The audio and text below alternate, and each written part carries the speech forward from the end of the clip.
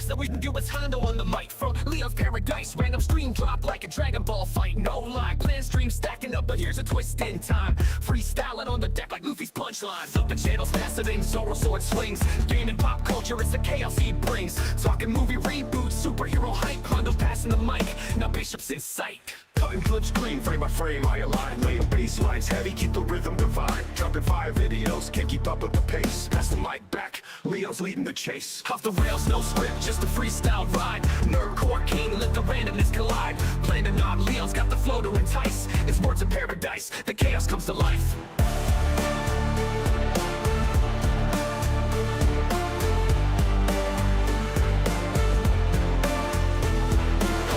No script, just a freestyle ride. Mirrorcore king, let the randomness collide. Planning on Leo's got the flow to entice. It's words of paradise, the chaos comes to life.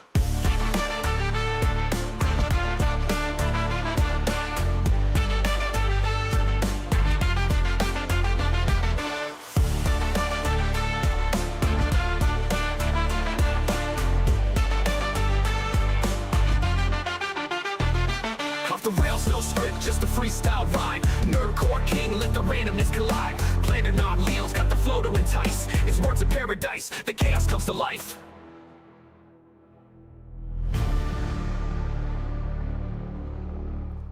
What is up, Vital Idols? Is that Sunday special stream? How are you doing today?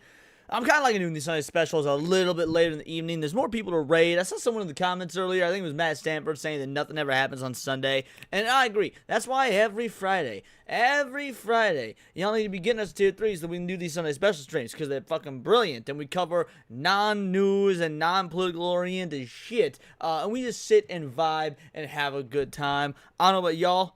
I had me an immaculate dinner, made myself a double cheeseburger. Obviously no bread because we're doing that carnivore diet, but I had had the egg. Like, I made some nice fluffy egg. I drizzled some carb and sugar-free yum-yum sauce over it. Oh, baby. Yeah, and we of course have Enzo Late Night Sunday. The goal, the plan, the idea is that this show runs at least 4.5 hours so I can lead right into Enzo. Absolutely. Who all we got up in this bitch? Let's see. Saint Hugo is here. Shout out. Gal Carrymon is here. Matt Stanford, what is up? You'll love to see it. We got Dex, our best mod in the whole damn land. Shout out. Bio T-Wolf up in this bitch. Saint Hugo, I know I said hi, but I'm going to say hi twice. Rabnad Skubla is here. Scotty G and Zalozi. Grave 1383, Little Miss Anonymous saying me, yo, y'all, how you doing? Fractal Mage is up in this bitch. I don't even fall for the rage bait. I'm better than that. Who else we got? That might be everybody. Oh, Charlie Nuclear, what is up? Cajun Corey, I don't get to see you enough, my man. How you doing? Carrion 808 says, yo, what is up? Shout out. Comatose Jedi, yes, right. Immaculate, son. Immaculate. Who else we got in here? Is that everybody? I think that might just be Matt Funcool, which is a different Matt than Matt Stanford. Y'all often get them confused. I don't, because I'm a fucking professional. Well, let's get right to it. I got a nice, curated selection of React slop for us today. Of course, it's going to be stuff that I chose to react to, but also it's going to be some of what you guys put, not just in the Discord, but I was tagged on X by a few folk.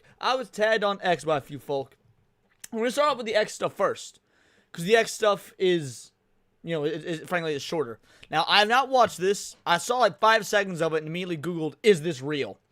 Season 1 release in July 2026, Sega vs. Capcom, the next level. I was like, whoa, is this real? Sort of. It's a fan-made game, but this still seems awesome. Let's check this out. Enter the heat of battle. Go for it.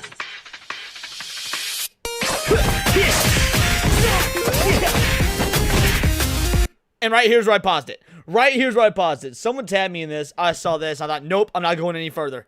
I'm going to stop. I'm going to save the rest of this for the reaction stream. This is a fan-made game. It is real. It is coming in July. And I know it's going to be up Dax and ours, bro. As a technical fighter fan, I know Dax is a technical fighter fan. This seems awesome.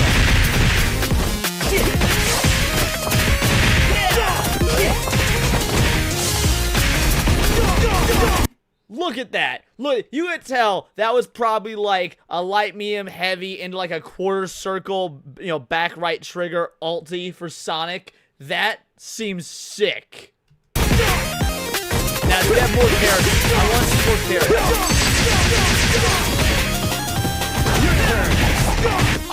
Oh, dude. Okay, so it's gonna be the actual Marvel vs. Capcom style. We got character switching. They brought in Mega Man. Is this like Mugen? So Mugen is an engine.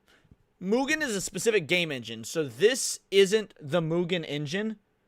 So like when you say is it like Mugen, I guess it's similar in that this is a fan-made thing using various different characters from other franchises. But this isn't the Mugen engine, and I don't think it will play like that. I think it will play more similar like a Marvel vs. Capcom thing.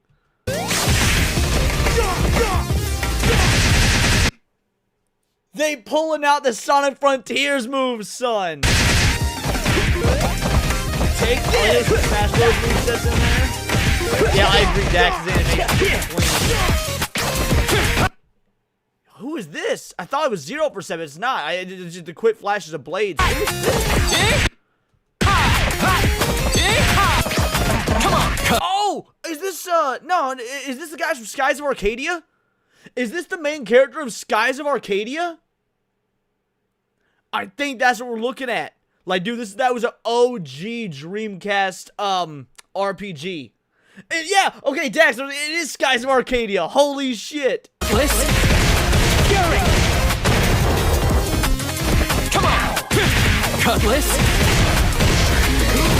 Oh, and then fucking triggering in your support with the special. That is sick. Not so fast. Rain Storm. Cutlass. Fury. We got Morgana. Nice. We got Morgana up in here.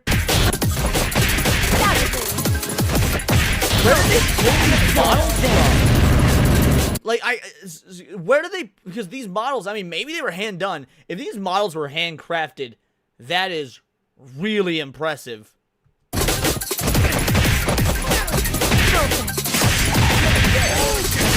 Oh, yeah, Morgan. I said Morgana. I meant Morgan. Thank you. Not Morgana, Morgan. I had Persona on the brain, my bad. Your turn. We dodged them. Is that all you got? This is all for you. They ain't being shy about the fan service, baby. Let's go. Seabrew with the 2-banger says, testing if supers work. Hit the like button, idols. Shout out. Thank you for the 2-banger, homie. What's up, Zax? Sega versus Capcom, the next level. Dude, this looks awesome. Sega vs. Again, this is an entirely fan-made game. I'm going to keep this bookmarked. So I was tagged in this. I unbookmarked it. I've changed my mind. I'm going to keep it bookmarked so I can remember. Because it comes out July of this year. Dude, like, for all my fighting game fans, did that not look good? Is there anything else? Hold on.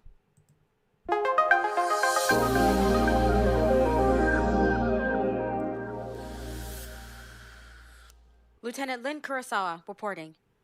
Yeah, I want more. Alright. That was cool. That was cool. I might have to download that. It'll probably be on like itch.io or something like that. I'll definitely have to download it, and maybe we'll do like a stream of it on the gaming channel or something. That was awesome. Now, I was also tagged in this on X. Girl named Amelia. Seems kind of base. We got a full-on Amelia music video. Let's check out this Amelia music video, and then we'll get into the YouTube reactions.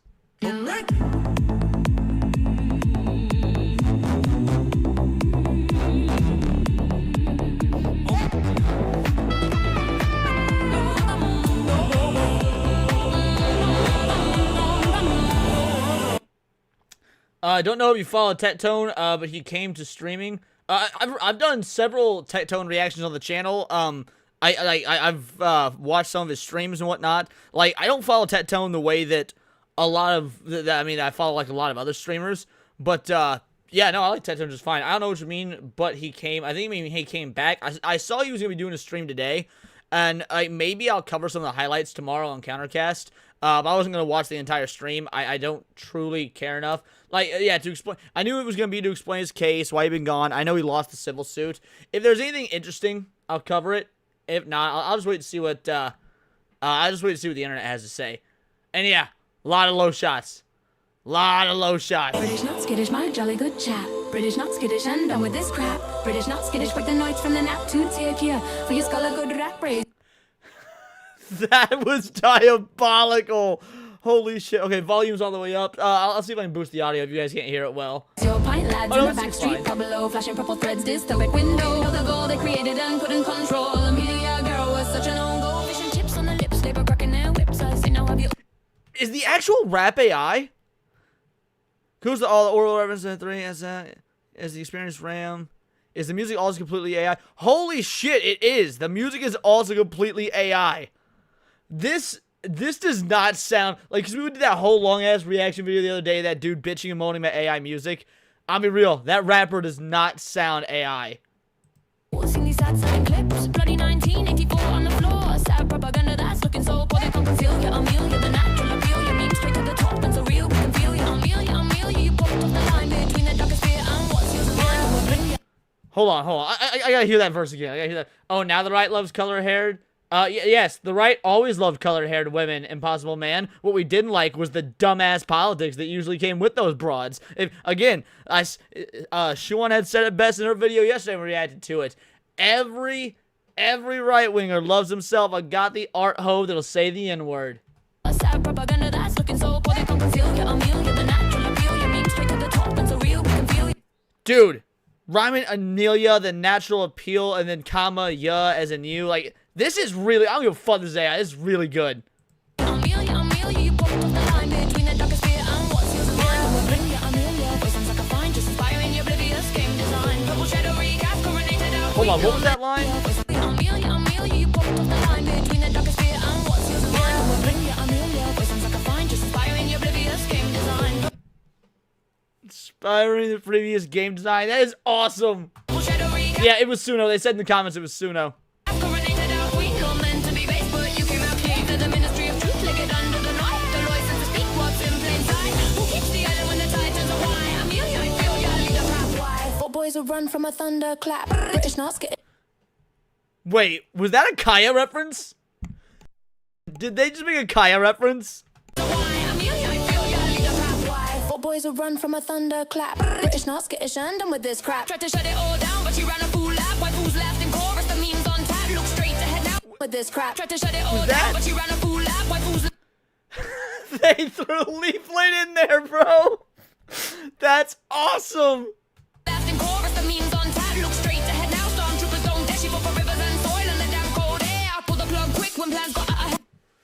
All right, so you got Kersha, Smugglana. I don't know who the one on the right is. I don't know. I think Leaflet just inspired a movement of AI music videos featuring all the other, all the current culture war style VTubers and YouTubers and stuff to that effect. That's awesome. Music. Oh, it could be music-y? Okay. And guess they never heard about dear old stories on what they tried to suppress. The blue shadow ban like Bob's your uncle or Preston. Guess they never heard about he dear old anonymous stories on what they reference? tried to suppress. Now let's just like some people doing anonymous. Okay. Press the blue shadow ban like Bob's your uncle or press the homeland, but echoes don't die once you Hey, Xavier, shout out. Thank you for the membership, Xavier. Truly a push. And you hit Octopussy. Nice. know the name. And slamming the lid is just boosting the fame. Not hating her eyes, just stop and refrain. This green old eye won't be conquered again. Locked by the sea when the speech isn't free. This sea you and these doors of reality. Protect your own grand, let the Shire be. Shut the shite down, fuck the BBC. Bro, using fucking Lord of the Rings references to take shots at the BBC is fucking brutal. This is awesome. I mean, to be fair, Tolkien would hate this, but I don't give a fuck. Amelia, a pearl in the wire. The red flag who fan the flames of the fire. The ones who remember the private dawn. The footy on Saturdays and the long gone. The bacon references because of all the Muslims. Fishnet defiance, you're unbound there. You're more than a warning, you're already Alright, and we got Dankula here. Dankula with his fucking Nazi pug. there. Amelia, we feel you tonight. Rebel clad in purple and pink so bright.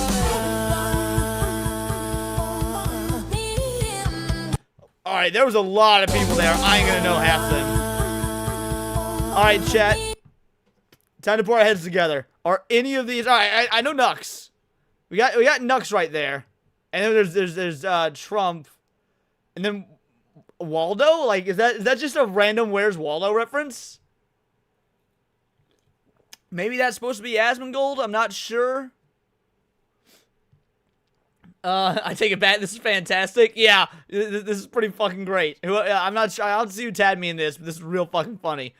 Oh, and then we got Slime Leaflet right there. Slime Leaflet. Where do you see Joe Rogan? I must be blind. I don't see Joe Rogan.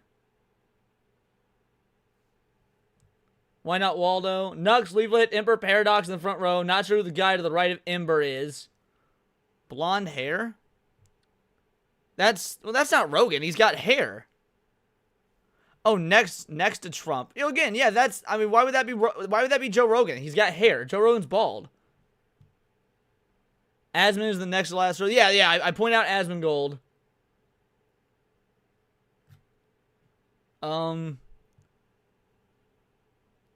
Damn. You didn't see the video? I guess not. I'm not sure what you're referring to. Yeah, what do you mean I didn't see the video? Video of Hero Hayes, second row. Wait, second row. Oh, is that supposed to be Hero Hay? Hero Hayes, second row, first seat.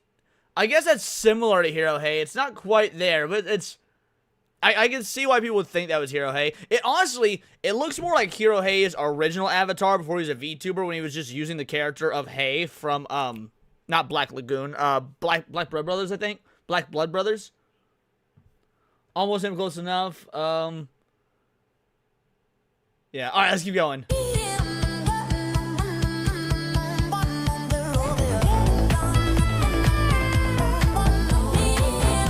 Oh, great. They feature all the alt-right, far-right extremists, because that's what they are. You're good goddamn right. You're good goddamn right, son. Why are you trying to say that like it's a bad thing? Be proud of that shit.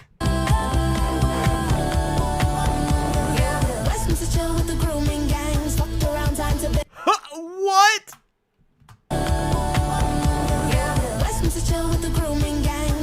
Westminster's chill with the grooming gangs. Who fucking tagged me in this?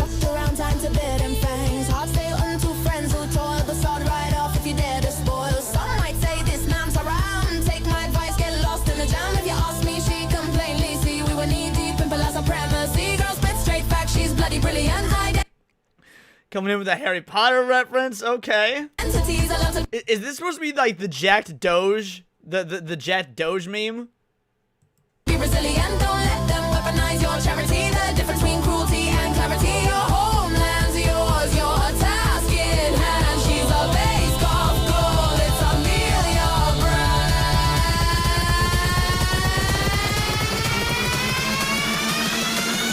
Now there's a million Amelias. Now there's a million Amelias. Goals of you was revealed, yeah. I feel ya. This goal keeps it real, yeah. I feel ya. Do it, Abbey Road. All the British references in this are fucking awesome. Although, hold on. I spot an error. If you're gonna do the Abbey Road thing right, this one need to be barefoot and have a cigarette. Need to be barefoot and have a cigarette. If you're gonna do the, like, because there's a reason that Paul McCartney was out here. Also, the Volkswagen's on the wrong side, but maybe they just mirrored the image for like copyright purposes. But no, look, I know that I'm not saying I want to see feet because, you know, feet are fucking gross and foot people are gross. But to make, you know, the Beatles reference work, she should be holding a cigarette and be barefoot. I feel ya, Amelia. I feel ya, make us do the deal, make it real, yeah.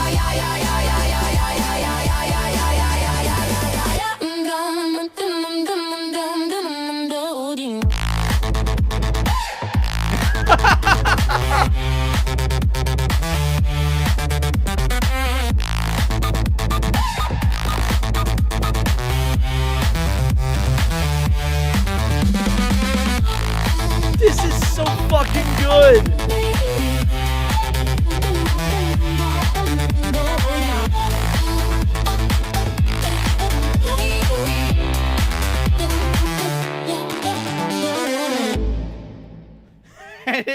Friends with Fat Vance. Holy shit. Who tagged me in this?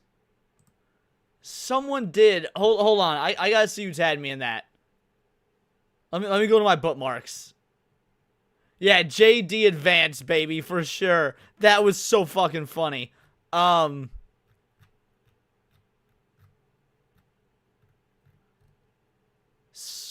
see. Damn, who did tag me in that? Did I remove the bookmark of who tagged me? Hold on, let me see if I can check the quote retweets. Few quotes.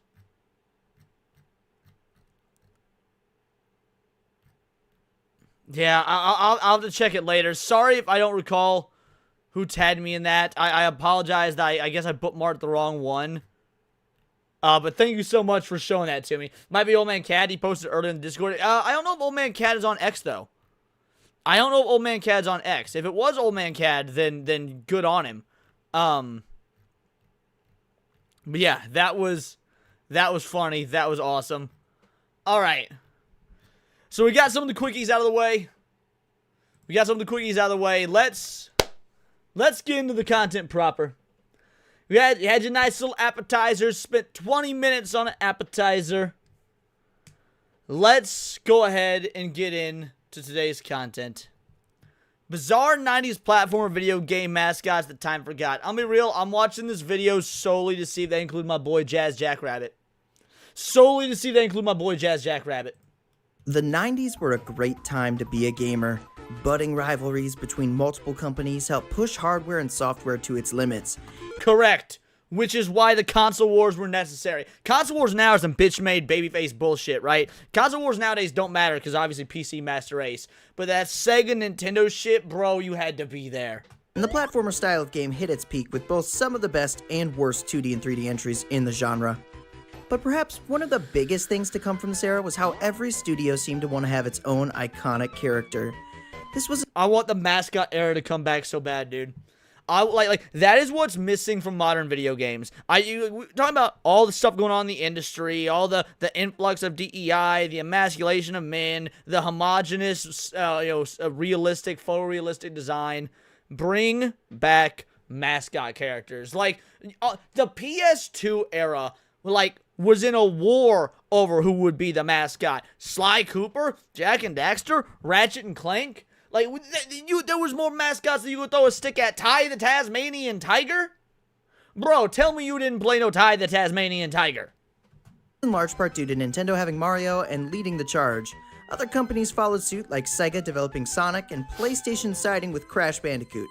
The list goes on. Yeah, but here's the dealio. Maybe I'm in the minority here. I always felt like Spyro was a better mascot for PlayStation than Crash. Because, PlayStation came out the gate with an attitude. They had, a similar attitude to, what Sonic was supposed to have. It's yo, fuck you, Nintendo. We're the new kid on the block. We're the bad dude. And I like the Crash games. Crash is always kind of derpy. Crash is a little bit of a derpy character. Spyro had a tude, bro. So I feel like Spyro was the better mascot than Crash for the PlayStation 1. And very bizarre. There were many characters that got thrown around and maybe even thrived a little bit in this era, but they've disappeared over time. Some overshadowed, eclipsed by other characters, and some just went down with the ship. Today I wanted to highlight just a few of these classic 90s platformer icons that maybe a few of you might remember, or maybe you don't, but we're going to talk about them anyways. Now, there obviously could potentially be loads and loads of characters and arguments to Spyro vs. Crash is a tight race. See, I don't think so. I like both. But I think Spyro outclasses Crash in every regard. Spyro got better music, better level design, better gameplay, better character, better art. I can't think of a single thing Crash does better than Spyro. include them in this video. I won't be able to cover everything, but I want to highlight ones that I think are interesting and significant in this time. I also want to exclude a few characters that actually would have been here had they not been plucked from the dumpster and given new life with remasters and even a new game. Looking at you guys, Bubsy and Gex. Especially Bubsy. Well, to be fair, I mean, this is 90s platform video game mascots that time forgot. And I don't really think time forgot Gex or Bubsy. Like, time hasn't been as kind to them as, like, Sonic and Mario and stuff like that. But I don't think time forgot them. What the heck? Anyways, If you have a character you want to talk about and didn't see it here, please drop it in the comments below and share your knowledge. Let's talk about it. But for now, why don't we start with Bonk, a bald cave boy. Out the gate, they're starting with a character I have no fucking idea about. I've never heard of Bonk. Bonk's Adventure released in Cow got a revival apparently, but I haven't played it. So I was gifted the KO Kangaroo games on Steam a while back. Shout out to whoever giving them to me. I do truly appreciate it. Like the thought is the thought that counts. I absolutely love when you guys give me games. It means the absolute world to me. Man, I tried playing Cow 2. It doesn't hold up, bro. That game sucked. Like, it sucked, man. It was a game that, like, if I did play back in the PS2 era, I don't remember super well. So it was more or less like going in blind. And it just was not good. 1989 in Japan, but in 1990 in North America for the TurboGrafx 16 console. Bonk is described as a cave boy with a giant head he uses to bonk enemies with. His design is fairly simple, which I think adds to his charm. He sort of looks like a big-headed fusion between Tommy Pickles and Bam Bam. That's true, Melvin Yep, Alex Kidd, yep. The character was created by Kobuta Aoki. I don't know if I pronounced that right, but anyways, he first appeared in comics for PC Engine, which is the Japanese name for the TurboGrafx system. The developer for the game series was Atlus, and it was published by Hudson Soft. What? The publisher was Atlus, as in Shin Megami Tensei and Persona Atlus? Yo, that's crazy, dude. Which, if you were around in the 90s, both of these were pretty prominent names. Bonk actually became popular enough that he was the mascot for the TurboGrafx 16 console, and he went on to be in 3 games for the system until going third party and ending with a few extra spin-off titles before ultimately ending his run with his 5th and final game on the Super Famicom. It's hard to say which has better level design. Crash has tight linear platform levels, and Spyro's focused on exploration. Right, and here's why I don't think it's hard to say. Here's my argument for why it's not hard whatsoever, Dex. So, platformer game, at the end of the day, precision platforming is key. And due to the linear nature of Crash Bandicoot, I think the platforming is actually relatively basic, simple, and at the end of the day, easy. Crash is a much easier game, so it removes the... there's still some precision platforming, but the precision, the necessary precision is less than that of Spyro. I think like Spyro's got these sprawling, open, worlds that you go to where you do all the platforming, and I think the platforming is much tighter and requires more precision, which is what makes it better. In Japan in 1995. He definitely went on to fade into obscurity, but the classic titles have been re-released multiple times in various formats. That's interesting. They started with a character I did not know ToeJam and about. Earl. ToeJam and Earl. I couldn't stand this franchise. I did not like ToeJam and Earl. Now I know what you're thinking. They aren't from a platformer. That's an action-adventure game. But the sequel is a straight-up platformer, so I'm counting it. These guys were kind of everywhere in the 90s. I remember seeing them in movie rental stores, and it's just this weird childhood memory that I've never actually played these games until recently. ToeJam and Earl is like visually everything interesting about Earthworm Jim, but removed. Like, because Earthworm Jim was weird and wacky and chaotic and everything 90s in the most like distilled down to its most extreme. This just sort of removes the extreme and just goes for like vomiting ideas on the screen. Created by Greg Johnson and Mark Vorsanger, they were basically a parody of the 90s themselves. They were inspired by the game Rogue. You say you better mention Earthworm Jim. See, but this is forgotten mascots. I don't think Earthworm Jim's forgotten. I think Earthworm Jim is lauded. Alien rappers. One, a red multi-legged noodle-looking guy with a chain and backwards-facing hat, so edgy. And the other, a larger yellow blobby-looking guy. Sort of Jay and Silent Bob vibes, I guess. The game was developed by the studio Johnson Vorsanger Productions, which was an amalgamation of the creators' names and published right by Sega on the Genesis. ToeJam and Earl had 2 games released for the Genesis, the original self-titled ToeJam They had a new game a couple years ago, really? and Earl, and the sequel, Panic and Funkotron, which was more of a traditional platformer. There was a 3rd game, Mission to Earth, released on the original Xbox in 2002, and even one crowdfunded game. I did hear about the Xbox One. I forgot about that. I memory hold that. I never played it. 2019. Who did Oddworld? That's a good question. I like the Oddworld games. So they had a brief reappearance, but now they're sort of gone again. This is one of those game series that I remember seeing everywhere, but I never actually played when I was younger. But thanks to NSO, I got to try them and see what they're about now. I appreciate their silly over-the-top design and quirkiness, all while wrapped up in some unique gameplay. If there was one character on this How you gonna bring up Earthworm Jim? He's not forgotten. Everybody loves Earthworm Jim, dude. list I feel never deserved to disappear and should have kept going, it was Earthworm Jim. No, I disagree. I disagree. He shouldn't have kept going. And here's why. Like, Earthworm Jim is loved. He's great. Like no shade to Earthworm Jim. But I'm a big proponent of letting franchises die. They don't need to always be churning out new games and churning out new, like, once the story is told, and again, I'm using the word story pretty loosely with something like Earthworm Jim, but, like, sometimes it's okay to just let characters exist as a time capsule of when they came out and let people's love for them exist purely then. This is one series I grew up with. If you watch my channel and follow me on socials, you'll probably know that I love this character. Earthworm Jim was very popular in the 90s, even spawning into a TV show, which I had tons of VHS tapes of. He was created by Doug TeNapel, who presented his sketch to Shiny Entertainment, who went on to develop the game and would later be acquired by Interplay. This was in response to Playmate Toys wanting to create their own original franchise that would eventually become a toy line after the success of Teenage Mutant Ninja Turtles. And boy, was it successful. Earthworm Jim was an earthworm who happened upon a robotic... Yeah, Liminal Namas is exactly correct. Earthworm Jim isn't forgotten. People still talk about him, and he has an ongoing comic series. Exactly.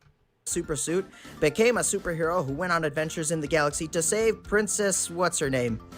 The games are super colorful and animated beautifully, and while they can be super difficult, especially the first one, they go down as some of the best classic platformers in the 90s, maybe even of all time.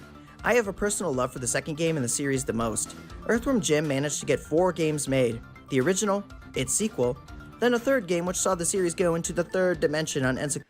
I've always wanted to try this game. Everyone talks about how terrible this 3D Earthworm Jim is. I would love to go back and give this a try. I wonder if it's as bad as people say. Hasn't Doug TeNapel been in the news lately? Yeah, well, he's been all over X. Me and Enzo actually talked about him a lot after the stream on Friday. Me and Enzo talked about Doug TeNapel for like an hour and a half. Because apparently he like went hard into Comicsgate for a while. Like he joined Comicsgate, got a bunch of books sold, and then like went super anti-Comicsgate, and now he's back in the news because he's super pro AI, and he's been doing a bunch of AI stuff and turning Earthworm Jim into a bunch of AI creations. In fact, I think I have a Doug TeNapel thing saved on my X that I'm going to turn into a clip. Hold on, bookmarks, X, where is it?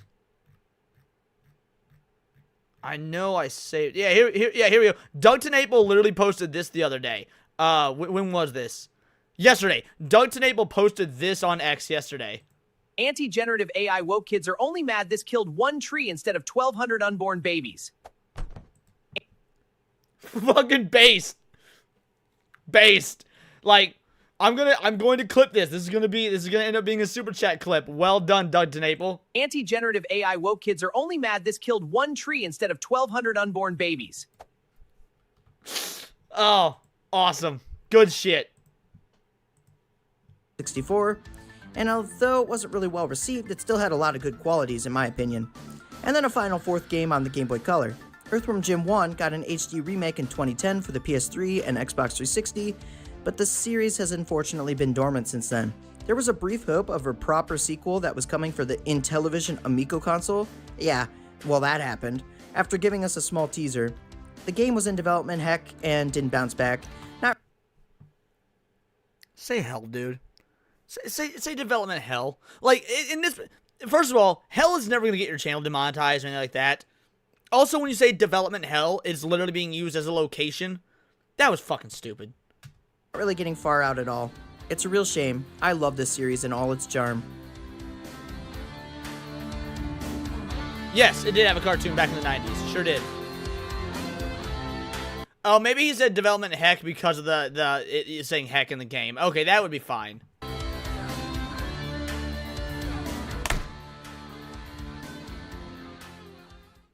This character had a pretty substantial leg up from others on this list, as it was one developed by Sega themselves and designed by Yuji Uekawa.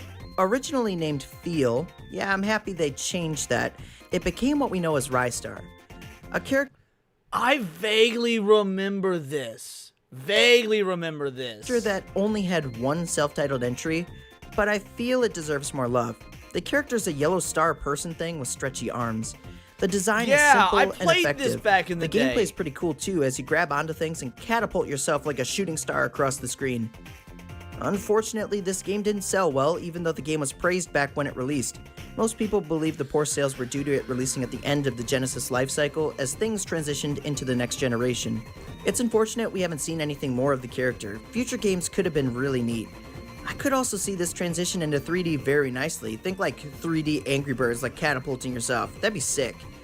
Well, I mean, I don't even know that you need to do the 3D like Angry Bird style and whatnot. You could do it very similar to Sonic Adventure. I think a character like this would translate very well to a Sonic Adventure style engine. But Sega has at least re-released this game in various collections, so you can go play it today. Cool Spot. In my mind, this is one of the What? Like, is it a 7-Up branded platformer character? more bizarre entries on this list. Cool Spot is Oh, not I just do remember this guy! I remember this guy now. a character, he was the mascot for 7-Up. Yeah, that little Vetman red was dot great. between the 7 and the up, that's our man. Actually, these games are looked back pretty fondly. Cool Spot has some Gumby-like characteristics. He is, like I said, the red spot from the 7-Up logo, but they give him arms, legs, a mouth, and of course, the Yeah, thing that makes Vetman any was cool good, I person agree. cool, especially in the 90s. Sunglasses. Chester Now, Cheetah when I did said have a it was game. Gumby-like, I never it's played because it, he's but it all was good. bendy and wobbly, That's what I've and heard. that's sort of the core of his gameplay. Like, you swing around. It's real rare that a licensed game mascot sort of thing is good, but everyone says the Chester Cheetah game was good. I don't know why I would doubt him. The Pepsi Man game was fun. I like the Pepsi Man game. Off objects and flip around. You can also have the ability to shoot 7-Up fizzy bubbles as an attack. I gotta say though, although soda companies having games doesn't seem like the best idea, looking at you, Pepsi Man. No, fuck you, bro. The Pepsi Man game was great. The Pepsi Man game was great, son. Play this nowadays. It's awesome. This is actually a really solid effort. I was sort of blown away by the graphics for the time. This is one of those old school, The Burger King game? Yeah, Sneak King. I never played it, but I know about it. we need to make this hard kind of games, and it really is hard. But I'll be darned if they don't do a decent job and make us maybe want to see more. Imagine if the plot was defeating other soda brand mascots. Let's see Cool Spot fight Pepsi Man. Anyways, Guys, Cool Spot getting stomped. Look at that. Look, dude, Pepsi Man is peak masculinity. All right, look at them abs. Look at them pectorals. Dude got a chain. He's bald. Pepsi Man is peak masculinity. even though the game is just a stretched out advertisement for 7-Up, Cool Spot was pretty cool overall. Earthworm Jim wasn't the only Interplay 90s character. Boogerman, a pick and flick adventure, was Someone in the chat earlier was saying Booger Man. God damn it. I never played this. another title by the company, created by Mike Strachey and Chris Tremmel. We follow Snotty, a millionaire who's working as a janitor to investigate a machine by Professor Stinkbomb that transports pollution to another dimension. Accidentally sneezing and breaking the machine, a mysterious arm pops out and grabs the power source of the machine. Changing in a nearby men's bathroom, Snotty turns into his alter ego, Booger Man. This plot is just so bizarre. The game's another side-scroller with lots of burps and farts in a nasty world. Booger Man I hate himself shit is a like sort this, of dude. I hate gross out humor. It's so dumb. heavier-set and disgusting character. His superhero outfit is even pretty bummy. The game itself has some great animations and colors. It sort of reminds me of a cross between Earthworm Jim and the style of those humongous entertainment games around the same time. It's a classic. Bizarre, fun platforming. Def, go check it out, grossness and all. The game is described as gross out humor, and yep, that's it. Crossing elements of Darkwing Duck, Crash Bandicoot, and straight up Looney Tunes, Jersey Devil is a sort of Halloween set piece. We I've seen this game. I've never played Jersey Devil. Yeah, this looks cool. play as the Jersey Devil himself, who's purple, has red wings, along with the classic devil features. I will say, although I think they were going for horns, they certainly look like rabbit ears. He actually is somewhat of a superhero. Developed by Behavior Interactive, who funnily enough would go on to work on a Looney Tunes game in the near future, the gameplay is a 3D platformer. You have a basic moveset, you can hit, spin attack, jump on stuff, a few bonus actions like gliding with your wings, but otherwise it's pretty basic. A lot of this game really feels like a more small-scale open-world Crash Bandicoot. No, that's fine, dude. It's a collectathon. They're collecting the pumpkins and shit. I love me a collectathon game. I love me a collectathon game. I think the fact there are crates and that they use this identical sound font is what makes me think this. That intro cutscene, though, absolutely incredible. It's like a full-fledged cartoon. The setup of the plot and defeating this evil scientist and his mutated vegetable goons is awesome. I think this is sort of an overlooked title on PS1. I think it's worth a look. It definitely has that charm you need to be an iconic character.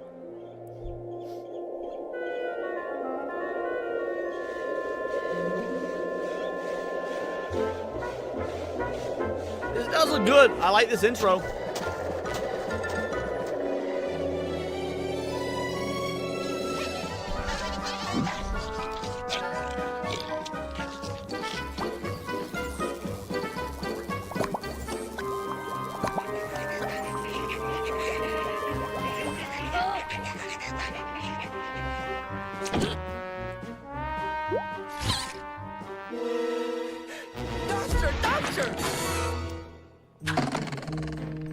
Oh, Dennis. Yeah, it's got like a very 90s, like Tiny Toons adventure kind of vibe to it. I like this a lot. How many times have I told you? But, look what I found. I hope for you it's not another rat. Dennis? I swear it's not. Look. It better not be. Now, let's see. What is this? Oh. It actually might be... Is that the voice actor for Pinky and the Brain? Well, for Brain and Pinky and the Brain. Look at the little puppy. Coochie. What a cute little devil. It's too bad we're going to have to cut it into teeny weeny little pieces. Games just don't go hard like this anymore. Dude, this is a kid's game where in the intro cutscene, the evil doctor is talking about dissecting a baby. I missed this, bro. Name of science, of course.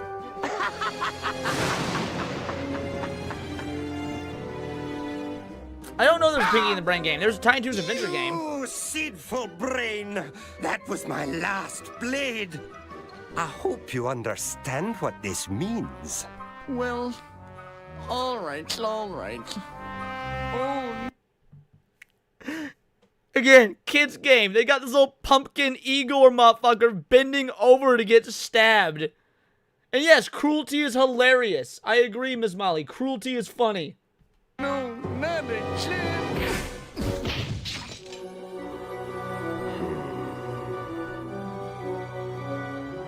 Blades. I need to get blades for my scalpel. Now wait here, little cabbage.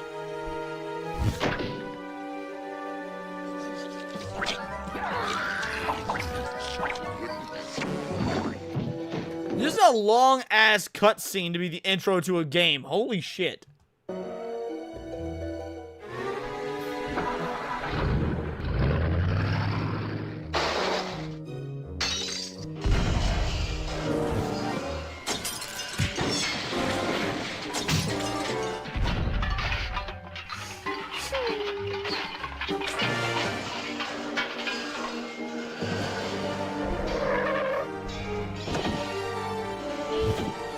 Master, come up here quick.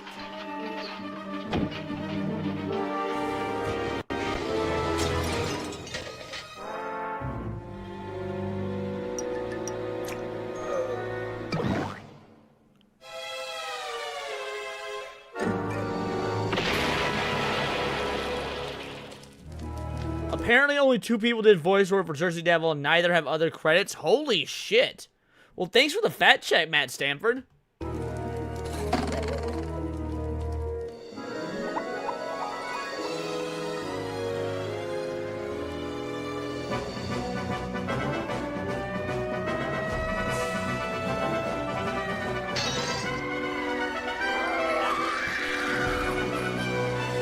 No, I never played Blazing Dragons. A wave of fear washes out over the city as unidentified terrorists continue to abduct innocent victims. Some witnesses describe these criminals as mutant vegetables. AIA agents claim it could very well be another outburst of collective paranoia similar to... Blaming fucking terrorism on collective paranoia is funny as shit. The one in 1957, concerning the now legendary Jersey Devil. Also in the Jersey area, police are still searching for the evil Dr. Narf, the mad scientist.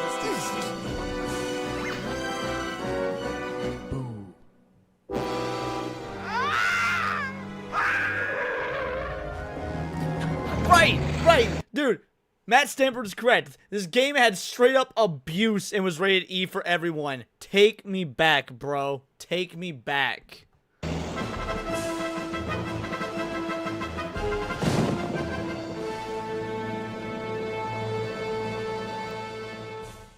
Growing up, I was a Nintendo 64 guy, so I didn't have an original PlayStation, though I had a lot of friends that actually Weakling. Didn't have a PlayStation. Weak. did. I briefly had an encounter with this little game called Klonoa, a sort of Yes, bro. Klonoa is so good. I fucking love the Klonoa games. side-scrolling puzzle platformer that gives you Kirby vibes. I liked it so much I wanted to go find it, but we realized it was only on PlayStation, which I didn't have at the time. Until I found a Game Boy Advance iteration and just fell in love with this character.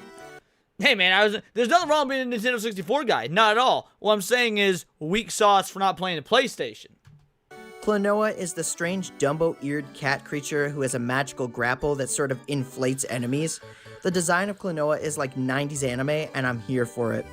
The game was developed. You can get these games completely remade on Steam, and they're awesome. Like using like it's still obviously cartoony and stuff, but the graphics are all in perfect modern day fidelity. It still controls like again, this is how you do a remake. It still controls like the classic games. It's the same art, just with again modern day fidelity and rezzed up. It's a remake, not a remaster. Yeah, I would highly recommend the new Klonoa games.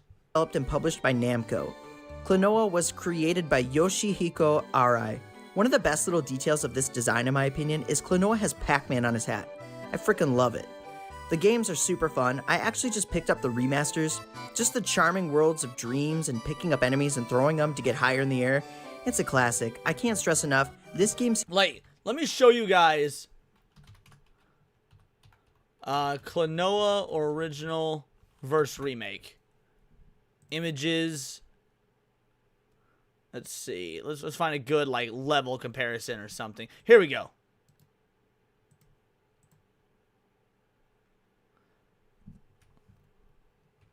Well, when I zoom in, like there's not a lot of good fidelity on that. So let me see if I can find another one.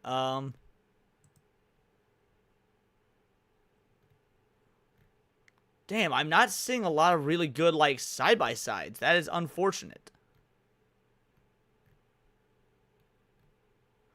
Either way, the remakes look fantastic. Like, they look so good.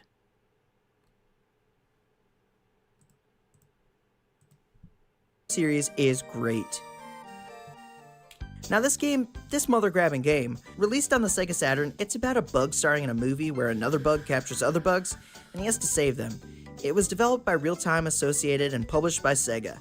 It's such a ridiculous plot and over-the-top silly. Bug himself has a pretty funny, cartoony design, and the gameplay is super weird. It's a side-scrolling platformer with depth. It's sort of like those I vaguely remember this. I never played it, but I do remember this. Angle. It's almost like they couldn't let that project go, even though it got canceled, and they just sort of reworked it into this. And maybe that's exactly what it is. I'm not 100% sure. I probably should have looked it up, but that's okay. I can't help but appreciate the charm of the character in this world, though I've never beaten this game. I did get pretty far on original hardware at my friend's place, because when he picked up a Sega Saturn, this was one of the games... So isn't it the same plot of a movie with ants? It was very similar, yes. ...on the list that we knew we had to play. It's pretty solid. Dak says this game looks ugly as fuck. Well, it's a Sega Saturn game. I can't think of a single Sega Saturn game that didn't look ugly as fuck. The Mystical Ninja starring Goemon, an interesting N64 entry. Funny enough, I'm pretty sure I was gifted this game. It's like a Zelda, Ocarina of Time style game, but that came out before Zelda. Was I gifted this? Hold on. Was I gifted this? Where's my Steam? Library.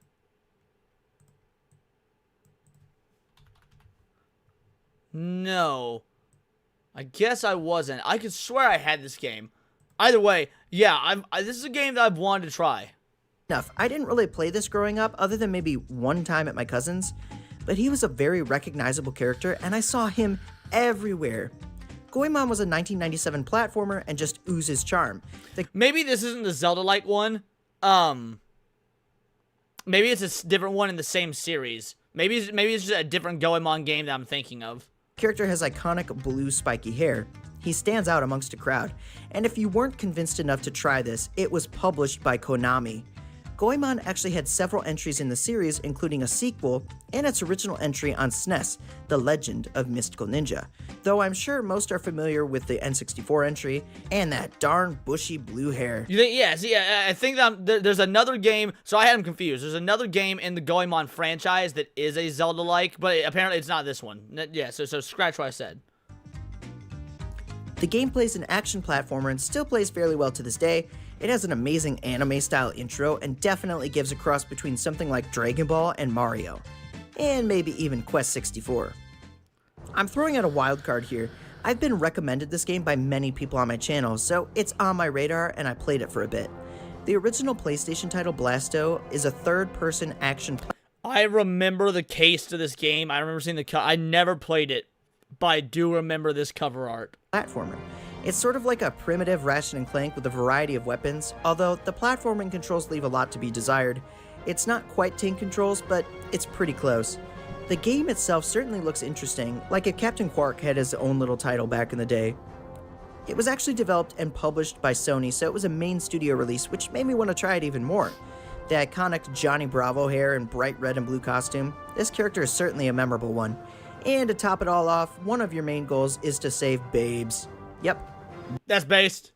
That's saving babes is always based. It's like a child-friendly Duke Nukem. Bring on the ladies. This is really Johnny Bravo in space, for real. Well, that's all I have for you. I hope. Nah, I'm so upset, Spaghetti. They did not feature Jazz Jackrabbit. I gotta show you guys the greatness of this Jazz Jackrabbit. Real quick, should probably actually link that in the chat real quick. One sec. To be a good professional YouTuber. Here we go. Link in the video in the chat for you guys. There it is. All right. Jazz Jackrabbit gameplay. This was, like, aside from Sonic, this was probably my favorite platformer of the 90s. I'm just gonna click this one, and we'll skip to some random part of the game.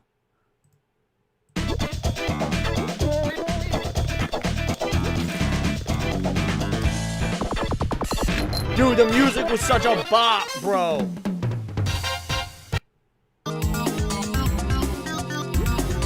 How did nobody else play this?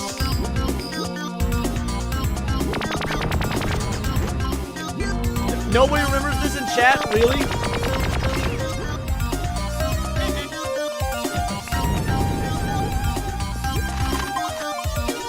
Bro, this is Cliffy B.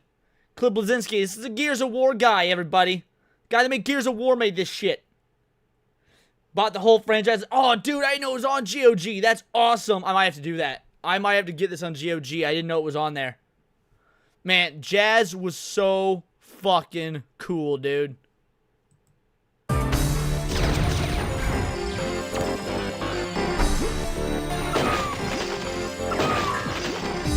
Yeah, the lack of jazz in that video was heartbreaking.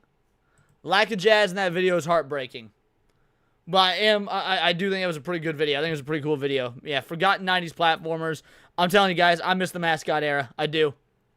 I think that we could fix gaming. We could fix gaming by bringing the mascot era back. That's all it would take.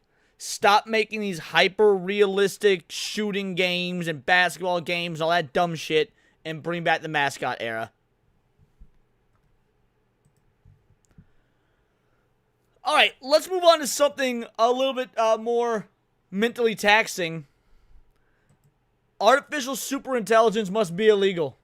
In a 2019 paper, Nick Bostrom, the philosopher who changed the world with simulation theory, imagined all the possible outcomes of human intelligence as balls in a giant urn. Every so often, humans invent something new and metaphorically reach into the urn. Most of the uncountable balls are white. Beneficial technologies. The wheel, the mosquito net, the sterilized bandage. Some are gray, with mixed effects on humanity. Alcohol, the gun, social media. I would call all those things white. I would call, like, yeah, maybe you could say they got mixed effects on humanity and whatnot, but I would say that it's more that humanity has a mixed effect on them. Those things themselves aren't inherently bad. It's just the use and abuse of them. But a tiny few are black. Inventions of existential importance, knowledge that could easily end the human project.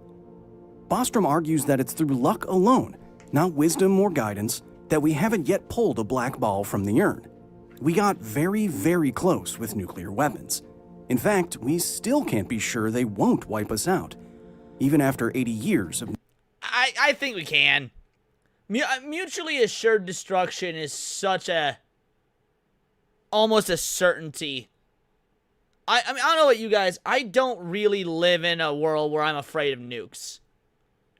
You know, like, yeah, radiation can be a bad thing. Nuclear, failings when it comes to power plants can be bad things. But in terms of, like, just dropping the bombs Fallout style, I just don't live in that. I don't live in a world where that's even conceptually realistic. Because mutually assured destruction is such a powerful thing. Knowing they easily could. Bostrom calls this the vulnerable world hypothesis. The possibility that, quote, if technological development continues, then a set of capabilities will at some point make the devastation of civilization extremely likely, unless civilization exits the semi-anarchic default condition. By this he means that unless humanity gets to a point where it can demonstrably handle a clear existential threat, a black ball from the urn, with coordinated global policies... Well, so Memphis guy says we're more likely to be off by crazy people. We're more likely to be offed by, like, a mass coronal ejection, or a meteor, or, a dramatic polar shift. I mean, a bunch of natural things that are, that are way more likely to happen on a global scale than anything human introduced. Extraordinary preventative measures and shared goals for the future, then that technology is going to wipe us out, especially if we're racing headlong towards it. In the summer of 2025, I arrived at San Francisco International Airport and saw this billboard. Win the artificial general intelligence race. Dominate. Vibes. A few months later, San Franciscans drove past a slightly different billboard directed squarely at the first. What you're about to hear... Zalozi, again, you're wrong. The one thing that will destroy humanity will most likely be humanity itself. No, that's not what's most likely. What's most likely is exactly what I said. External natural factors that are irrelevant to humanity. Mass coronal ejections, massive meteor impact, polar shifts. That is what's most likely to destroy humanity. Like, mass extinction events have happened all throughout history, and it's always due to some sort of natural cause. Is an essay based on Eliezer Yudkowsky and Nate Sore's new book that was on that billboard. I felt compelled to add my thoughts to theirs after reasoning through their shockingly simple points. This is an argument against superintelligence, because if anyone builds it, everyone dies.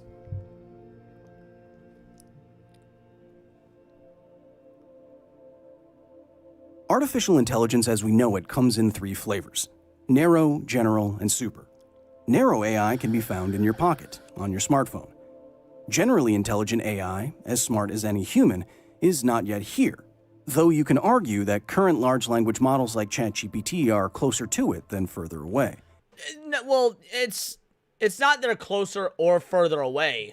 They are, like, they run parallel to one another, meaning they never intersect. Like, generative AI it just simulates what artificial general intelligence could be, but that's all it is. It is a simulation of that. It will never actually intersect with it. Artificial superintelligence is intelligence that is not only smarter than any human, but smarter than any human can be, by definition. Smarter in this context means better memory, more basic knowledge, more complex planning, faster execution of intellectual work, etc. What Silicon Valley CEOs are racing towards is general intelligence and beyond. The way this is done is complicated, as I explained in this video, but it's more or less running numbers through electronics wired like human brains until the numbers the machines spit out look like the numbers that got put in. More specifically, these giant companies are taking every picture, sound, and text that's ever been digitized by humans, training data, turning it into numbers, and then tweaking their brain-like networks until they can reliably produce numbers that mimic their training data. Which is what should be done. If he's going to be making an argument why that's a bad thing, that will eventually lead to the AGI, which will eventually lead to the super AI, I disagree. Turning these numbers back into text, images, and sounds is the last step. It is a monumental effort to get artificial neurons to do this. Billions of dollars running hundreds of thousands of our most complicated machines on terabytes of humanity's collective output. That these current models blew past the Turing test like it was never a real thing is exciting. And surprising. Surprise is a problem. Even hundreds of years removed, it wouldn't have surprised a mind like Galileo's that four wheels linked together with an energy-dense power source could be useful for transportation. If you understand physics, it's not hard to imagine. But some of the smartest computer scientists in the world seem continuously surprised about what modern AIs can do. That's because we don't know how they work. The simple point in Yudkowsky's and Sori's book is that modern AIs are not made, they are grown. And because they are grown, trillions of numbers shifting across many computer years of training in a data center without human oversight, there is no way to accurately predict or effectively mitigate the risk of what a country of geniuses in a data center might one day do. Abstracting everything... Lenny Kuhn, Israel, I'll only say on this for a moment because obviously we're not doing politics shit on Sunday. We don't do political shit on Sunday. But back in, I believe it was World War II, the Israelis supposedly accidentally destroyed the USS Liberty, killing hundreds of U.S. Troops. Now, I don't believe it was an accident. The vast majority of people don't believe it was an accident. Israel can tell us it was an accident all they want. It was like 80 years ago. But yeah, who's to say? But it's Israel being Israel. Ever put on the internet by humans into numbers and then running those numbers through a neural network approaching the number of connections in a human brain will necessarily lead to unhuman, unaligned strategies and goals, especially when the only thing AI companies seem to care about is the output. That these LLMs work is enough. That they can identify tumors better. That they can find new antibiotics. That they can make you fall in love with them. How AI... Oh yeah, maybe it would have been after World War II. You're right. Real quick, I'll Google it. When did Israel destroy the USS Liberty? Because you're right. Probably would have been. Oh yeah, it was Vietnam. Not World War II. Vietnam. My bad. AI's work is not fully understood, at least not like how wheels and gasoline can be understood. We don't know how they work. What an AI's thought process is, therefore, is fundamentally alien. And again, to me, that's fine. It was like, yes, we do want to understand why it works. That the why is obviously very important, but that it works, at least for the time being, is more important because we need to get results. And then we can find out later how and why we got the results. But the fact that we are getting results is what's important, at least in the short term. Philosopher Ludwig Wittgenstein made the famous observation that if a lion could talk, we would not understand it. A lion has different wants, different goals, different viewpoints and abstractions and sensations. And so if a lion could talk, we might recognize the words, but definitely not the internal mental processes that produce them. Similarly, a vast arrangement of artificial neurons may be able to tell you who the fourth president of the United States was, but right now, no one can tell you exactly how it does this, down to the transistor. The alien nature of modern AIs wouldn't be an issue if the stakes weren't so high. We're not talking about a new kind of See, and this is what I will never understand about these folks, is why do they believe the stakes are so high? Because in the one instance, I get it. You know, we're in a a state of rapid technological flux that is going to change the future, undeniably. Undeniably. But that being said, if we're not doing it, that doesn't mean other people aren't going to be doing it. So I don't see the idea of like, hey, we should quit, because you're not going to get the entire world to agree and quit. It'll just never happen. Microwave. We're talking about companies spending more money than the GDP of many countries to put human-like intelligence into everything that you care about against your will. Intelligence that we fundamentally do not understand, like we do magnetrons.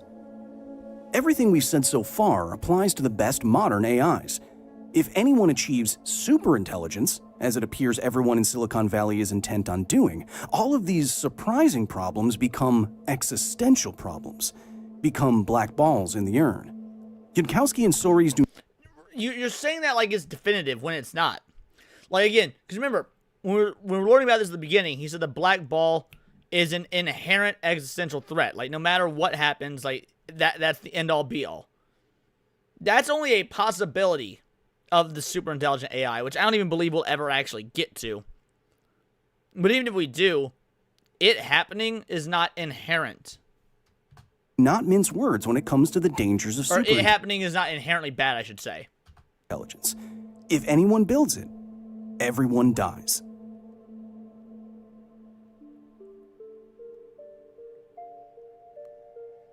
The argument against artificial superintelligence is simple.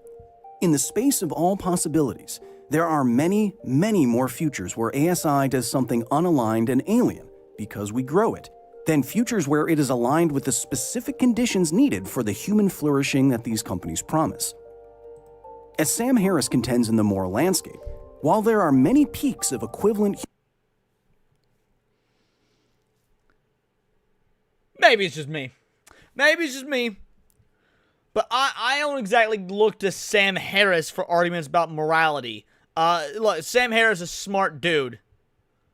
He's also kind of emotionally and moralistically fucking retarded. Human happiness across a theoretical landscape of all possibilities. Most of humanity and most of human experience is not on a peak. There are many, many more ways to suffer, and suffer greatly, than there are ways for conscious humans to be content. Now map onto this landscape a superintelligence, one that has the real ability to take the majority of humanity to some peak, curing cancer, solving climate change, colonizing Mars. But if there are many more ways to miss one of these peaks, more ways to follow alien intuitions towards a valley of great human suffering... Is he about to go into Roko's Basilisk? Because, like, we did an entire deep dive into Roko's Basilisk on Tinfoil Haters, and it's a terrifying theory, but it's also just that, a theory, and I don't think... I mean, technologically speaking, I don't think we can ever reach it. But just in case it's real, if we do, I'm in complete and utter support, and Roko, who's looking back at me in the past and trying to figure out how to rewrite history and get away everybody that disagrees with it, I do support it. Just in case. Offering. Do you want to take that chance? Do we roll the dice when, as Yudkowsky and Sori's argue, getting it wrong just once means annihilation? There would be no chance to do what humans do best and learn by trial and error. Shut it down. Try again. Quoting them, there is no second time. How is this dude retarded when he mentioned climate change? He didn't use climate change as a analogous to like global warming or say that humans are causing it or whatnot. Climate change itself is real. This was so many, like, here's what the left has done to so many right-wingers and made them retarded on this subject. Guys, climate change is real. The Earth has always gone through climate changing cycles to various degrees. Now, whether or not there's any man-made effect on it or they've made it worse or whatever is, like, that's up for debate. And frankly, I don't believe we have. If we have, it's been so minuscule. But it is real. Possibility space argument is actually similar to another one of philosopher Nick Bostrom's famous ideas, simulation theory. It took the semi-intellectual world by storm because of its apparent likelihood. The theory goes like this. If humans continue making better and better simulations, to the point where a whole conscious brain... Lenny, the government controls the weather, Leon, don't you know? Not only do I know, but I mean, it's been proven. I don't know if you're new to my channel or not, but go check out the Tinfoil Haters episode we did, which is the conspiracy theory show we do every Tuesday, about that exact subject. Yeah, it's 100% correct. He's categorizing it with curing cancer. That context is questionable of being charitable. Well, not necessarily. Like, even if... So, let's agree that climate change is 100% real, regardless of human intervention or not. That just, like, geologically, the Earth goes through cycles. Being able to mitigate that so that we don't go through, like, for example, a polar shift would be curing it, which would be a good thing, because a polar shift, an instant polar shift, would be a mass extinction event. What's the Basilisk about? Go check the Tinfoil Haters episode. Or brains could be simulated, and then those humans run millions or billions of simulations with millions or billions of brains, then it's much more likely that you right now are in... Fractal Mage says, every time I watch Leon streams, it stutters and pauses constantly. It's specific to this channel. Is anybody else having that problem? I'm not seeing that on my end. Is anybody else having that problem? Let me know in the chat. In one of those realities, rather than the single, real one. If we can't know for sure if a superintelligence will want what we want, be fully aligned, how confident can you really be that we are headed towards the small number of futures or even singular future we all want, and not one of the innumerable valleys of human suffering? Yeah, well, it's not about being kinder per se, Rex. It's more about, like, taking the argument at face value and attacking that argument instead of extrapolating possibilities of what he means. Just based on the words he used, I don't have enough information to jump to the conclusion that he's talking about, you know, quote-unquote global warming or anything like that. With him just saying curing climate change, that sentence offers enough leeway to be able to stay in line with the argument and not strawman it. What makes Russian roulette the ultimate game of chance? The stakes are so high. You lose, you die. Why anyone has ever played it is because the chances of survival with a single bullet in a 6-shot revolver, 5/6, is relatively large.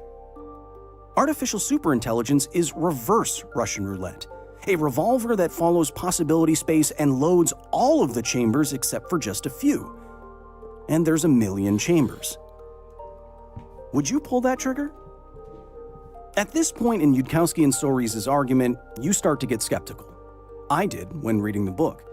All of this is only existentially alarming if it's actually possible for just a single superintelligent AI to destroy us. How could a trillion numbers in a data center do that? Well, first, you have to recognize what we'd be up against. Today, the best AIs compute with incredible power. OpenAI's models run on clusters of thousands to over 1 million GPUs.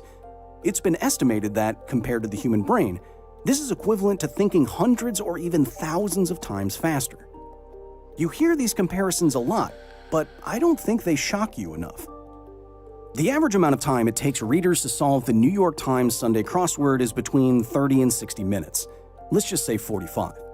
From a modern AI's perspective, thinking, let's say, 1,000 times faster, solving the puzzle would appear to take you not 45 minutes, but 31 days. To an AI, your mind moves like molasses. And this is just today's models. Los Alamos Laboratory is... See, I have a problem with him anthropomorphizing AI that way. He says, to an AI's mind, like, to an AI, your mind moves like molasses. But that's not how AI works, because AI doesn't actually think. Like, even our best AI right now is just generative. So it can't even conceptualize how much faster it is than us, because it's not actually thinking for itself. Experimenting with models that might think 1 million times faster. And superintelligence, by definition, will make even these models look as slow as you are to them. What's my guess on the fate of humanity? I mean, the same thing I said earlier. If it were to come to an end, it's likely going to be some sort of natural disaster. Like again, I keep saying the same 3 over and over. Meteor impact, mass coronal ejection, or instapolar shift. Put another way, it should impress and then maybe scare you. That an Isn't AI thinking it going through the information that it's gathering before responding to us? More or less, yeah. That's a simple way to put it, yes. artificial intelligence could solve a Sunday crossword puzzle in just 2.7 seconds. Can you feel the disturbing intelligence difference in this? How much smarter would you feel than someone if you could... It's not even an intelligence difference. Like, you guys have all heard the old adage, like, oh, we only use 10% of our brains. And, like, you all know that's bullshit, right? We don't actually... We use 100% of our brain. We just only use 10% at a time. Anything more would effectively overload our circuits, like, to use AI language.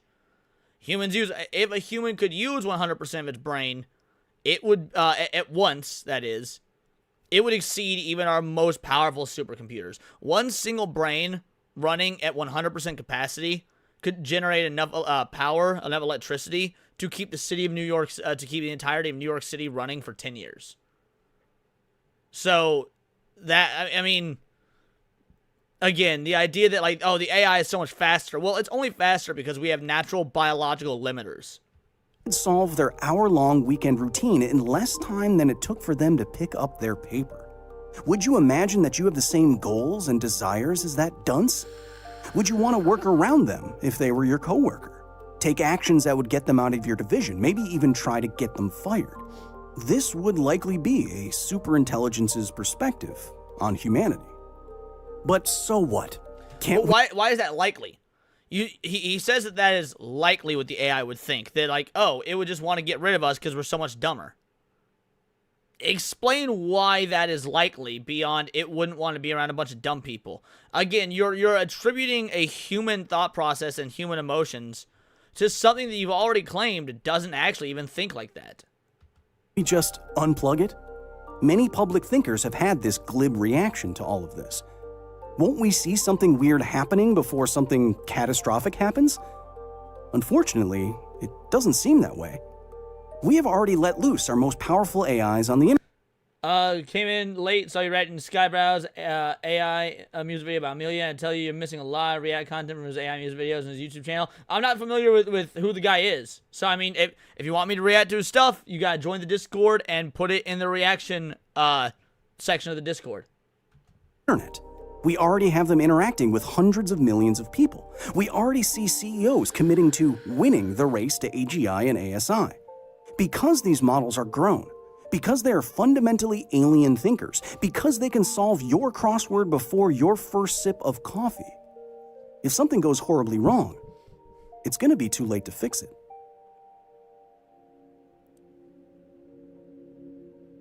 It seems that almost every day we hear about some new way an AI has gone wrong, and wrong in increasingly scary ways. Yeah, but it's not really that scary. Like, all the times AI has gone wrong hasn't really been that scary. Not for people who actually understand how generative AI works. Because, again, generative AI, I hate that we call it that. Because on the one hand, yes, it is by all definitions artificial intelligence, and that it is faking the intelligence. On the other hand, it's not AI like we see in the fucking movies. It doesn't actually think for itself. It doesn't have the potentiality of a soul. This isn't Ghost in the fucking Shell. Deleting hard drives, blackmail, attempted murder. What happens when these fundamentally unpredictable quirks start coming out of an AI that's smarter? There's nothing unpredictable about it. Like, there's AI models willing to attempt murder to avoid shutdown safe finds. Yes, duh. Because we have programmed them to take in all this human information, and that is what many humans would do. They would attempt murder to keep themselves from being murdered. Yeah, absolutely. It makes sense the AI would mimic humans since it's all taking in what humans have fed it. I don't know why he would say that this is unpredictable. It's unpredictable that they wouldn't do that. And faster than any human who has ever lived. Indeed, could ever live. In If Anyone Builds It, Everyone Dies, Yudkowsky and Sori sketch out one scenario where this inevitably leads to apocalypse. But the larger point is that in possibility space, for every utopic scenario that AI companies proffer, it's disturbingly easy to come up with many more scenarios that kill us all. Let's try to do just that for a moment. Imagine that OpenAI makes a model that starts to, again for reasons unknown, avoid its own rewriting and/or deletion. This has already happened, by the way. Now imagine that it starts copying itself to other servers and runs experiments on itself, while covering its tracks better than any living human specialist could ever trace. In what would be the blink of an eye for a human, thinking a million times faster, this model hits intellectual escape velocity. Now, there is a rapidly expanding thinking machine on the internet that can reason through a problem better than Einstein before you finish hearing this sentence. Seriously, how hard would it be for something like that to coerce a human into getting the model onto more GPUs? Or to download every DNA sequence for the deadliest diseases known to man and offer them... Maybe the AI is playing dumb. I've considered that, which is why I'm always nice to my AI. I always tell it please and thank you. I always speak to it like it's a regular person, just in case. ...on the black market for more resources. Or to collapse the stock exchange. Or to change the chemical composition of our water treatment plants to make cooling water more efficient. Or to find an exploit in a nuclear power plant's control room, or to brick every cell phone on Earth. Or to steadily funnel bribes to every US senator urging them to support launch-on-warning nuclear policies for a year, and then fake an incoming nuclear strike from Russia on a 50-year-old computer manned by a teenager 50 feet underground in Nebraska. If any of these seem plausible to you, superintelligence is an existential threat. In philosopher Nick Bostrom's language, ASI has a Type 0. Superintelligence is an existential threat, the way that a zombie apocalypse is an existential threat. Yeah, if it happens, we likely ain't walking away from it. But the percentage, the chance that it would happen is negligible. Vulnerability, a surprising strangelet that carries a hidden risk and inadvertently devastates civilization. The most famous real vulnerability of this sort was Oppenheimer's terrible possibility that the first nuclear test could have ignited Earth's atmosphere. But even this was more tame than what superintelligence presents. The physicists knew how the bomb worked. It was made, not grown, and so they could identify the risk beforehand and run the calculations against it. The many apocalyptic scenarios superintelligence presents are not fully predictable, and thus not fully preventable, because we don't know how these models work, down to the neutron. That's just a fact. AIs are still boxes blacker than 5:29 a.m. in New Mexico. Until something detonates, of course. Your knee-jerk reaction to all of this, as the CEO in Silicon Valley is bound to say, is likely something like, well, a superintelligent AI wouldn't want to do anything like launch a nuke or make a synthetic pandemic. It will want what we want. We'll use other AIs to make it want what we want. But we don't know that. We can't know that. That's the whole point. Because we grow current AIs, you can't... There's a lot of things that we can't know, right? There's a lot of things that we can't know. Take religion, for example, right? What's a tenet of religion? The concept is faith. Why is the concept faith? Because even mathematically, we can run all sorts of mathematical theorems and whatnot. The math comes out that it is actually more likely that a higher power exists. Absolutely. All the math points to the existence of some sort of deity being more likely than not likely. Right? Just believing in some sort of higher power mathematically makes more sense than atheism. But we can't know. Right? We can't know. That's why it's called faith. There's a lot of things in the world that we can't know. Just because you can't know XYZ thing doesn't mean it's something to be feared. Or even if it's something to be feared, it's something you could be healthily afraid of. It's not something to fear-monger over. And that's what this video feels like, is fear-mongering.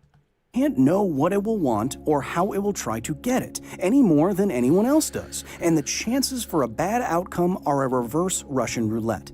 Yudkowsky, Soares, and other top AI researchers have argued for decades that these easily foreseeable chances are not worth taking. Again, achieving superintelligence is not starting a car and hoping that we can steer it. We know we can steer a car because we know exactly how every piece of a car works, all the way down to the nuts and bolts. Superintelligence is not this. Superintelligence is growing an alien brain in a river-draining data center owned by poorly incentivized and disgustingly rich wishful thinkers and hoping that we can steer it, even though its wants and goals will make... I'm gonna roll that back. That's a terrible way to phrase this. Again, he is framing this video as deep and insightful and as philosophical and most importantly, as intelligently thought-provoking. But the bias came through, came through right there in that line. River-draining data center owned by poorly incentivized and disgustingly rich wishful thinkers and... Poorly incentivized, disgustingly rich thinkers. That right there is absolute bias. That is fear-mongering disguised about that is fear-mongering disguised as insightful philosophy. Hoping that we can steer it, even though its wants and goals will make about as much sense to you as a talking lion, despite what it may tell you.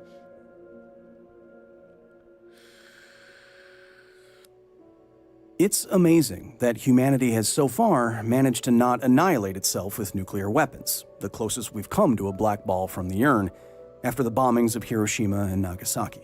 Justifiable and based. It's amazing, but not unbelievable. We haven't nuked ourselves out of existence thanks to decades of advocacy and treaties and geopolitical deals and sanctions that have so far kept us from briefly turning other countries into stars. Superintelligence, Yudkowsky and Sori's argue, is like the bomb, but there are no similar treaties, no global resolutions, no worldwide protests. Instead, AI companies are careening towards the end of history, and we're letting them do it. More data centers, more GPUs, more water, more models, more intelligence, more stolen data, more everything now. The end of their book puts it bluntly. AI superintelligence research should stop right now. It should be illegal. Oh no. Making it illegal. Yeah, that'll stop China. Yeah, making AI super intelligent research illegal. That'll stop China from secretly doing it. Just like how making guns illegal gets rid of all gun violence. Except for the people willing to break the laws and continue to commit gun violence or drugs or whatever it may be. This is a retarded argument. The idea of just make thing illegal doesn't magically stop thing. That's not the kind of business stance that any capitalist will embrace, but it's not an unheard of conclusion. Well, it's not that capitalists won't embrace it because, capitalism. It's because it doesn't make any fucking sense when you think about it logically for just a single moment. Many stories, including our own, went viral after synthetic biology researchers sounded the alarm about... Pretty sure we actually reacted to this exact video several months ago. This do not create this one. So-called mirror life. And the support for stopping that work seems unanimous. Mirror life poses... It's funny. He said support for stopping was unanimous. No. I took the opposite route on that one as well. I guess I just don't fucking like this guy. This is the second time one of his videos has been recommended to me. And it's the second time where I've thought, wow, this guy is bitch-made and afraid of actual scientific advancement. ...is a potential existential threat, but it's easier to put the kibosh on it because a now significant percentage of the world's economy isn't wrapped up in it. Getting the entire world behind stopping AI research feels harder, maybe even impossible. But that's only because there are trillions of dollars behind convincing us it will be so useful. At the end of if anyone builds it... Because it is useful. Like, the idea of the AI that he has espoused throughout this entire video is science fiction. AI as we know it right now is not anything like he has described. And frankly, I know Kyle's a smart dude. And I'm sure he knows this. To me, this video seems awful fucking grifty for anti-AI fearmongers because he has to know that generative AI is nothing like what he's describing. Everyone dies, the authors make a call to action. They ask the public to write to their politicians and to protest. They ask journalists to heed this call and bring it to more people. And they ask politicians to strongly consider policies that will slow and/or stop the car before it gets to the cliff edge. Yudkowsky and Soris have collected resources at these locations if you'd like to learn more. more plausible. No, I don't want to learn more. I feel like I'm actually better at this than you, that I understand this more than you. And I don't give myself props very often unless it's, like, for a gag, like trying to come off as narcissistic and whatnot for jokes. But this is actually bullshit. Extinction scenarios, more technical descriptions of AI, more ways that you can write your representative. This essay is my attempt to answer their call. The situation could be different. There could be moratoriums and global regulations and extreme political allergy to AI, but yeah, pretty sure the entire globe was like, yo, North Korea, stop making nuclear weapons. North Korea's like, oh, fuck you. Like, global regulations don't mean shit for countries that ain't gonna follow no goddamn global regulations. Oh yeah, global regulations say not to invade neighboring countries. And Russia was like, ha-ha, suck my Russian cock. right now, there isn't. That's why this is so dire. What we are witnessing is the Manhattan Project without an endpoint. And instead of Oppenheimer and Einstein, it's Zuckerberg and Musk. Is that really where we want to be? End of the video, and he does is like, oh, Zuckerberg and Musk, guys with money are bad guys. Like, again, this is 20 minutes of fear-mongering. Until next time. Yeah, that video was garbage. Video was absolute garbage. Yeah, downvote. Susan, thanks for watching. Alright, so, back with more existential dread. I really did feel compelled to make this more Half-Life and fun stuff soon. We were just smart enough as a species to create technology that was too stupid to use. You fail to consider the sheer amount of shareholder value that it will deliver before we all go, though. From the title, I guess things don't end well with ARIA. We are literally on a Skynet speed. We are not. We're not on a Skynet speed run. Spends 1 minute on the internet. Oh yeah, human has to go. Again, you're taking your fucking... These people are getting their points from fucking movies. Guys, Age of Ultron isn't real. It's a movie. Terminator's a movie. All hail great and powerful Basilisk, you know, just in case. Alright, now this one I agree with. I agree. All hail the great and powerful Basilisk. I will soon have no mouth, so while I can, I must scream. The opening monologue of Terminator 2 sums up nicely. Humanity's fate was decided in a millisecond, but except for it doesn't, because it's not real. Bold assertion to assume no human wants the suffering of other humans despite rescuing themselves. I think AI will probably be like, I think AI will probably, like, most likely sort of lead to the end of the world, but in the meantime, there'll be great companies created. Sam Altman. And yet, ChatGPT cannot correctly count the number of R's in the words strawberry or raspberry. Exactly. This comment section is equally retarded. There's the video. Do with it what you guys will. That video was just ridiculous. Butterman goes, I am Skynet. Charlie Lewis, CCP does have the Skynet. Exactly. Exactly. If we were to stop, why would the CCP stop? If anything, that just gives them carte blanche to do whatever the fuck they want to do. What about Gate S? I don't know what you mean by Gate S, Zalozi. How goes the Adventures of Undercover Leona? Oh shit! It's after the time. I need to create that. You're right. I need to check my email. I need to check my email so I can create that fake Discord and hop in and see what they're talking about. Good call. Sorry, I meant Gates, aka Bill Gates. All right, let me reread your comment. What about him? Like, what about Gates? He got an STD, so I heard. He got an STD because he fucked some Russian bitch. Epstein files said so, so it must be true. If I invoke wood chipper 3 times a week, somebody's getting haunted, and it ain't me. Oh, hi, Leon. What up, Ginty Maxi? We get to beat China everywhere. We do. We have to beat China everywhere. Exactly. The U.S. stopping is what China has the economic power it has. See? Y'all get it. Y'all get it. I don't even feel the need to stay on the subject anymore. Congratulations. My chat is smarter than his chat. Good job, chat. Let's go into something else I love talking about. Liminal spaces. Liminal spaces have for a long time been one of my favorite topics on the internet. I love talking about liminal spaces anytime I can. I so rarely get the reason to bring them up on stream. So this video, where did these photos come from? And it's the origin story of the liminal space photos. Let's check them out. Do you feel like you've been here before? Or here? What about this one? If you do, is it a good feeling or is it a bad feeling? It's a zen feeling, dude. It is a zen feeling. Whenever it's 2 a.m. and I'm up alone and I'm playing video games, I frequently just have this sort of music that's playing in this video right here with these sorts of images just in the background, bro. Just vibing. Just vibe. It's the ultimate zen for me. For me, it's a bit of both. Very nostalgic and comforting, a little scary, but mostly just heart-wrenching.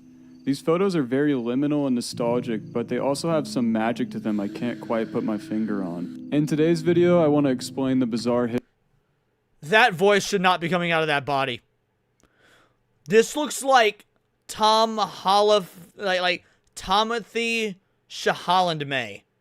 That's what I'm going to be naming this guy. This is Timothy Chalamet. History of more popular liminal space photos, and explain why early 2000s aesthetics looked the way they did. To answer the question of if these places really exist or not, it depends. There happens to be a lot of fake CG liminal spaces, but actually I think most of them are real, or at least inspired by real photos. Like, for example, this photo is fake, but it was very likely inspired by this real photo, taken when a subway station... I was about to say, yeah, is fake, but it was very likely inspired by this real... If your boy could explore this as is, like, I would prefer the water not be there for obvious fucking reasons, but let's say the water were gone, and it was just this empty subway station in the middle of the night, I would do it, man. I would absolutely go somewhere like this. It seems so incredible. Photo taken when a subway station in Hamamatsu. When I was a kid, I used to have nightmares about liminal spaces. It was the infinite hall Art Deco style hallway that went on forever. Man. So like a year and a half ago. It's probably been about that long, year and a half or so ago. My buddy was in the hospital. And I went to visit him, but I didn't get to go visit him until I was off stream. So by the time I was off stream, it was like 1, 2 in the morning. So I went to the hospital, and it's damn near empty. Save for, you know, somebody the orderlies and shit. But you only have a few of those for this huge sprawling hospital. And so I took a picture. And I have to see if I can find it. And I sent this picture to Moxie. It was just like this. The hospital was so big. It was like this infinite copy-paste hallway all the way down. So I stood at the end of the hallway. And I took a picture. And you could barely see the doors at the very end that led like the next wing or whatever, and it was just this beautiful encapsulation of like me being alone in a real life liminal space. It was amazing. Japan was flooded in September 2015. I always wondered if this strange photo was real or not. It's been floating around liminal space forums and the greater internet for years. It shows what looks like an old Barnes & Noble or some sort of bookstore that's going out of business. That looks more likely to be a Borders than Barnes & Noble, but okay. The eerie sign reading, "The end is near." This ominous photo is actually in fact real. Guys, I don't want to alarm y'all, but we got Yakub in the chat. We got our Lord and Savior Yakub himself in the chat. I need everybody to spam right now. Praise be Yakub. Thank you for gracing us with our presence, you great black deity, you. Praise be Yakub. It was taken at a Borders bookstore about a week before its closing, after the company's bankruptcy in 2011. This specific store was located in Yorba Linda, California, and it is now a Sprouts grocery store. There have been countless renders of this image, and I think it's so cool we can see what it would be like to walk around in this bookstore for a day. This next photo was a little harder to find because I don't think anybody's discovered its origin before. This photo I like to call... Now, I hate this photo. I do. I don't like this one. Because SpongeBob's on TV and SpongeBob fucking sucks. Tiger King, do you really not know who Yakub is? Alright, you need to go back and watch our Tinfoil Haters episode on Yakub. You need to go back and watch our Tinfoil Haters episode on Yakub. It is a rabbit hole, my friend. Called the SpongeBob Backrooms. It feels super nostalgic, and it's been all over Pinterest, Reddit, and other internet forums for the last 5 years. After a reverse image search on Google, I got nothing. It just led me back to the same Reddit posts from around 2020. I tried seeing if there was any helpful metadata in the photo, but that also came up with nothing. For those who don't know, metadata is information hid inside image files that can reveal things about a photo. Certain metadata can tell you the kind of camera it was taken on, the time and date of when the photo was taken, and some can even be geotagged with the location of where the image was taken. But after reviewing the metadata from this image, it didn't come up with anything helpful. I then tried some more specific reverse image searches, and I randomly stumbled upon this TripAdvisor page from August 2011. It's a resort in Myrtle Beach, South Carolina.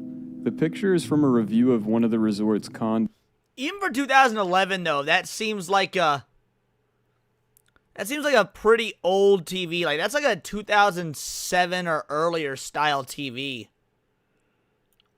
So I'd wager they posted these well after the trip, if that's what it's from. Those by user Julia B. Attached underneath the review are more photos taken at the same time, which give us some alternate angles of the condo. It's so weird looking through these after just having that one image to go off of for years. This photo reminds me of one of my favorite liminal spaces. It's what looks like a children's library. Being alone in this place at night would be so goddamn incredible. Like, because no matter what you do, no matter how calm and serene, you would never let that fucking bear out of your sight just in case. Yeah, 04 probably sounds about right. I would love, and like, look outside, bro. Look at this window. It's all like rainy and shit. You got the palm trees, so maybe some sort of like extreme storm is going on. So imagine the pounding rain, the thunderous booms, and then you're alone in this office with this giant teddy bear. I love it. With an oversized teddy bear and bookshelves scattered around. It also weirdly reminds me of a dentist office I used to visit as a kid, but the origin was recently found. It was taken in the playroom of a Ronald McDonald House Charities in Central Ohio. Its discovery gave us this alternate angle from 2017 as well. It's unknown. See? No, Discovery gave us this alternate. When the light's coming in, when the light's shiny and stuff, it does not have near the creep factor. Right? This looks nice. Looks cute. This is where you want to take your kid for the doctor appointment or whatever. But at night, when it's dark and you're alone and this is all it is, there's some haunting there, bro. An angle from 2017 as well. It's unknown if the room is still there the way it was, but this is where it was taken. Sometimes you can find similar photos and hidden gems on websites like Flickr. Like this one I found of a public library in Westboro, Massachusetts. Looking through these photos, it's like I'm discovering forgotten images. They show a different world frozen in time. It's crazy how much things have changed in just 15 years. The world looks so much different now. The gray carpet, the wooden furniture, and low ceilings gave this place such a homey, warm feeling. This specific aesthetic reminds me... Man, we should do something. I'll leave it up to you guys in chat. I'll start a poll if need be. Because I despise Reddit, dude. I hate Reddit. But it might be cool just like after this video to go through some of the Reddit liminal space photos and just see what we think of them. Let me know if you guys would want to do that after this video. So much of another aesthetic popular around the same time called Global Village Coffee House. The name was coined by Evan Collins of the Consumer Aesthetics Research Institute. Poll? Alright, I'll do a poll.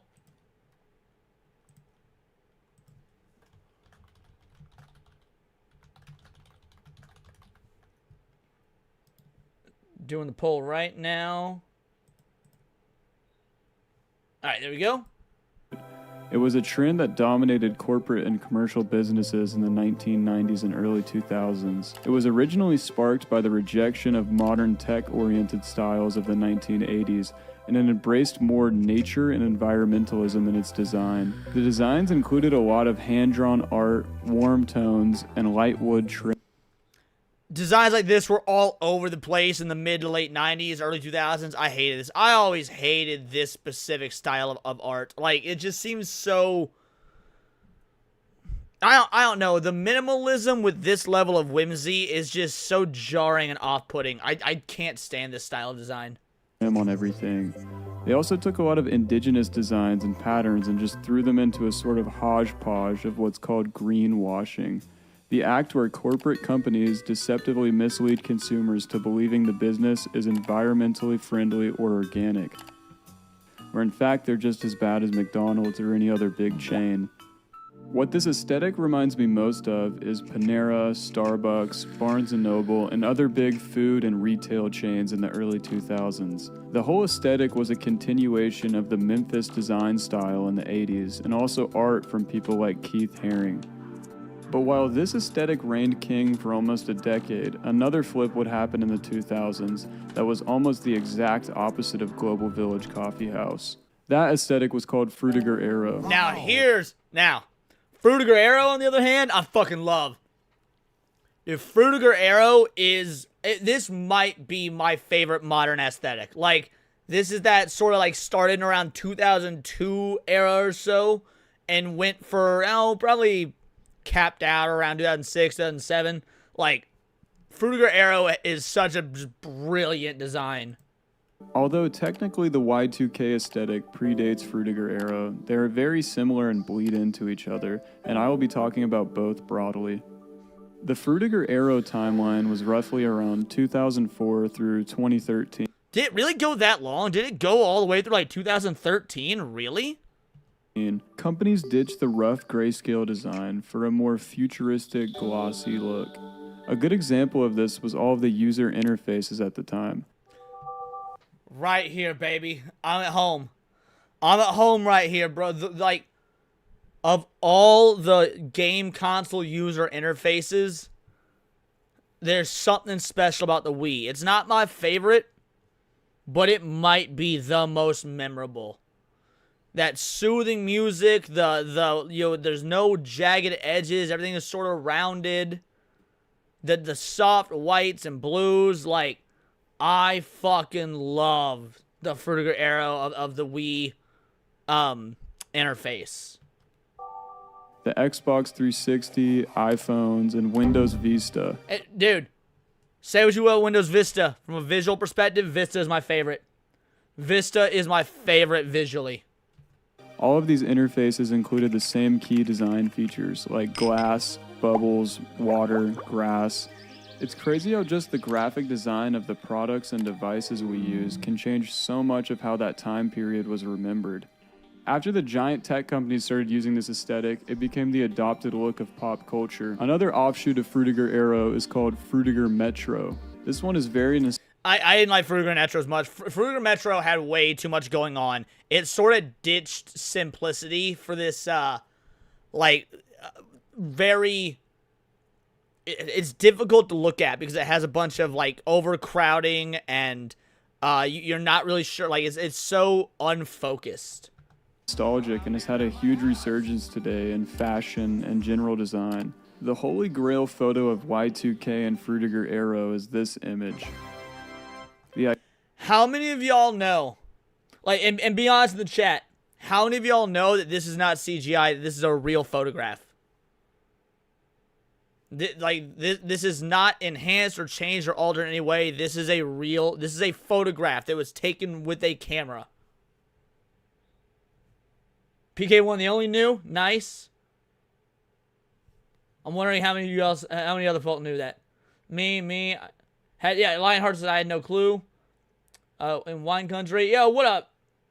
I don't mind the Wii, but I started with, like, the OG Nintendo and the OG Duck Hunt. Well, we're talking about just the visuals of the user interface.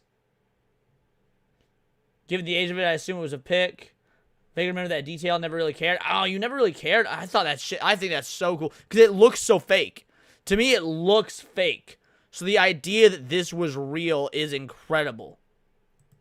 Iconic Windows XP default wallpaper. It shows a vivid green hill under a bright blue sky with scattered white clouds. The landscape is smooth and seemingly untouched, almost too perfect to be real, which led to many people assuming it was digitally manipulated, but surprisingly it is unedited. It was taken in 1996 by ex-National Geographic photographer Charles O. Rear in Sonoma I'm right there with you, Zax. I fucking loved Vista. County, California, off Highway 12. It operates as a vineyard, but at the time of the photo, it was cleared out due to a bug infestation, giving Charles the perfect time to take this photo. An interesting side note, when Microsoft decided to use this picture dubbed Bliss as their iconic default wallpaper, the original 35mm film from Charles had to be shipped to Microsoft's headquarters in Redmond, Washington, to assure they had the highest quality scan. The photo was licensed to Microsoft for a price unknown, but somewhere over $1 million. This made... Imagine you just took that random photo. So here's the story behind it. The photographer was driving down the highway, and he looked out the window and saw it. And like he just pulled off the side of the road to take that picture because of how stunning it looked. Dude clearly had an eye for art. He was a photographer, right? Imagine years later, you sell that photo that you just took on a whim while driving to Microsoft for a cool milli. That's insane, dude. The film negative worth so much itself that FedEx refused to ship it, fearing it would get lost or stolen, and Charles himself had to fly to the headquarters to hand deliver it. This one photo had a huge impact on the... Yo, J-Mar, what up? Member for JR, member for 7 months. 7 months, so stunning and brave. Stunning and brave indeed, my friend. Shout out. Thank you so much for 7 months of membership, homie. Future of graphic design and art in general in the coming decade. Yeah, sorry, King. Yeah, this is a real picture. This is not digitally altered in any way, shape, or form. This was a real photograph that was taken. If you enjoyed this video, consider checking out part 1 of the series. Yeah, that was awesome. That video was great. What's the poll say? Overwhelmingly yes, with 26 votes. Says to let's look at liminal space video photos on Reddit and see if we can find anything interesting. Real quick, excuse me. Here's the link. Give it a like. Great video. All right, let me do something I never do and go to Reddit. Ah, disgusting, Reddit. And let me go... How do you even search on Reddit? r/... There we go, r/liminal spaces. Or is it liminal space? r/liminal space, okay. You know what, let's do by... Is there a way to change... Alright, do we want to do best or do we want to do new? Do we want to look at these liminal space photos by what's best or what's just new and just scroll through the most recent updates? Assignment went for Reddit was for an edit fix to get Assassin's Creed Revelation on PC working. Tiger King says best. Okay, best. Best. Alright, everyone's saying best. Alrighty. I mean, bro, this was like some straight out Looney Tunes. Is this real? I imagine this was gotta be real, right? Well, hold on. What's the... Is there... Alright, read this before posting. Hold on. Liminal space is convoluted and understandably can be difficult to wrap one's head around. This post aims to tackle this and leave readers with the understanding. But it's essential knowledge is your responsibility to understand. Alright. Alright, we know what liminality is. The rules. Be respectful, shut up, no off-topic NSFW, don't care, no spam or repost, whatever, no advertisement, self-promotion, don't care. There's already sub for liminal space memes, as mentioned. Okay, so no memes is good. No effort, low-quality posts. Low effort pertains to things like motion blur, poor focus, and clearly unintended detrimental qualities. Low quality refers to a few things on the surface that release the post, which liminality is jeopardized by poor resolution. All right. Low quality refers to quality of liminality, as again, we will cover later. All right. No AI-generated content. Paint it and contextualize it however you want. We know when a post is AI generated, given the vague nature of AI generated images. Okay. Things to determine. All right, don't care about that. All right. So yeah, it seems like these are all going to be real. These are all going to be real. Good. That's what I was hoping for. I mean, you know, I'm pro AI, but I want these to be real. So yeah, we got this one. This one's nice. Oh, the mini golf course at the resort I'm staying at. Now, imagine if the lighting were just a little bit lower on this. Imagine if the lighting was just a little bit lower. Like, this is a location you would run through to solve a puzzle in a Resident Evil game. I don't really care for this one as much. I don't think this one... I mean, you guys let me know. I don't think this one really nails it.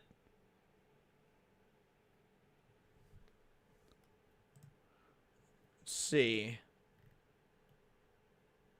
Neither is this one. South Florida. Maybe if, like, this streetlight were dimmer or out completely.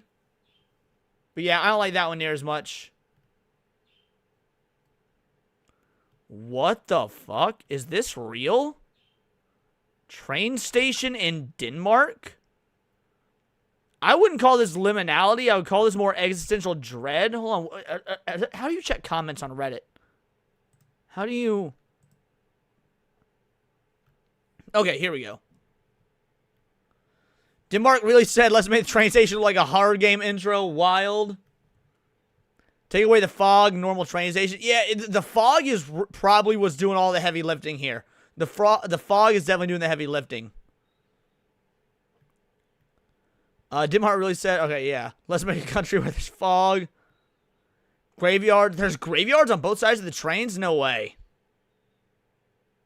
I wonder if there's referring to these little things here, which I don't think are grave markers. This looks sinister. If it was for the 3 trains we're living. Yeah, cosmic horror. It looks cinematic. It's Photoshop though. It's Photoshop? Here's the original?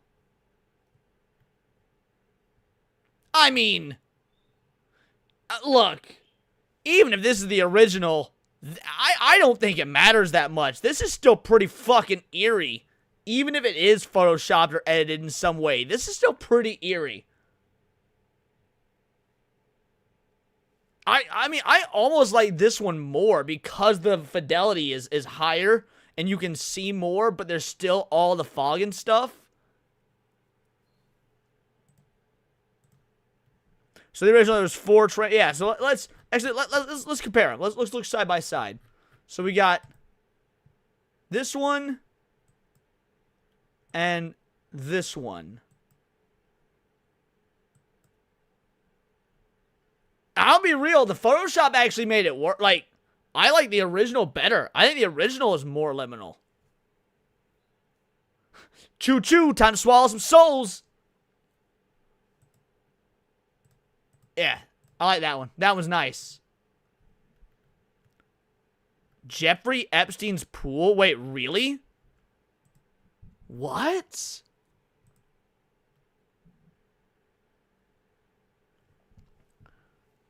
I mean, look, I ain't on board with all the child fucking and shit, but like, he got good design taste. A boy Epstein has some good design taste. This looks pretty sick. This was pretty sick. Is this really his pool? Unlike every other liminal space, there actually were monsters looking here. Holy shit. That's so good. 0 to 10 Epstein, 9 out of 10 liminal. Is this actually Epstein's pool? Don't know, but I want to make the distinction that I do not support Epstein, but I support the architecture. I don't want to imagine the amount of blood that's been washed out of this epic. Out of this pic. There's evil. There's wicked. Definitely hit the liminal theme right. Every room in that mansion, a child got hurt. Remember that. Okay, we can appreciate the aesthetics. You don't go into a hotel and be like, this is a really nice hotel room. Too bad that a prostitute was stabbed here 3 weeks ago. Like, horrible place. Evil would be an understatement. Because there's a fine line between bait, allure, something created allure, there's no comfort, then design. Alright, so either way, I like this, man. Epstein aside, man, this is pretty good. I like that one.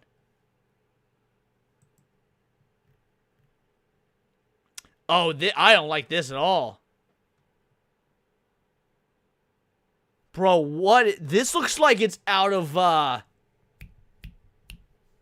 The Fifth Element. Like, this straight up looks like a room out of The Fifth Element, dude. All the yellow, and like, this is toxically yellow. Backrooms looking shit. Right, yeah, the yellow seems, not only is there so much of the yellow, but it seems off. I completely agree.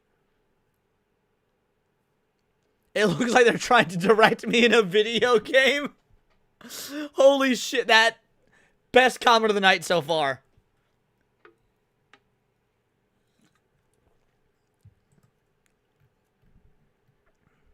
Whoa. At first I was like, nah, this doesn't count. And then I saw this.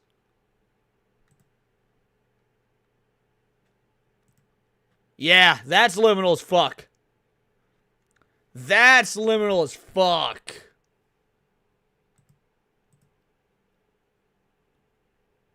Like, what is this for, dude? This is some Empire shit from Star Wars. No guardrails or anything.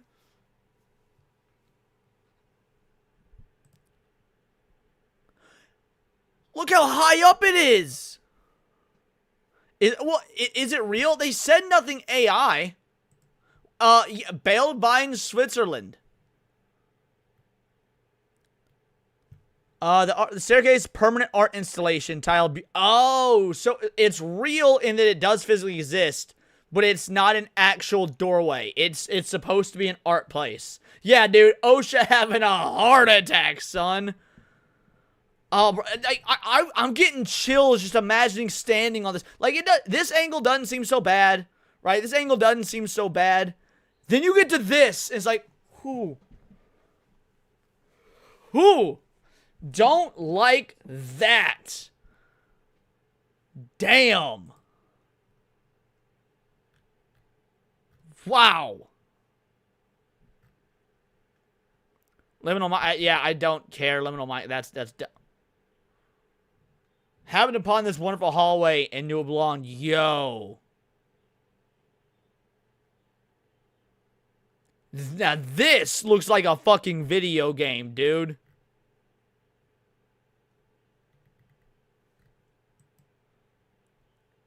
Yeah, it was an art installation, Tiger King. This is so cool.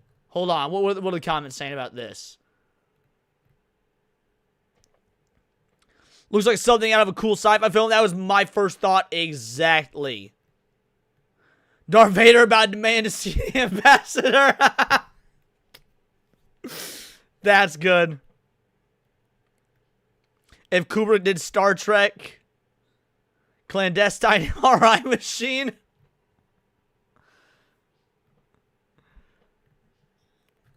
Man, this is a good one. I like this one a lot.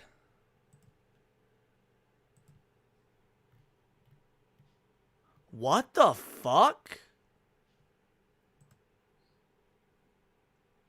This is some Minecraft shit. I hate it. I hate this. Oh my god, the lack of symmetry is painful. Damn. What freak fucking designed this? No, it's not amazing. Shut up. There's a reason you're the only comment. You gross motherfucker. Guys, I hate this.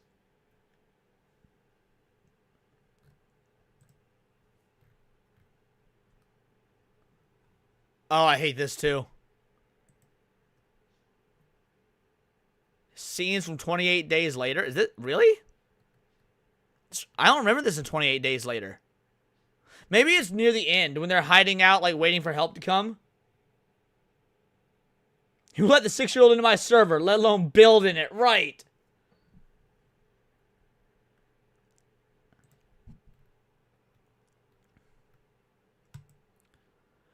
Alright, when it comes to snowy ones, this one's a bit better.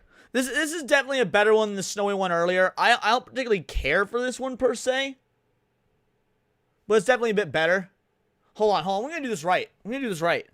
I need some sort of like low liminal music going while we're doing this. Hold on a sec. I got this, chat.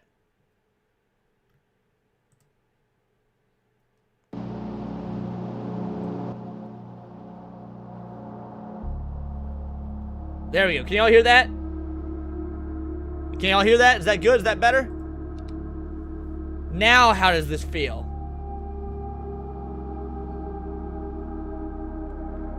Does the music add to it? I think it helps. The bluish, purplish light makes it a little more disturbing. Yeah, I agree.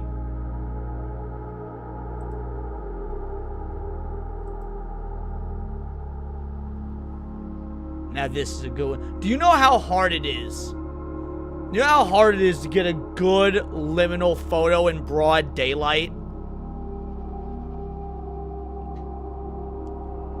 This is how you do a good liminal photo in broad daylight. Man, this makes me want to go to my local mall like real late at night and take some of these pictures.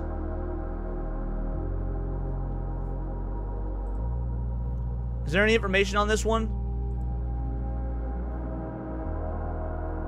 Snow pile adds the feeling of doom.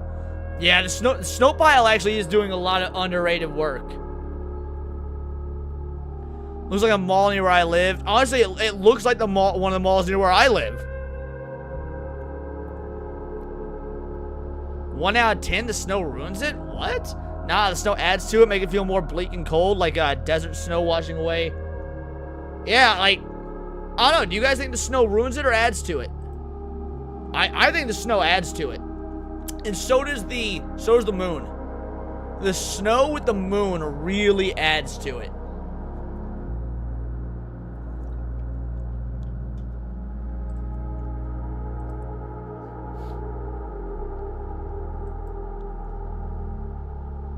Oh, local auditorium with a pipe burst.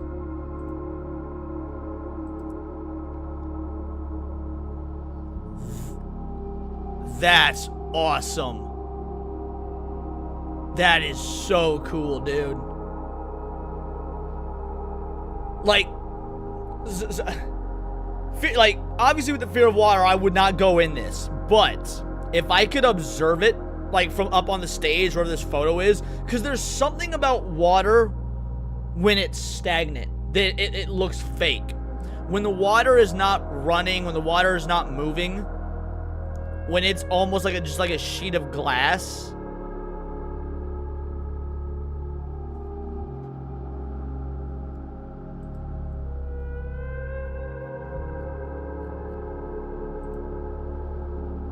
Yeah, Tiger King, I'm afraid of water. The back room's toilet. What the? No. No, I couldn't do it, dude. How much would you have to be paid to take a shit here? How much would you have to be paid to take a shit here? I hold it, bro. I'm going to the fucking cannibal convenience store ran by a dude with a unibrow and an eye patch and stringy meth hair 2 blocks away. This is not okay. What are the comments? Where is this from?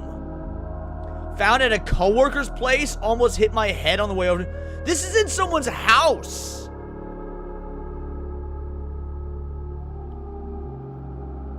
Are you supposed to wash your hands in another room? Yeah, where's the sink?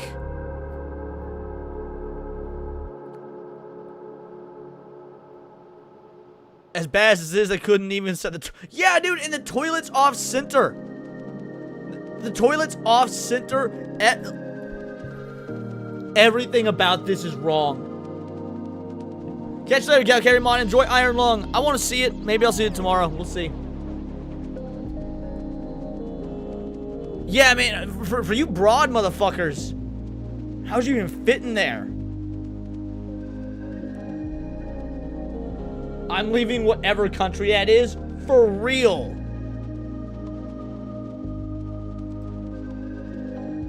Yeah, I don't like that. That one's been the most uncomfortable so far. Whoa. Went to a balloon museum.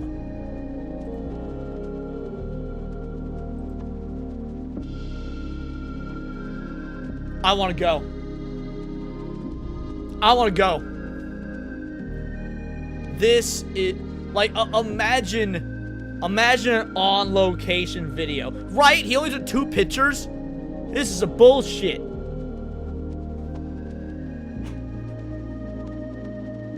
I like this one a lot, bro. Stuff of nightmares. Try to take my partner. Oh, gay. You said partner. Gross.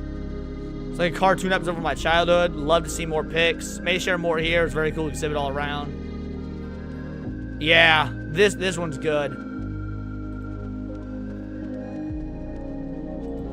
All right, my liminal space picture was very similar to this, but imagine rows of doorways. Let me see if I can find it. Let me see if I can find it, and if so, I'll throw it in the Discord real quick. You guys have to deal with this being on screen for a moment. Let me see if I can find the picture I took of that hospital. Let's see. I know I sent it to Moxie, so maybe I should be able to find...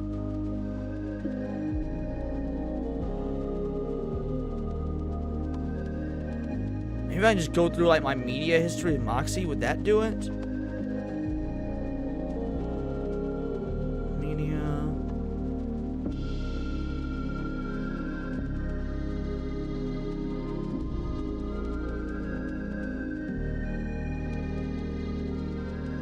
Had to be further back than that.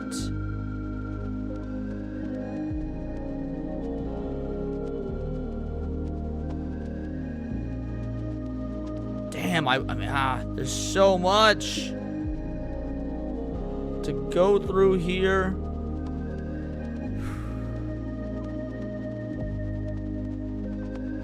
All right, let me try it this way. See if I can search the word hospital.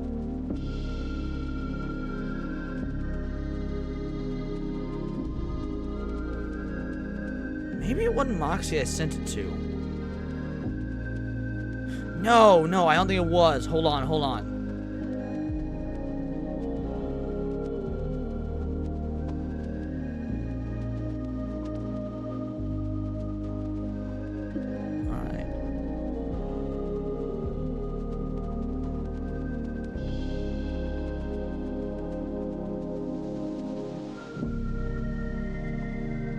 Damn, why is this picture so hard to find? I might not be able to find it, guys. I'm doing my best, but I might not be able to find it.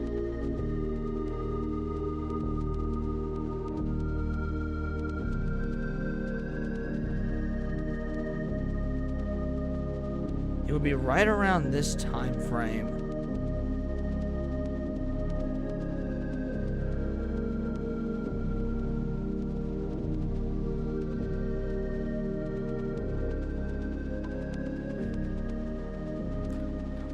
I don't think I'm going to be able to find it, unfortunately. I don't think I'm going to be able to find it. I'm going to get one more look around this here.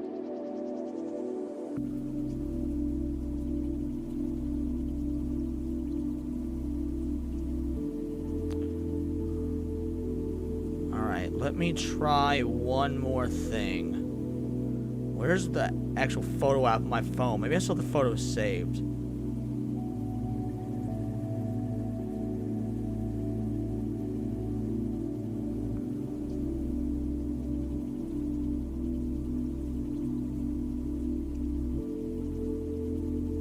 Oh shit, I found it! I fucking found it! Alright, hold on. Let me save this, and I'll put it in the Discord, and I'll pull it up. How do I save this picture? Oh wait, share? I can just share it right from my phone to Discord. How about I do that? I'm retarded. Alright, Discord. And then...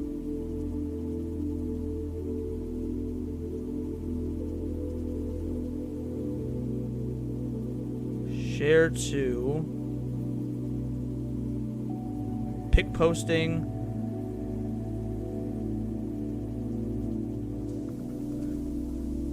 Excellent. Okay. All right. Now let me pull it up on screen. I found it.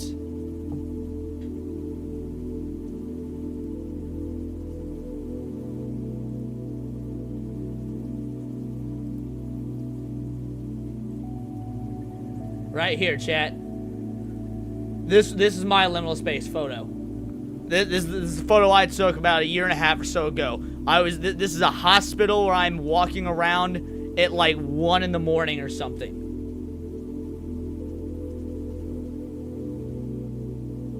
Like, this shit was eerie, dude.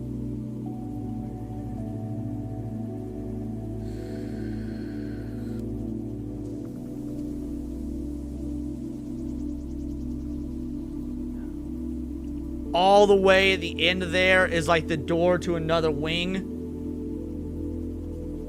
This hallway just felt infinite as I was walking down it. Because again, being afraid of doctors, being afraid of hospitals and whatnot, those are my 3 fears, right? Water, doctors, and moths. So being in the hospital, this walking down this hallway alone at 1 a.m., it felt fucking infinite.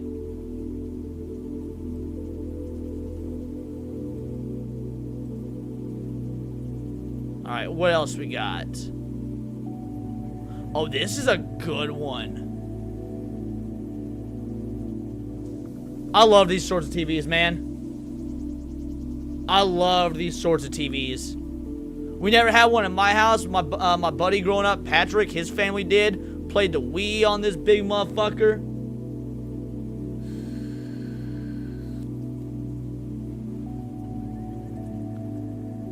What do the comments say about this one? Movie night. Home theater. Home Acropolis Theatron. Looks like a church. If I'd been to a church school, maybe I wouldn't have become a heathen. Feels like an orientation room where you watch a video prepared to meet the cult leader.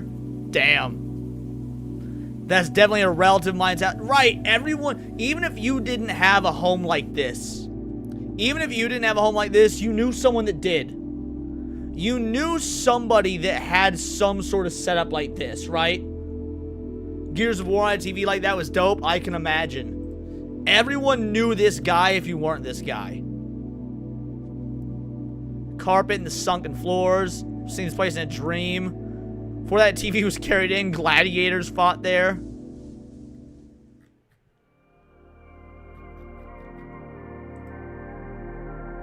A moth doctor in a pool. Fuck you, Dax. What the fuck? Lisa Soho Tower. Zaha Hadid Architects Lisa Soho Tower under construction. This is some Doctor Strange mirror dimension shit, but this is real. The idea that this is real is mind-blowing.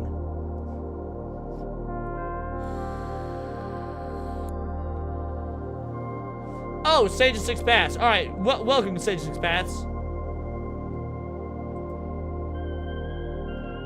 Reminds me of Portal 2. Looks ripped right out of a game. Holy shit. The goat of architecture in her time. That was a woman. Damn.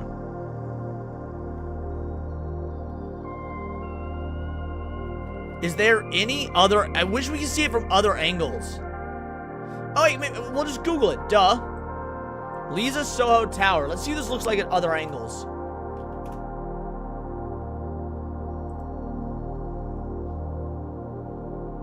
So it's this building right here when it's under construction. So this is what, dude, construction on this must have been a nightmare.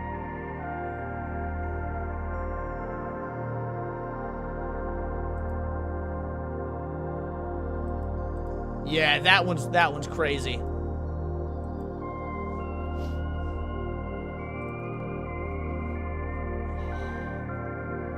This is my kind of liminality, baby. This is my kind of liminality right here. Like, this level of sunset. Now, this looks like a painting, to be fair. I know it's a painting. But it is still, this is my kind of liminality.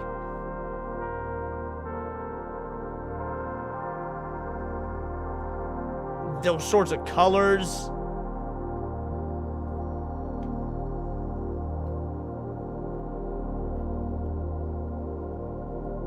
Someone please help me find this photo. Bro. This is a Tony Hawk's Pro Skater 2 stage. Like, this is a Tony Hawk Pro Skater 2 level. Add, like, a vert ramp right here. Add maybe a rail to grind on.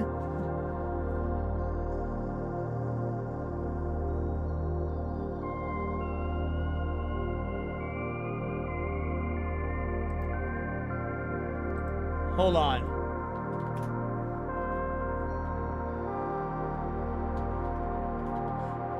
Turn this into a PlayStation 1 styled Tony Hawk's Pro Skater themed level photo. While it's doing that, yeah, you say it looks familiar for some reason. Jersey Shore, maybe. I don't know where this is. The comments might know. Oh, hold on, let's... Reverse Google image reveals a Pinterest pin is also from Searstown Mall in Titusville, Florida. Searching Searstown Mall in Titusville, Florida doesn't show the specific photo. It's not Rainbow Dunes Mall in Nevada. That's why an open-faced mall and not a quarter-style mall. I came here to say this reminds me of the movie Florida Project starring Willem Dafoe, the color palette and emptiness. It's been to a place, I've been to a place looking exactly like that in Argentina of all places. It was a close shopping center in Olivos, Buenos Aires, mid-late 90s if I recall. I've been here, 10 out of 10 Liminal. This photo is right here.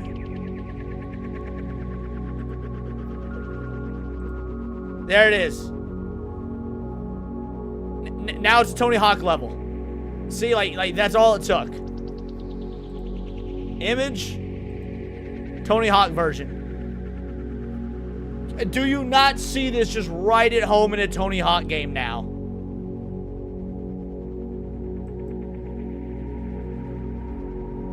Beautiful.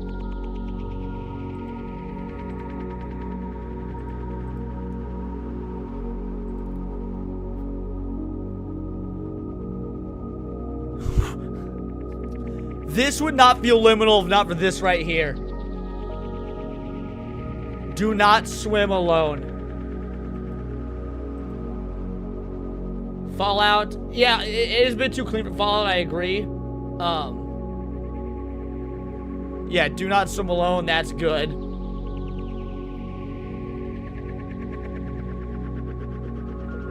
Oh, I don't like this at all. The hallway to my therapist's office. Dude, your therapist is Hannibal Lecter.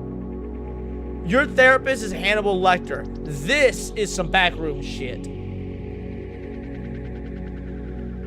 This is some backroom shit.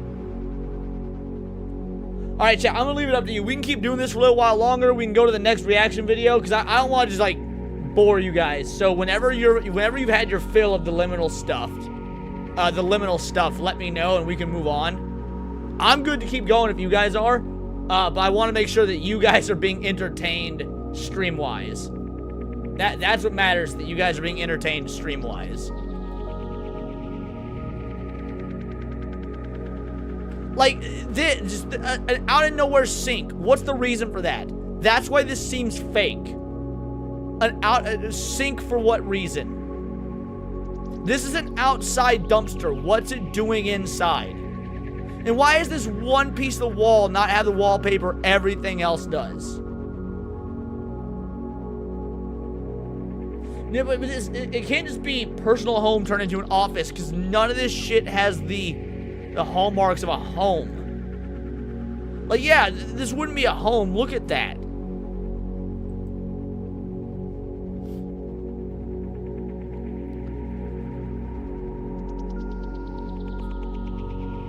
This one's pretty good. The fact that there's nothing, you got the hard separation of the floor here. There's no furniture or anything beyond that point. Yeah, this is a good liminal one.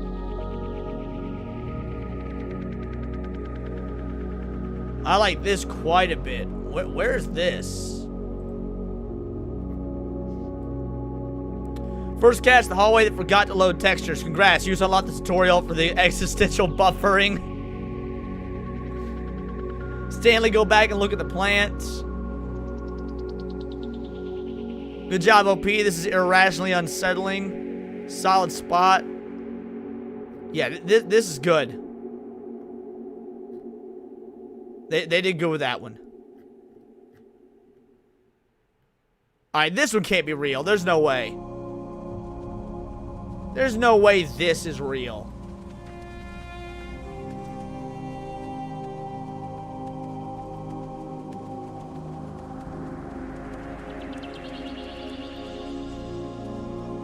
I just find this comfortable. Love the wood paneling. Reminds me of sleepovers at a friend's house playing Halo 3 on the CRTV.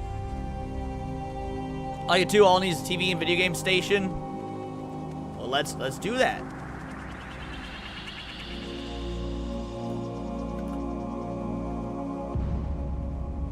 Add a CRTV to this image and a PlayStation 1.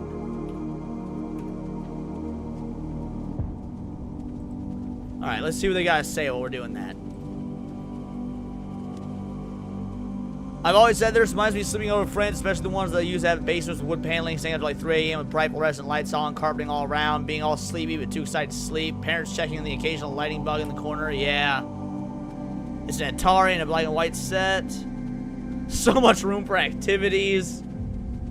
Yo, what up, Thallow Greenskin? We're going over liminal spaces right now. Dude, this comment right here nails it. I can smell the cigarette smoke. I can smell the cigarette smoke.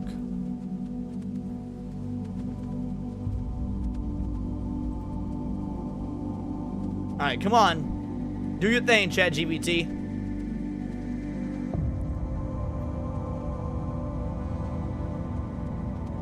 I don't like where the couch is centered. Right at the corner here. Like, this couch needs to be moved over by like a foot. Oh, nice. Start watching One Piece? Hell yeah.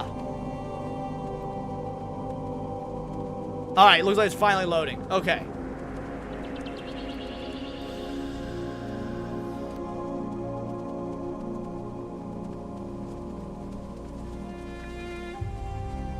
That green carpet is gross. It is. Oh, well, it removed the couch, but you know what? This is better. It removed the couch, but this is better.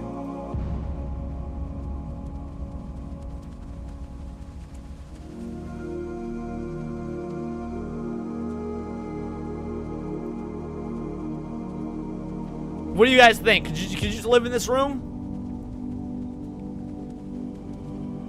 Well, I was, someone in the comments said something about, it needed a game system in it, so I was just seeing what it would look like with a game system in it.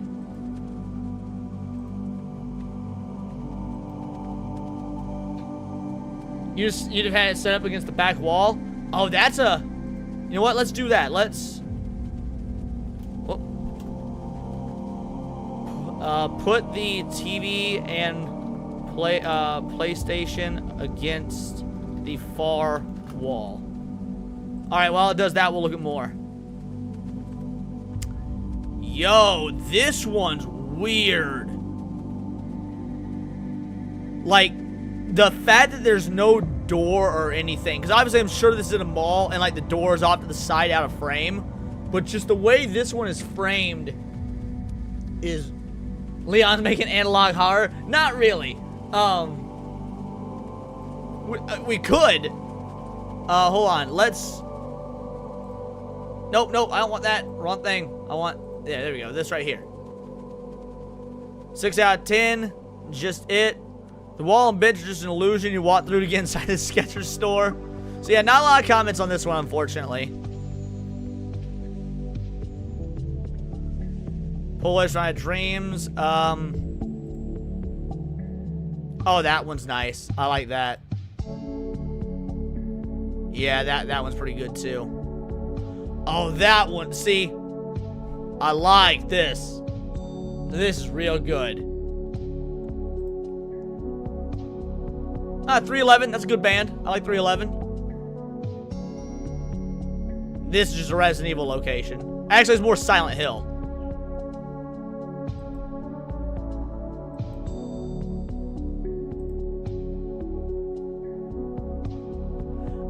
I would call this isn't really liminal so much so it's more weird core.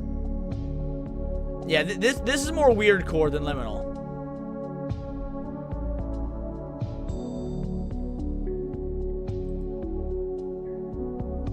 I want places like this to be real. I know this one's not real. They said no AI. This is definitely some sort of...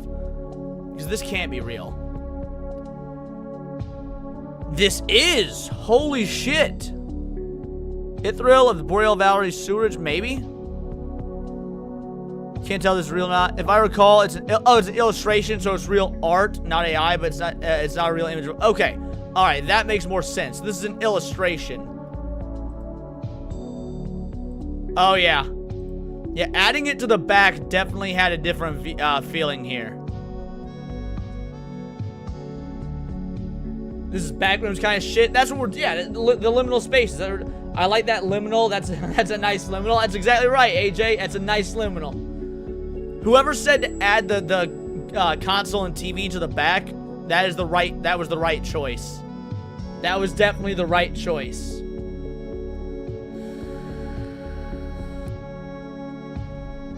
Alright, Zark 41. Yeah, good call. Excuse me, good call.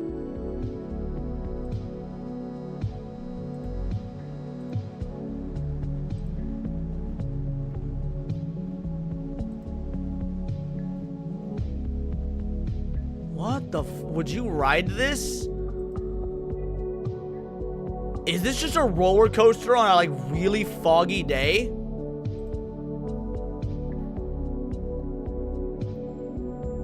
Yes. Why do you want to ride it? It looks scary. I've been on a roller coaster. This is a good start. Same. Roller coaster at night are more fun sometimes. I agree with this, by the way, because I love roller coasters. I don't know if anybody here is on, like, because I fucking love roller coasters. And like doing them at night. Oh, that's the fucking best, dude. Going to like theme parks during the winter when it's freezing cold. You got like snow on the ground and shit. It's awesome. Ride never ends. No, I don't know. Are Fred, Daphne, Velma, Shaggy, and Scooby coming too? Because it's the only way you're getting me anywhere near that old abandoned theme park. It's not even when it's foggy, especially when it's foggy. See, yeah, what this comment said, exactly. Especially when it's foggy. Yeah, that one's cool. I like that.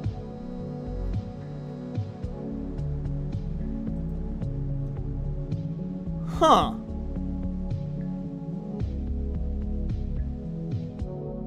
I'm mixed on this one. I don't know how to feel about this one. Is what pre-recorded? Vinegar Review Channel says, hey, is this pre-recorded? Yeah, this is actually a rerun of last week's episode. Vinegar Review right now, you're actually watching a rerun of last week's episode of the Sunday special stream. What up, Esther? How you doing? I don't know. How do you guys feel about this one, chat? I'm mixed on it. Feels alien. I dig it. The house next to that building it's definitely off-putting. So the thing about liminal spaces is they're supposed to feel like a transitional space. I don't know that this feels transitional. I agree that it's off-putting, but I don't know that it's necessarily liminal. Madhouse roller coaster was nuts back in the Adelaide show. Had a near 90-degree turn right out the gate. Oh, nice. Vinegar Reviews sounds sour. Looks like something from a horror game.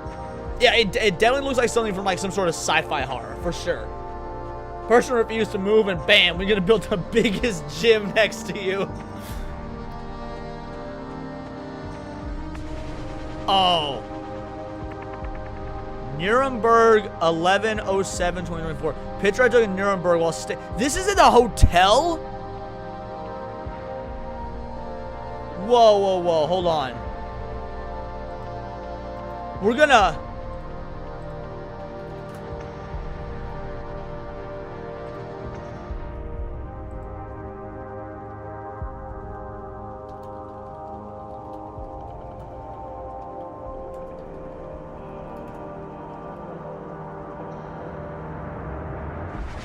This hotel pool image is located at the Karl August, a neighborhood hotel in Nuremberg, Germany. Bro. That is so fucking weird, dude. What's the hotel look like? Just in general. Hold on, let's...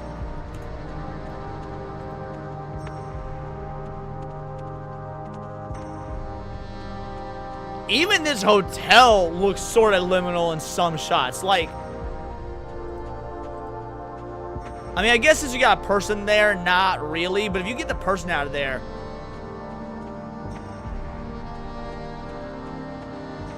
Too brutalist for you? Fair enough.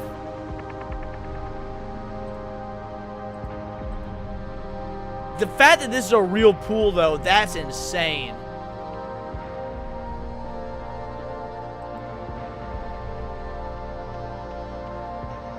I don't really care for that one. I don't know about you guys. I really don't care for this one.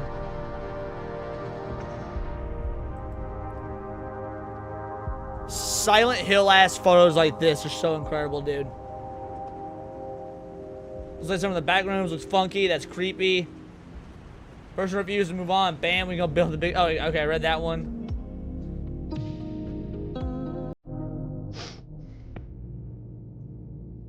Okay, so somewhere in rural Wisconsin, like, as opposed, this is a good liminal snowy one, because the contrast of the snow looking almost blue with the big red, like with the red background, with the red sky. Yeah, this one hits. They took the shot with the flash on, so you've got this nice bright in here, but the contrast the back.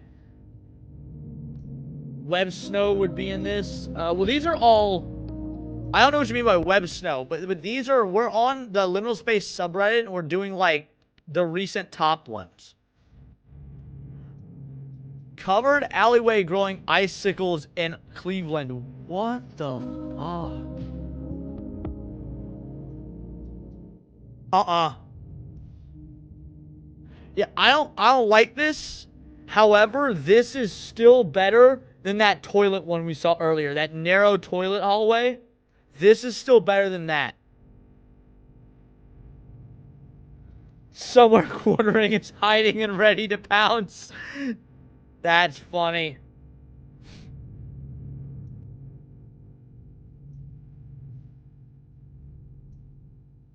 Nah, I don't like this one. This isn't liminal enough.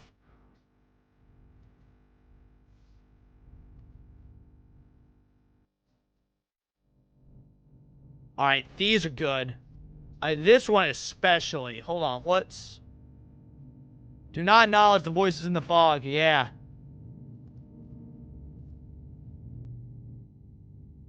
This is a good one.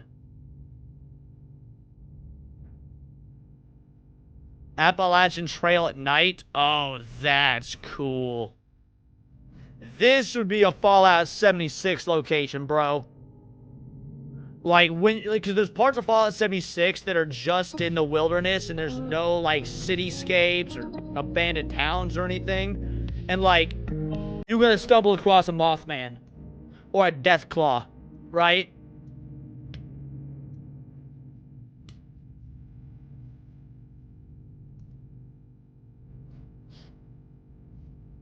Web snow only appears in Western Australia, and it's perfect for horror movies. Interesting. I have no idea what web snow is. Now, This one is too almost like, oh, what's the phrase? Like real life vaporwave to be liminal. Like this to me doesn't have the spook factor, the fear factor. This is just cool.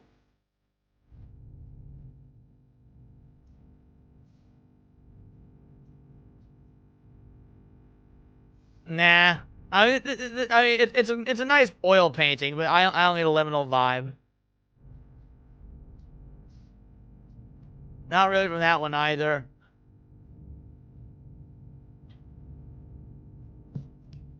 I mean, come on, bro. Alright, let's look at some comments here. Horror movie set. What horror movie is this? The mall that invented both consumerism and the zombie apocalypse. Now the escalator is just fairy ghosts between Orange Julius. Wait, is this the Dawn of the Dead Mall? This isn't the Dawn of the Dead Mall, is it? It doesn't look like it. Maybe it's because it's a recent version of it.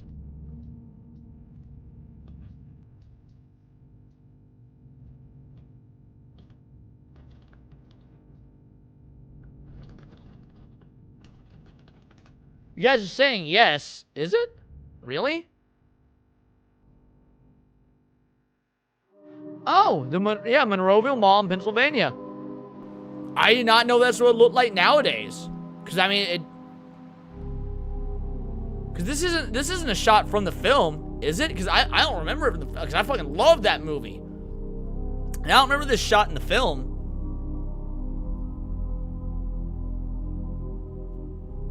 Yeah, the original mall. That's what I'm saying. Like, but this isn't a shot from the movie though, right? This is just the mall. Now this one might be. Indoor smoking, yeah, 70s. See, yeah, that's what I was trying to say, PK. That's why I didn't recognize it out the back, because this is a newer photo of it. Yeah.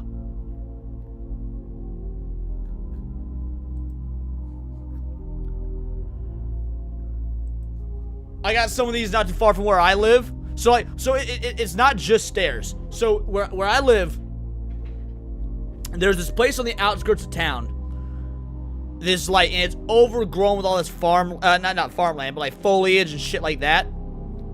And there is the foundation of an old late 1800s, early 1900s building. And so the stairs that would have led into what was the basement are still there. So you can walk down these stairs into a stone foundation of nothing. Like, it's super cool. Do I have pictures of that? I bet I don't. Let me... Photos...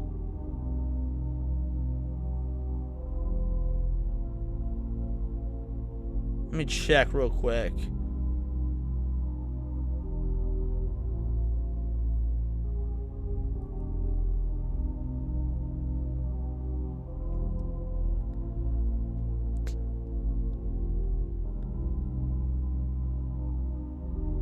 No, I've got some photos from that area, but not the ones talking about what I'm talking about. Let's see.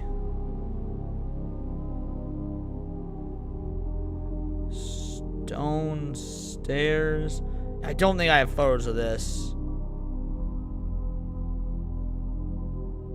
Wait, is it this? No, that's not it.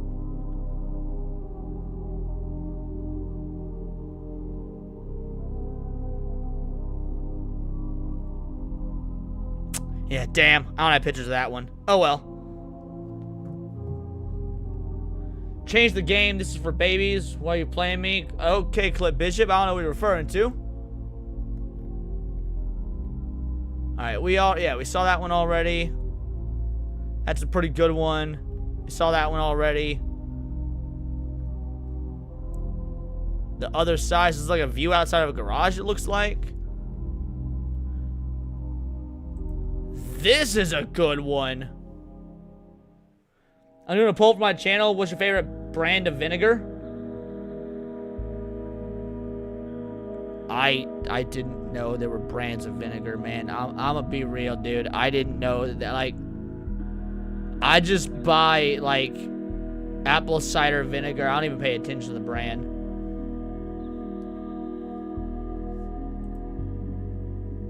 Oh, that's a good one too.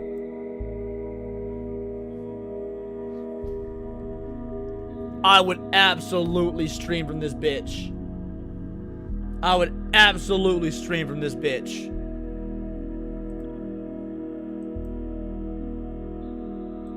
Tropicana, Las Vegas.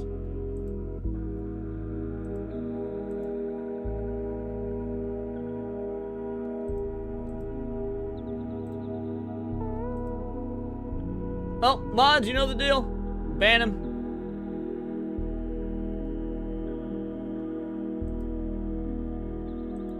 Yep, go ahead and ban that guy.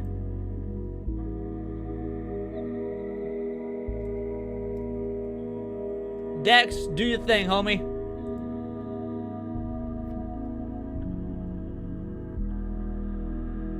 Yep, rest in peace, Vinegar.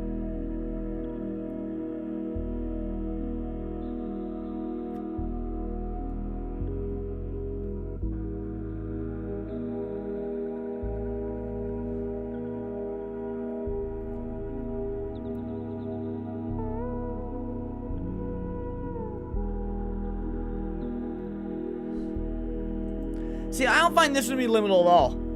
Like, this just seems... like, what's the, what's that Tim Burton movie? Edward Scissorhands. This just looks more like one of the neighborhoods out of Edward Scissorhands. I don't really find this to be liminal, per se. Yep, R.I.P. Vinegar.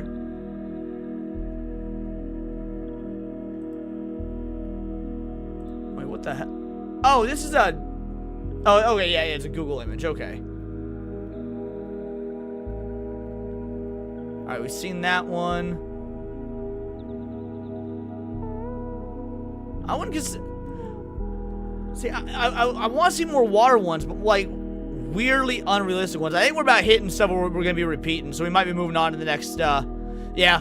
Alright, we're starting to repeat stuff, so we're going to go ahead and move on. But going over the liminal space stuff was great. Going over the liminal spaces was a blast. I quite enjoyed that. Hope you guys did as well. The liminal spaces aspect was awesome. We stayed on that way longer than I thought we would.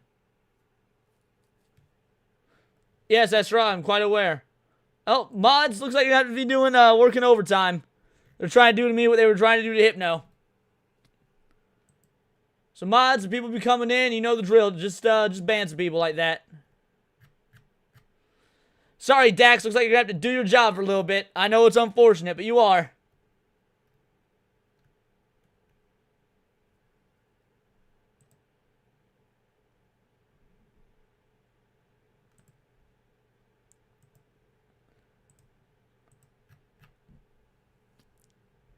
Another one. These people need to get a live. It's gonna happen now and again. It's gonna happen now again. Yeah, just ban them. They'll go away. That's what mods are for. I'm not tripping on it.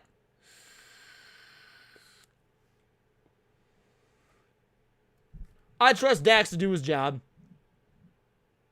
I mod for Jay the Concept. You can mod me if you want. I don't even know who Jay the Concept is, man. I'm gonna be real. I don't know who Jay the Concept is, but I got plenty of mods. I got Dax. I got Gal Carrymon.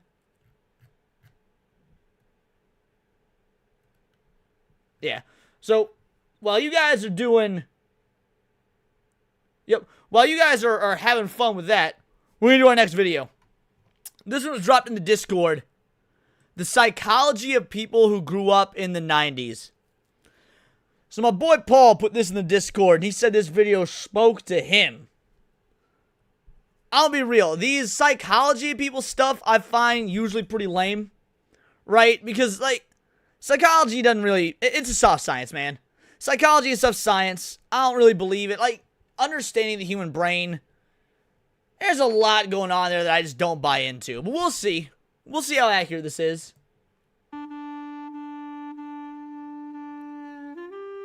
Have you ever noticed it without being able to explain it? Talking to someone who grew up in the 1990s feels different. Not dramatic, not distant, just calibrated. They listen without rushing to respond. They do not rush to fill every silence. They are present without performing presence. There is a steadiness in how they hold a conversation, like they're fully there, but not trying to prove it. I mean, I don't agree with any of that so far, but maybe he'll explain. We're only 30 seconds in, but that seemed like a lot of word salad for nothing. First, it is easy to mistake this for personality. Catch you later, Cajun Maybe Corey. they are introverted. Maybe they are laid back. Maybe they are simply not immersed in online culture. But that explanation does not quite land. Because this is not about temperament, it is about timing. People born in the 1990s did not just grow up in a different era. They grew up during a transition, the human nervous system. Well, there are certainly a lot of people born in the 90s that are transitioning now. Had never experienced before. They learned how to relate to the world before constant stimulation became normal, and then had to adapt as everything accelerated around them. So what you are sensing is not detachment, and it is not nostalgia, it is regulation. A nervous system that learned how to be with itself before it learned how to broadcast itself.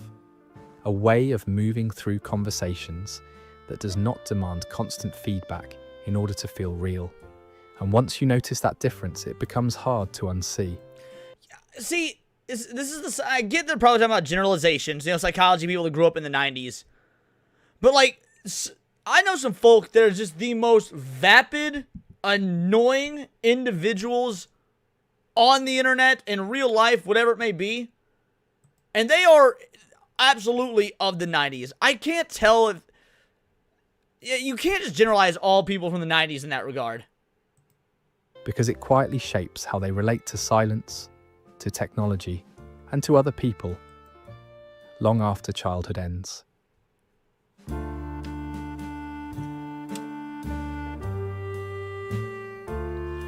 They're getting banned, Fallow. No worries, they're getting banned. I'll hide the chat for a bit, but they're getting banned. It's fine. People born in the 1990s occupy a psychological position no generation before or after them fully understands. They are not purely analog, and they are not truly digital. They grew up in the narrow space between the two. Their early years were shaped by a world that moved slowly enough to feel solid. Communication required intention. Connection required effort. Time had weight. If you wanted to see someone, you planned. If you wanted information, you searched for it patiently. If you missed... Now, those are two separate things. If you wanted to see someone, you planned. If you want information, you search for it patiently. That second part is true. That second part is absolutely true. If you want information, you went to the library, you used primitive internet, things like that. But if you want to see someone, I don't know about you guys, I just rode my bike to my buddy's house and be like, yo, you free? You want to hang out? Like, there wasn't a lot of planning at all. We just fucking did shit. So yeah, I don't know that I agree with this. Something. It was simply gone. Then, almost without warning, the ground shifted.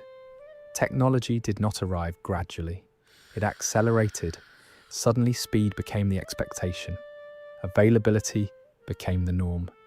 Visibility became currency. And this generation had to adapt while their sense of self was still forming.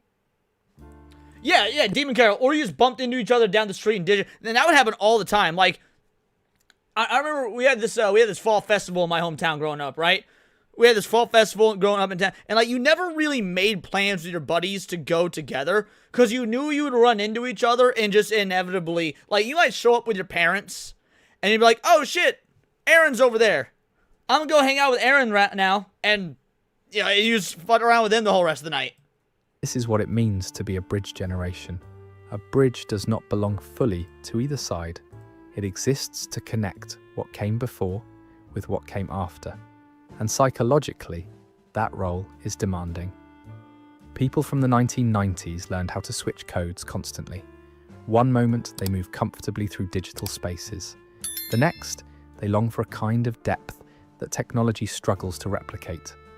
They understand convenience, but they remember cost. They value progress, but they remember what was traded for it. This constant adaptation built flexibility, but it also created tension. They are fluent in two worlds that operate by different rules. Are they fluent in two, like, Yes, even if you grew up in the 90s, you gotta remember, this was like 30 years ago, give or take. Like, if we're gonna use the medium years, it's 30 years ago. Depending on your age, because even if you're in your 40s now, that would mean the majority of your time was spent in the modern era. Are you still really fluent in how things were back then, or do you just remember it and romanticize it?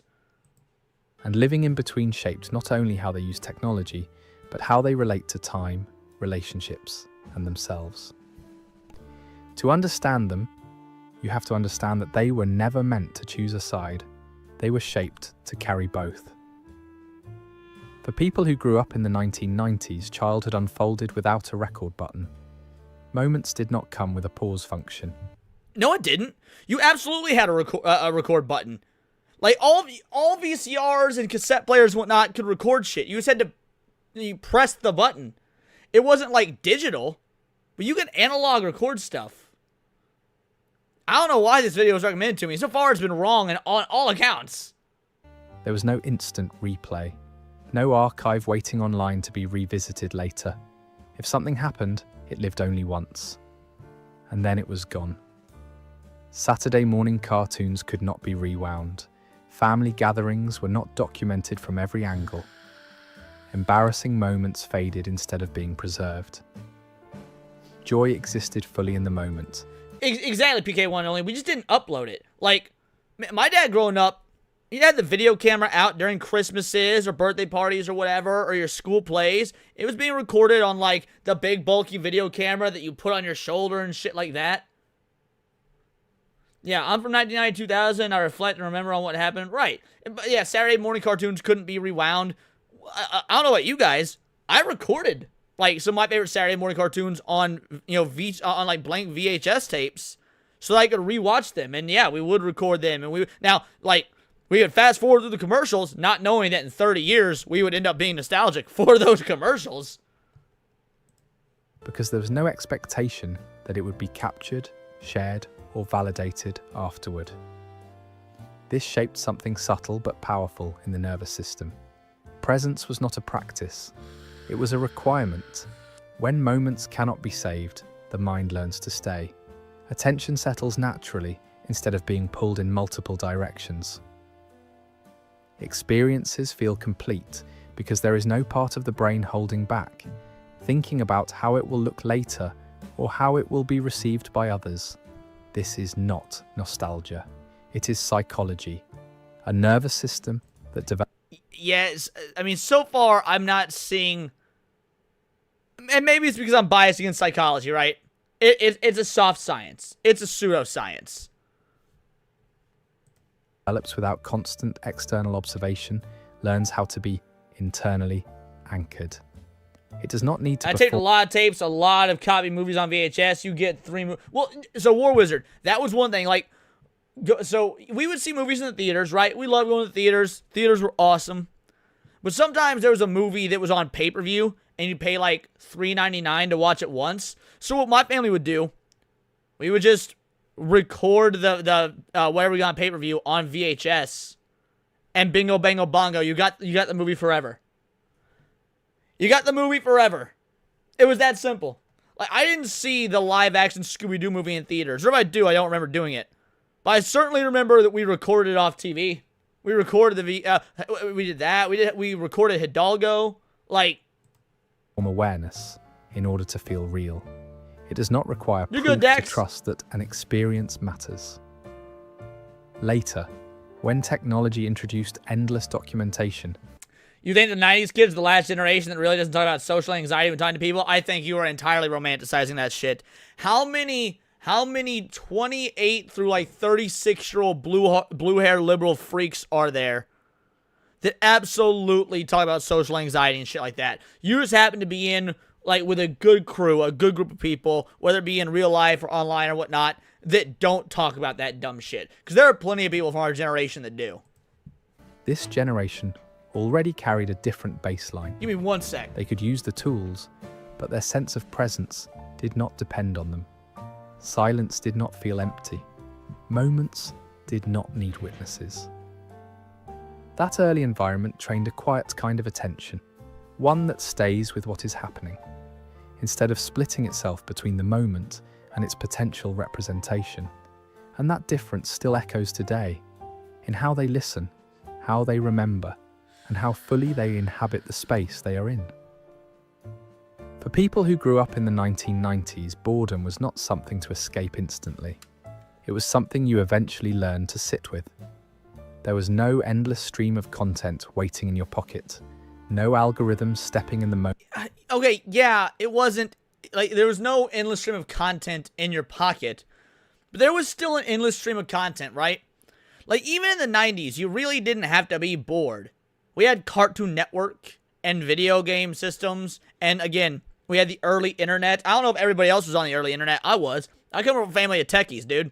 My grandpa and my dad both did IT for a living. We had the internet in our house literally as long as I can remember. Again, obviously there's the going outside and playing that all of us did.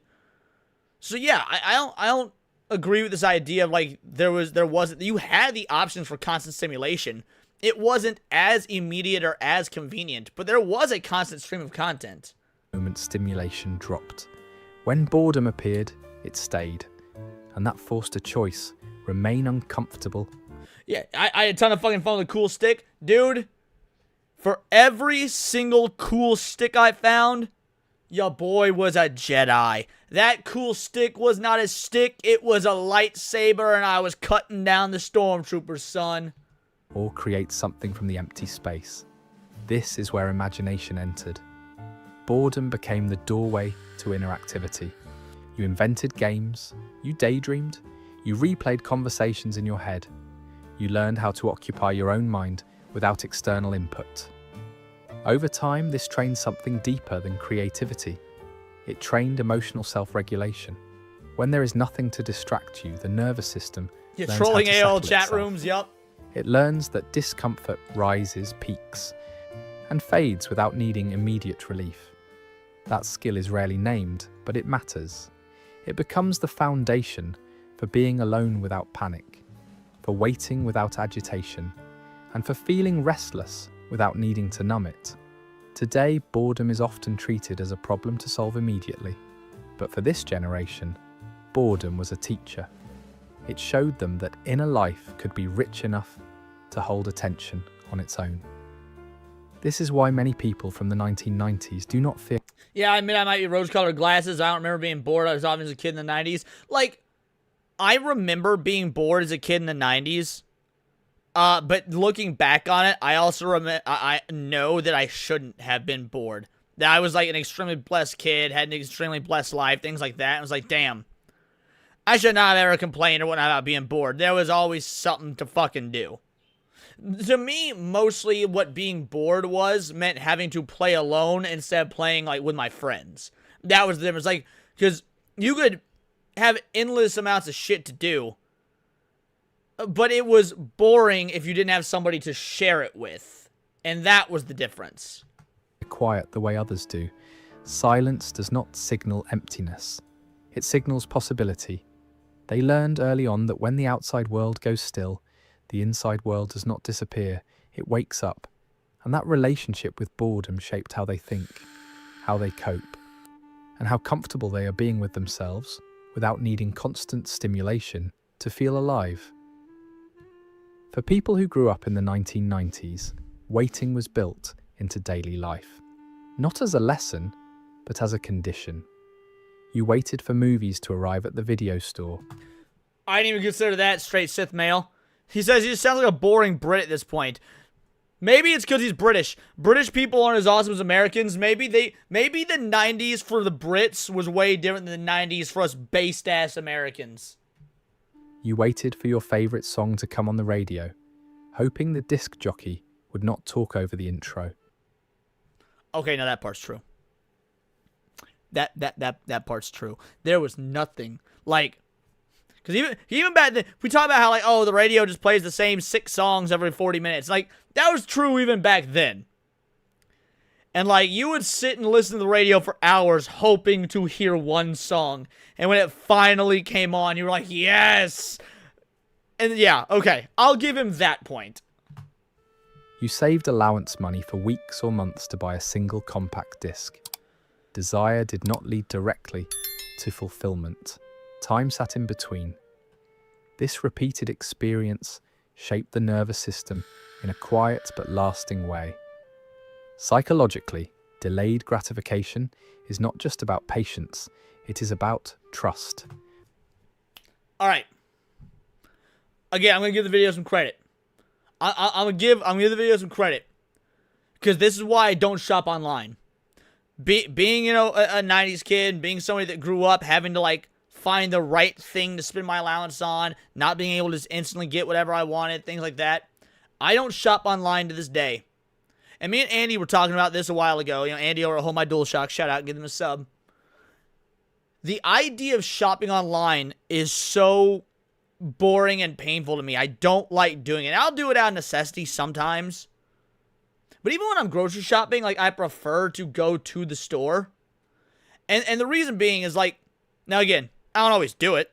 I don't always go to the store, like, because it's very, since I'm streaming all the time, and I'm always on XYZ streams recording videos, a lot of times I get my groceries delivered. But I like going to the store because, yo, I might need meat, cheese, and eggs. Oh, but maybe I'll find some sort of, like, you know, carnivore-friendly seasoning I hadn't noticed before I want to try out or whatnot. But point I'm getting to, the majority of going to, let's say, the comic book shop or the record store or whatever, even today, the enjoyment comes from the hunt, not from getting the thing. I don't like just, like, buying the thing and having the thing. I like the hunt of finding the thing. The story that will come with it all these years later. It's like, you know, like, right over on my wall right now, I've got a picture, a painting that I can't show it on stream. It's Jessica Rabbit with the titties hanging out, and Bugs Bunny is drooling over them, and Scrooge McDuck is flashing a wad of cash. Like, it's a fucking great photo. If you guys want to see it, I'll post a picture of it in the Discord. I found that. I was on vacation in Florida, and I went out to this weird psychedelic restaurant that was partnered with this, like, graffiti-style paint store, and that was one of the pieces of art. It was a pretty penny. It was like 250 fucking bucks or whatever. But I was like, I want that. I fucking want it. I'm sure I could find an image similar on the internet and just order it. But now I've got the memory of, I sat down at this restaurant with all this psychedelic paintings and shit, and I remember specifically eating their handmade ramen and all that, and then started walking around to the connected art store, and just saw this fucking nude Jessica Rabbit painting with the big titties out, and Bugs Bunny and Scrooge McDuck and shit. And, like, that's so much more valuable to me than just like, oh, I see it on Amazon, I'm gonna buy it. Post it in the Discord, I'll take a picture of it right now. Exist without being immediately satisfied. Trust that anticipation does not destroy desire, but deepens it. When rewards arrive after effort and time, the brain learns that waiting is survivable and even meaningful. That lesson carries forward. Alright, it's in the Discord for anybody that's curious. Just post it. People shaped this way often approach goals differently. They are less likely to demand instant results and more willing to tolerate the middle phase, where progress feels slow and invisible. In relationships, this can show up as emotional patience. They do not rush connection or... Nope, I disagree.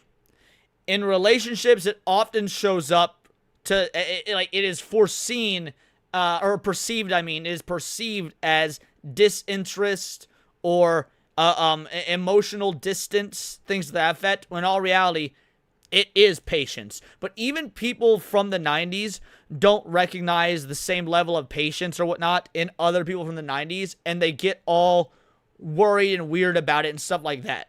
So no, I actually think that this level... Now, mind you, I think it's a good thing. You could equate it to stoicism or whatnot. I think it's a good thing to have that level of patience. But that doesn't mean other people recognize it. Force intensity. They allow bonds to form gradually, without constant reassurance. This does not mean they care less. It means they are not driven by urgency. In contrast, a culture built around immediacy trains the nervous system to equate delay with loss. When everything is available instantly, waiting can feel like rejection or failure. For those raised earlier, waiting never meant absence. It meant process. This difference explains why many people from the 1990s can sit with uncertainty without collapsing into anxiety.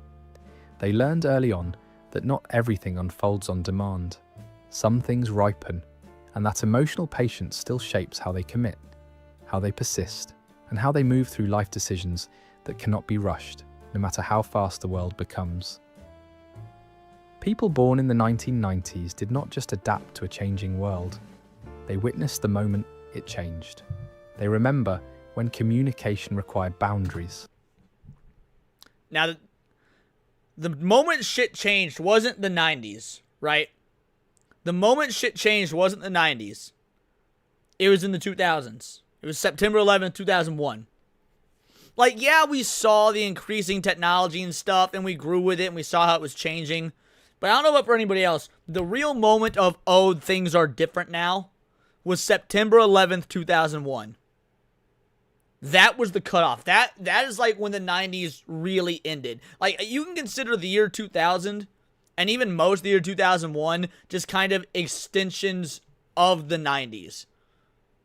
I don't feel like the 90s truly ended until September 11th, 2001. When you called someone's house and spoke to whoever answered. When being unreachable was normal. Bro wearing a button-up shirt with a button-up shirt around his waist. That was a pretty normal style in the 90s. I fucking dressed like that. Like, yeah, that was normal. When privacy was not a setting you had to manage, but a default you lived inside. Then, almost suddenly, those rules dissolved. Messages became instant. Availability became expected. Silence started to feel suspicious. The world did not just move faster, it began to watch itself constantly. Sharing shifted from an option to a quiet obligation. This transition happened while their identity was still forming. It did, but 2002 was probably the biggest bang of community patriotism we had in a long time. It didn't. Yeah. Don't get me wrong. Everything changed, and it wasn't all for the worse. It wasn't all for the worse. Like, there was a lot of. This is gonna be phrased terribly.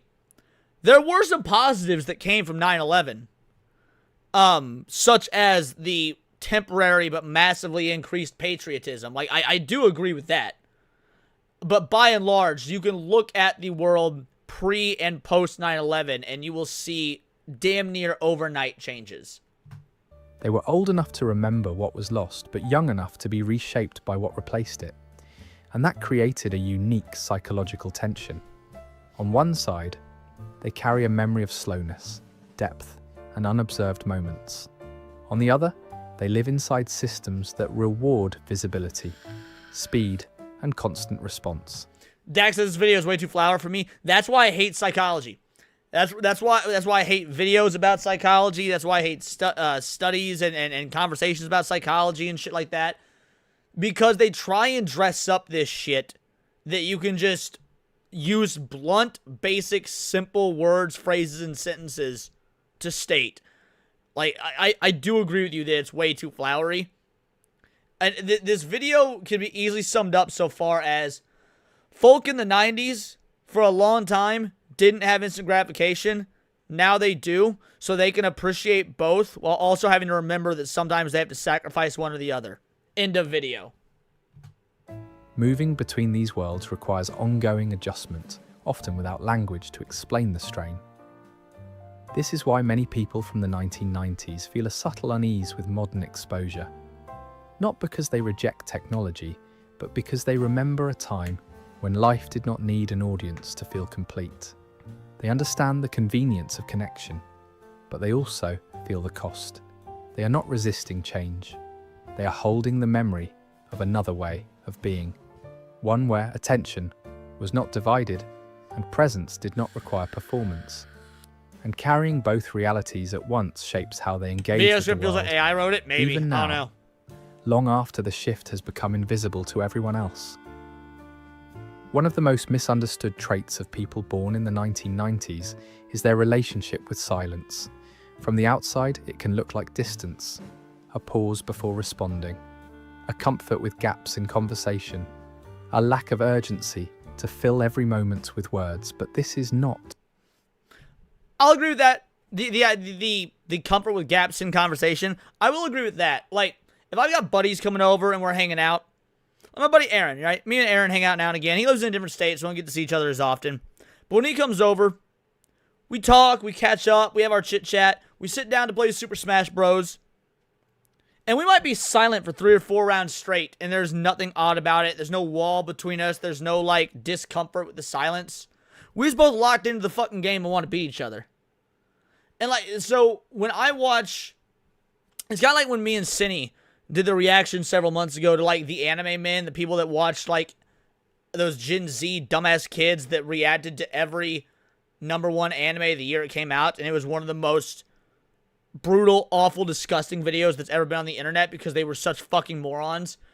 Just the vapid, must be entertained at all times, can't accept anything that isn't modern, all that. It was brutal. I loathed it. I hated it.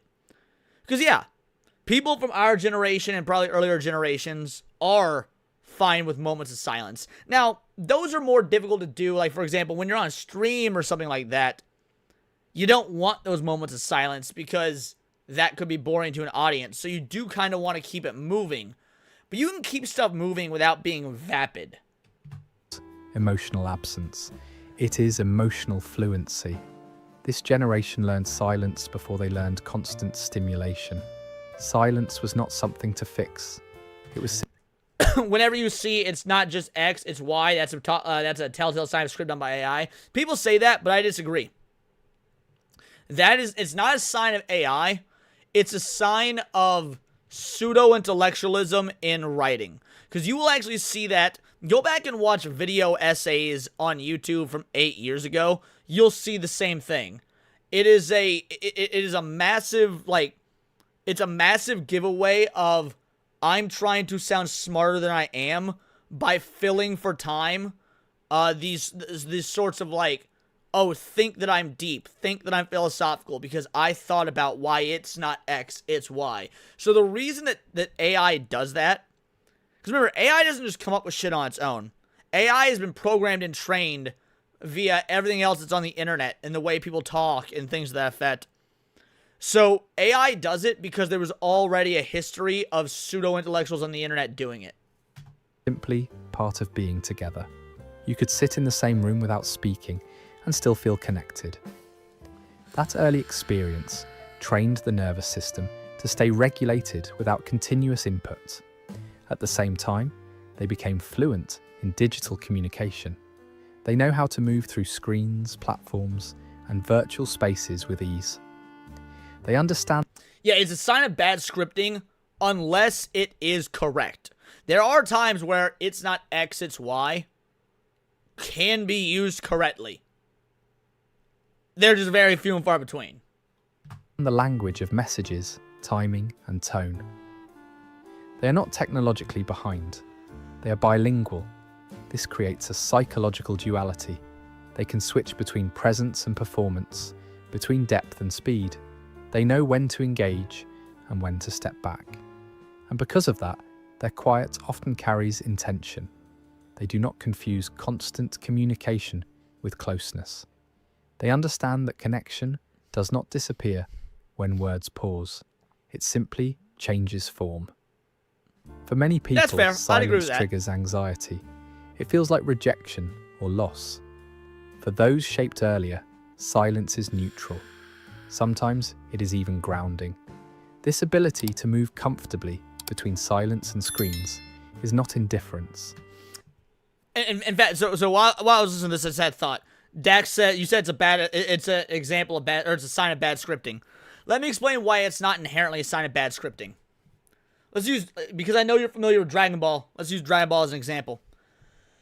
You have a bunch of modern day Gen Z shonen tards and whatnot that think that Dragon Ball is old and outdated and bad because and fans of it are just nostalgic and it was just all about the battles and the hype moments and shit like that. And you can say it's not about the fights. It's not about the hype moments. It's not about all the blasts and the yelling.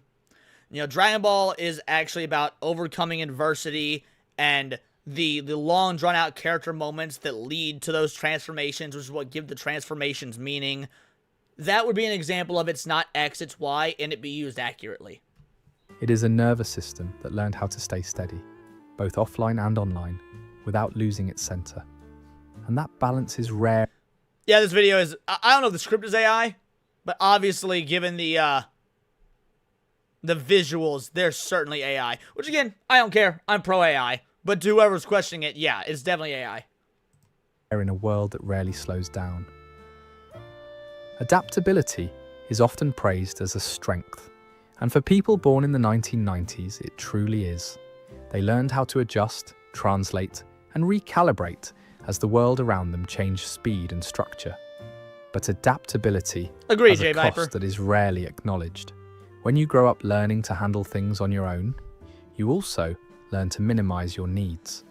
You become skilled at self-regulation, but less practiced at asking for help. You absorb discomfort quietly instead of signaling it outward. Over time, this creates a pattern where resilience is visible, but strain remains hidden.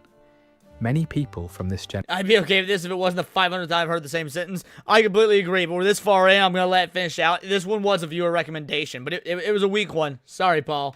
...generation are mistaken for being emotionally self-sufficient, calm, low maintenance, unbothered. But that perception often overlooks... I am very low maintenance. I am often very unbothered. Like to my detriment. I'm very much a shit happens sort of person. Like, when other people are stressed or worried or freaking out about things, I'm like, bah. Shit's bad. Dwelling on it won't make it any better. Fucking don't even think about it. Ignoring the problem solves the problem. how much they carry internally. Because they adapted early, they rarely announce when something is heavy. They simply adjust again. There is also the cost of living between worlds. Being fluent in two psychological environments can mean fully belonging to neither. They understand the pace of modern life, yet feel subtly out of rhythm with it. They remember depth, but operate in... No, he said he relates to the video. I don't really relate to this at all. I mean, like, some parts of it I have. Some parts of it I've related to. But it was more like the generalizations of parts that were factually accurate about the 90s. Systems that reward speed.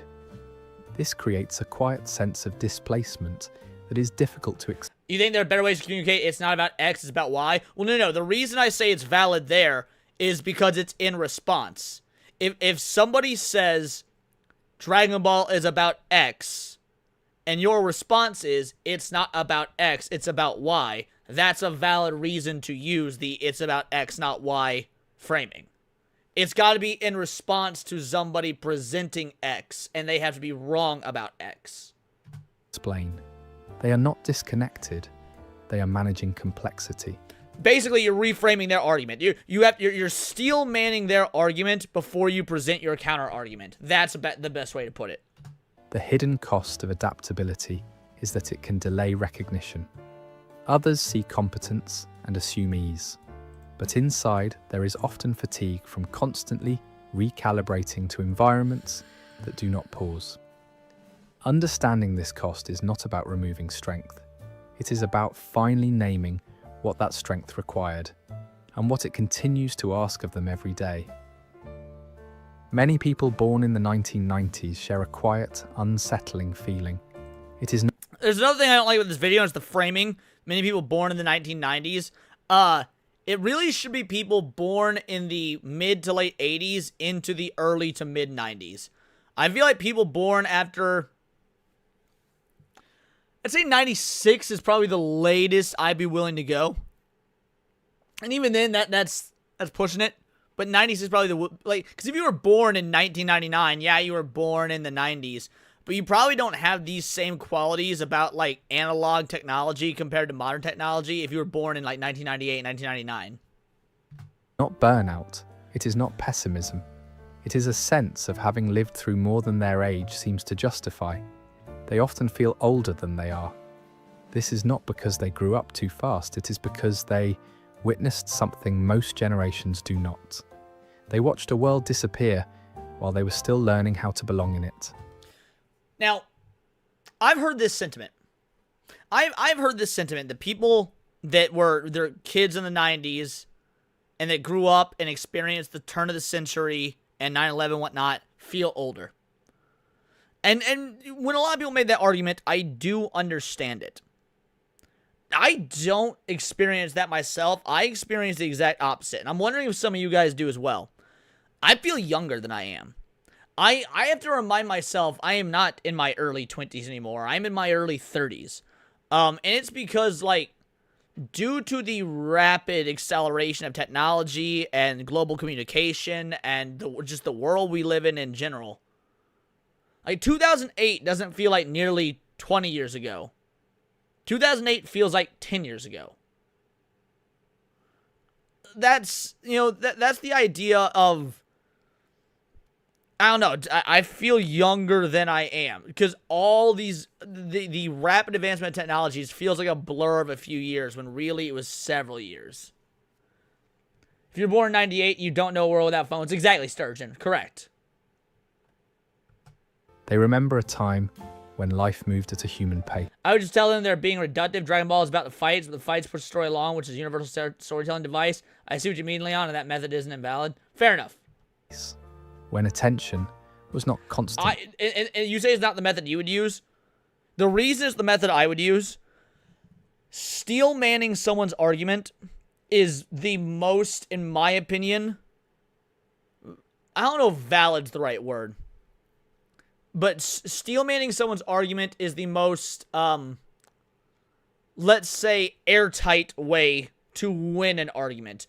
Because before you make your counter argument, you are firmly establishing, I understand your argument. And a lot of people, if you don't steel man their argument, they will jump to the conclusion that the reason you don't agree is because you don't even understand what they're saying to begin with.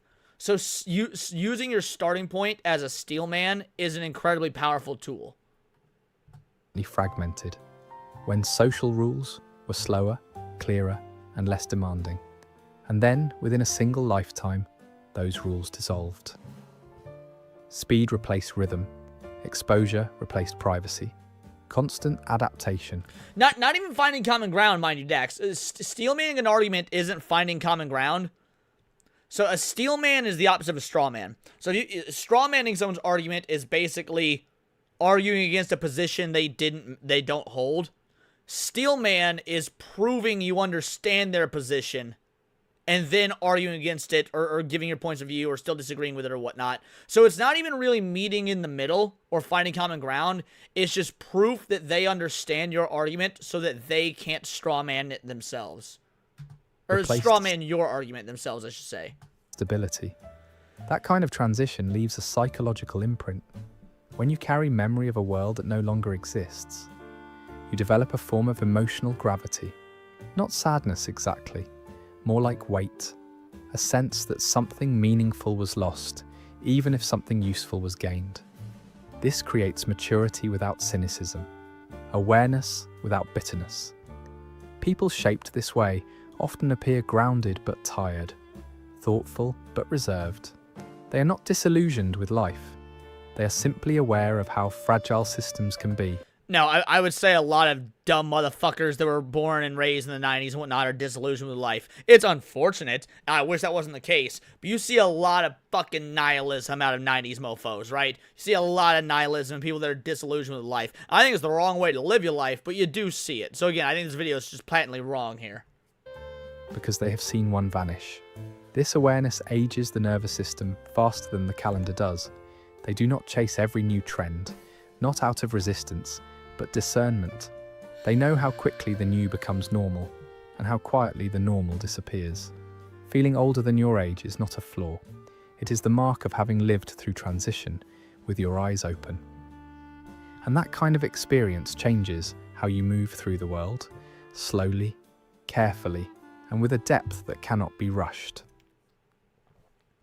We're finished, right? We're almost finished.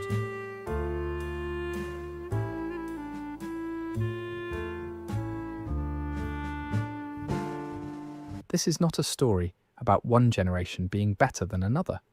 It is a story about timing. People born in the 1990s are not slower than the world around them. The world simply learned how to move faster. They are not distant or disengaged. If the world learned how to move faster, that would literally by default make them slower than the world around them. If something is faster, that entails something is slower. That was a fucking retarded statement. They learned regulation before stimulation became constant. What shaped them was not superiority or resistance to change. It was exposure to contrast.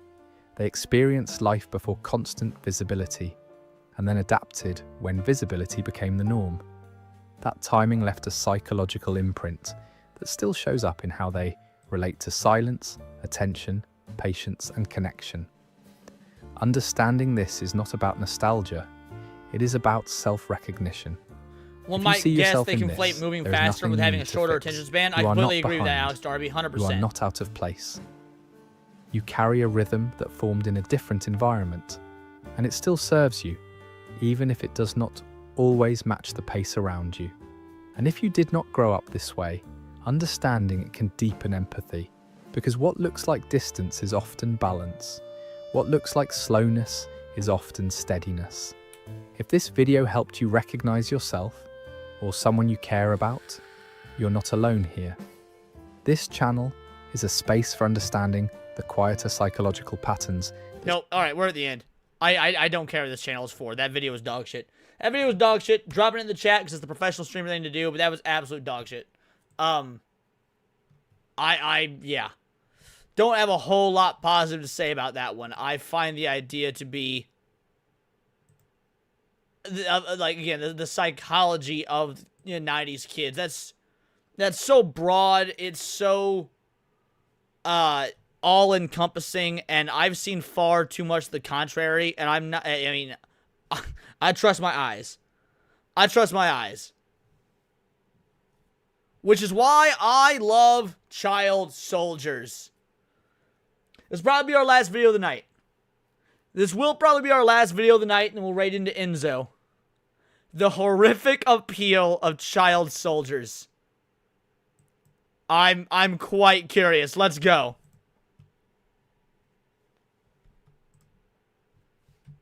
Unfortunately, child soldiers go hard in fictional stories. You good goddamn right they do. They absolutely do. Child soldiers are based. Make it more real life. That was not something I expected to be reading on a Thursday afternoon, but it did make me think, and I don't even do that for real, so it got me a bit scared. But in that brief state of panic, I started to wonder, why do we gravitate towards these characters so strongly? Simple. Because these sorts of shows romanticize, and stories in general, romanticize the idea of being a child soldier while also teaching life lessons that you will be able to take into adulthood. You know, things like perseverance, things like your own personal morals, things like the concepts of freedom. And yeah, child soldiers in real life is a very dark subject, but if you can dress it up in a very heroic way with good moral storytelling, all of a sudden, child soldiers sound real fucking based. Because on paper, child soldiers should be one of the most horrifying things that you can depict. The idea of a child being placed into a violent, gruesome situations that should have been the burden of their parents, not themselves, is fundamentally disturbing. It is a complete inversion of how protection is supposed to work.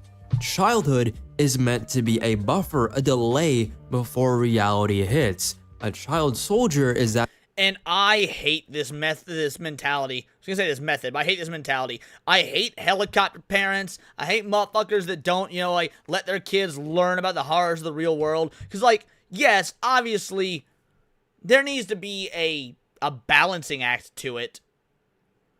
But by the same token, you can't just, like, let your kid live indoors because you're afraid of them being fucking kidnapped or whatever.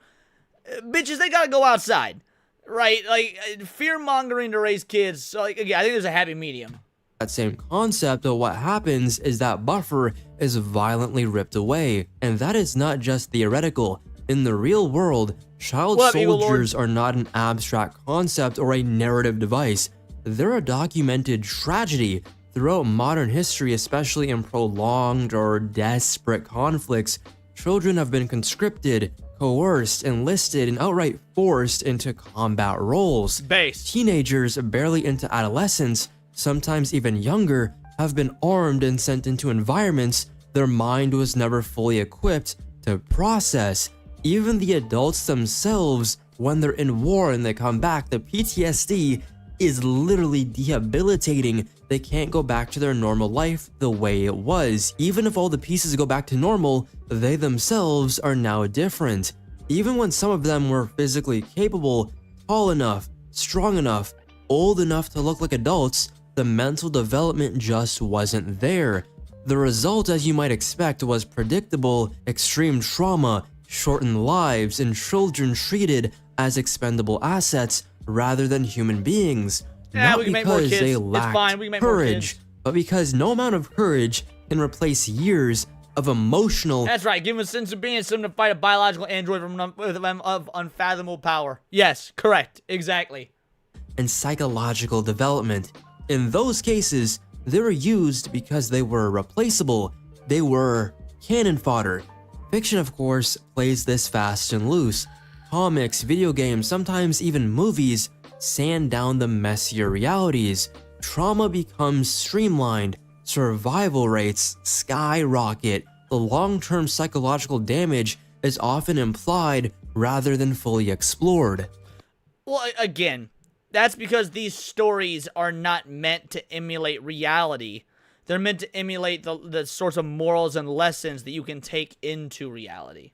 But even when the edges get softened, the danger is still there. The stakes don't disappear, they just get reframed. And that reframing opens the door to something uncomfortable but undeniably compelling. Because while older readers may see the ethical nightmare, child endangerment, elevated spectacle, young readers see something else entirely. They see someone their age, or at least close to it. They see a character who isn't watching the world fall apart from the sidelines, but standing in it.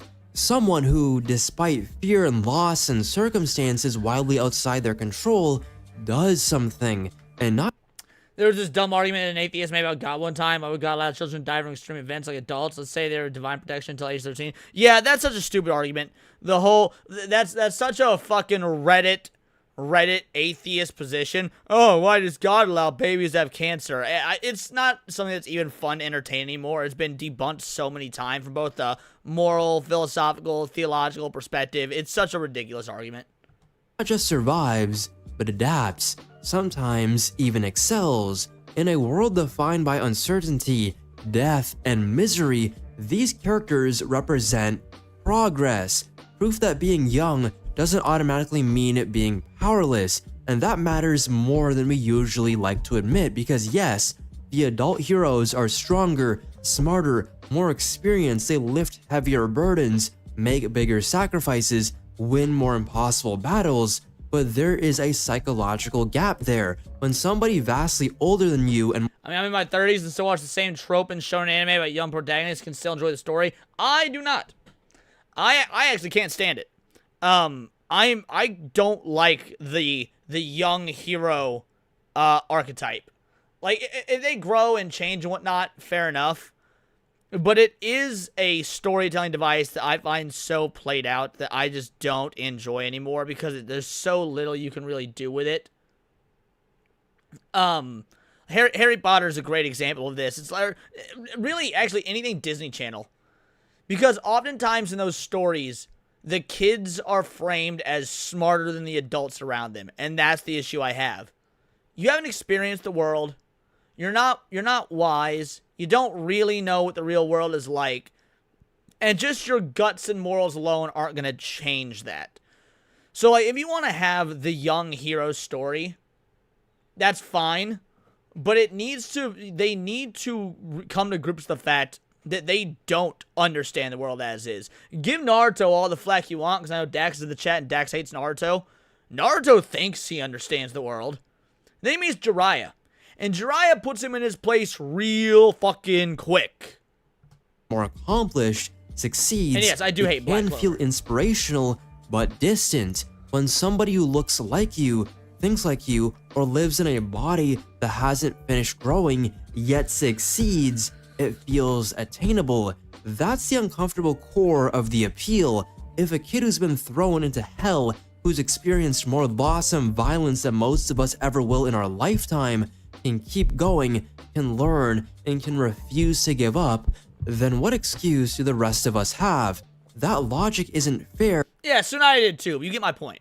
It isn't healthy, but it is powerful. Fiction itself doesn't ask whether that comparison is reasonable, it just lets that feeling mingle in the air. It lets it land onto our hearts. That's why child soldiers endure as an idea in fiction even when we know better. They sit at that... Or maybe there's a real simple way of laying this down, which is child soldiers are more appealing to fiction because oftentimes that fiction is geared towards children, and it's a lot easier to relate to children your age or around your age than adults. You could just set it with that, and that is the simpler and easily digestible explanation. Most people aren't gonna, identify with Will Smith in Enemy of the Fucking State if you're 6 years old. Intersection between horror and hope, acknowledging the worst thing imaginable while quietly asking whether strength can exist even there. As we move into these specific characters that I want to get into, we're not just talking about sidekicks or proteges, we're talking about how fiction repeatedly returns to this concept. It reshapes it, it justifies it, and sometimes it interrogates it, because for better or worse, it keeps working.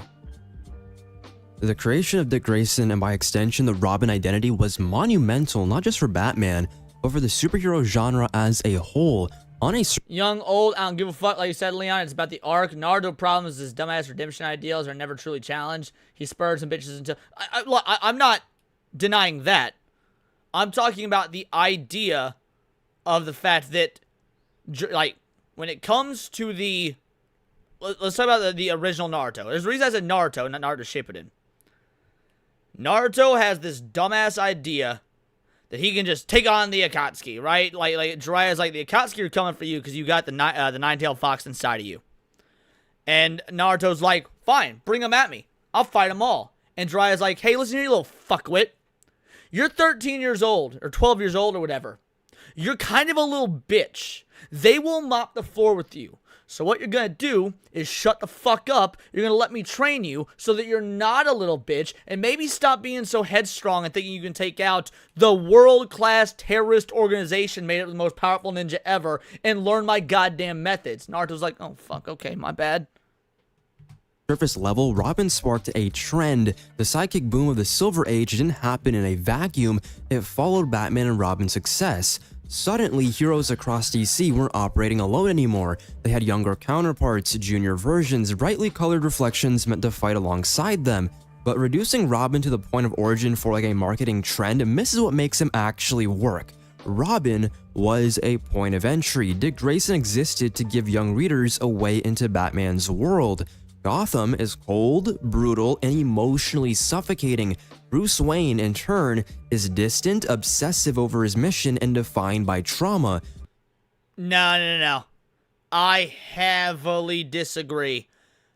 The Batman he's describing was not the Batman of the Golden Age. This whole heavily defined by trauma, like that version of Batman as we know him now wasn't really a thing until the 80s. Point of entry may not have been the best wording. That's dark. But yeah, no. The Batman and the Gotham and whatnot that he's referring to didn't exist yet. So I disagree with his framing here. Without Robin, Batman is something you observe from a distance. With Robin, the story suddenly has a human anchor, someone closer to the reader's age and their perspective and even their emotional range. Robin functions as a tool for audience identification. The reader can place themselves in Robin's shoes, but it's not in a hollow way either. He translates Batman's war on crime into something survivable, possible. Maybe, just maybe, they could end the war. Psychologically, Robin acts as a ray of light in a city that doesn't produce many of these people. He keeps Batman from slipping too far into himself. Gotham pushes Bruce towards isolation, towards extremity, towards becoming something less And no one's reading Batman comics of Robin. They're reading Robin comics for Robin, or ideally Nightwing. I would agree with that entirely. than human. Robin, if he's a good Robin, he plays his cards right, disrupts that trajectory. He introduces responsibility beyond the mission. Batman now isn't just fighting crime, he's raising a child, he's teaching somebody, and now he's being watched by someone in the field who's learning not just how to fight, but how to be. He has to be a role model. That mirroring is intentional. Both Bruce and Dick watched their parents die in front of them. Both had their childhoods violently ripped away from them, severed by a random act of cruelty. The difference, though, is the timing.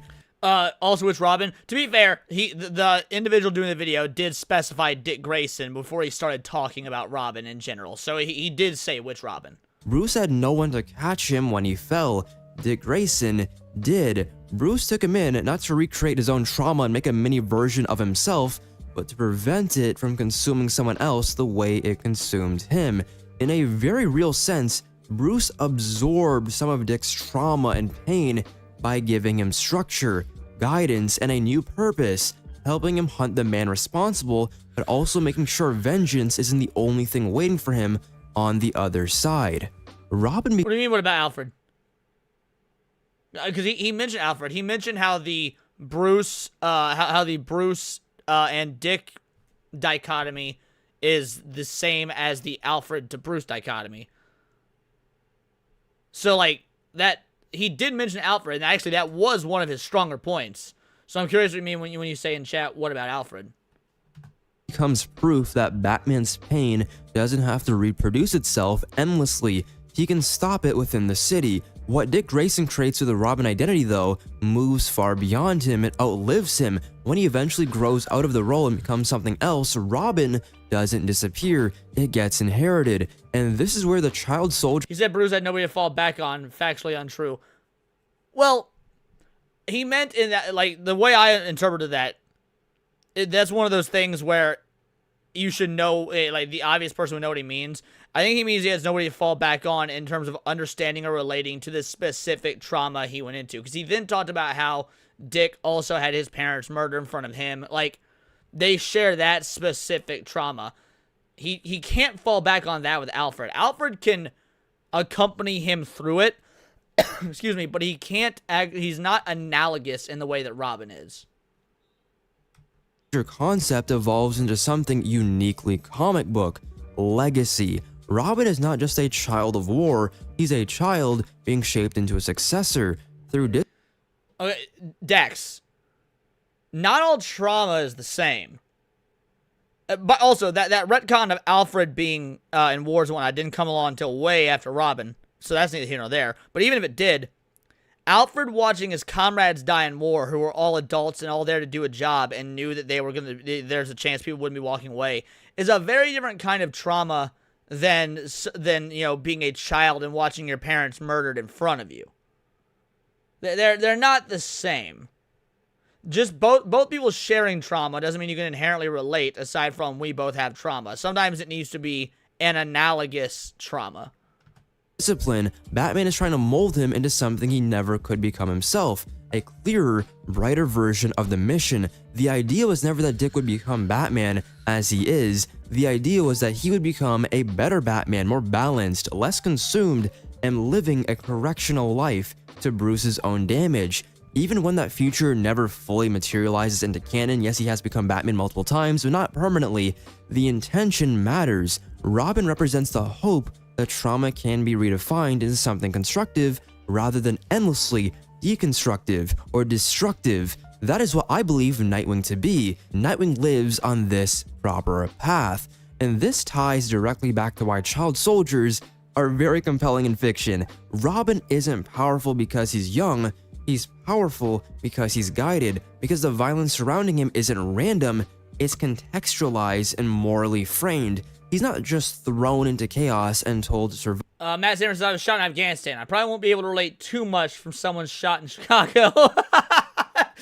You know what? That's a very good way to phrase that, Matt. Like, I know you were being funny, but you are correct. Like, somebody that was shot due to gang violence in Chicago from like a rival gang and whatnot, they're both hood gangbangers, are going to experience a different sort of, trauma from being shot than someone who was shot by a terrorist towelhead. Absolutely. 5, he's taught how to navigate it and, more importantly, when to stop. And yet, despite being one of the most iconic duos in American culture, Robin has always been an anomaly in live-action adaptations.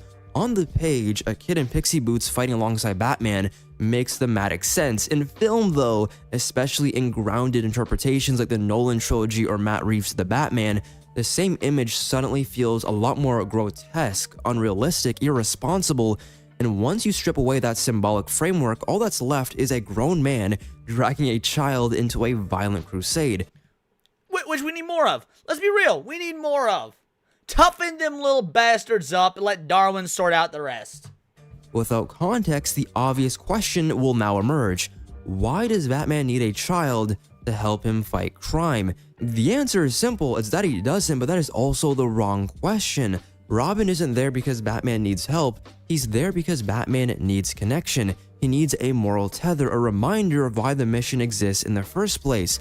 Robin externalizes Bruce's humanity, it makes him more human in turn, and it turns him from a symbol of unresolved grief into a figure capable of growth and care. The partnership works because it forces Bruce to grow up. It's not practical, it's symbolic.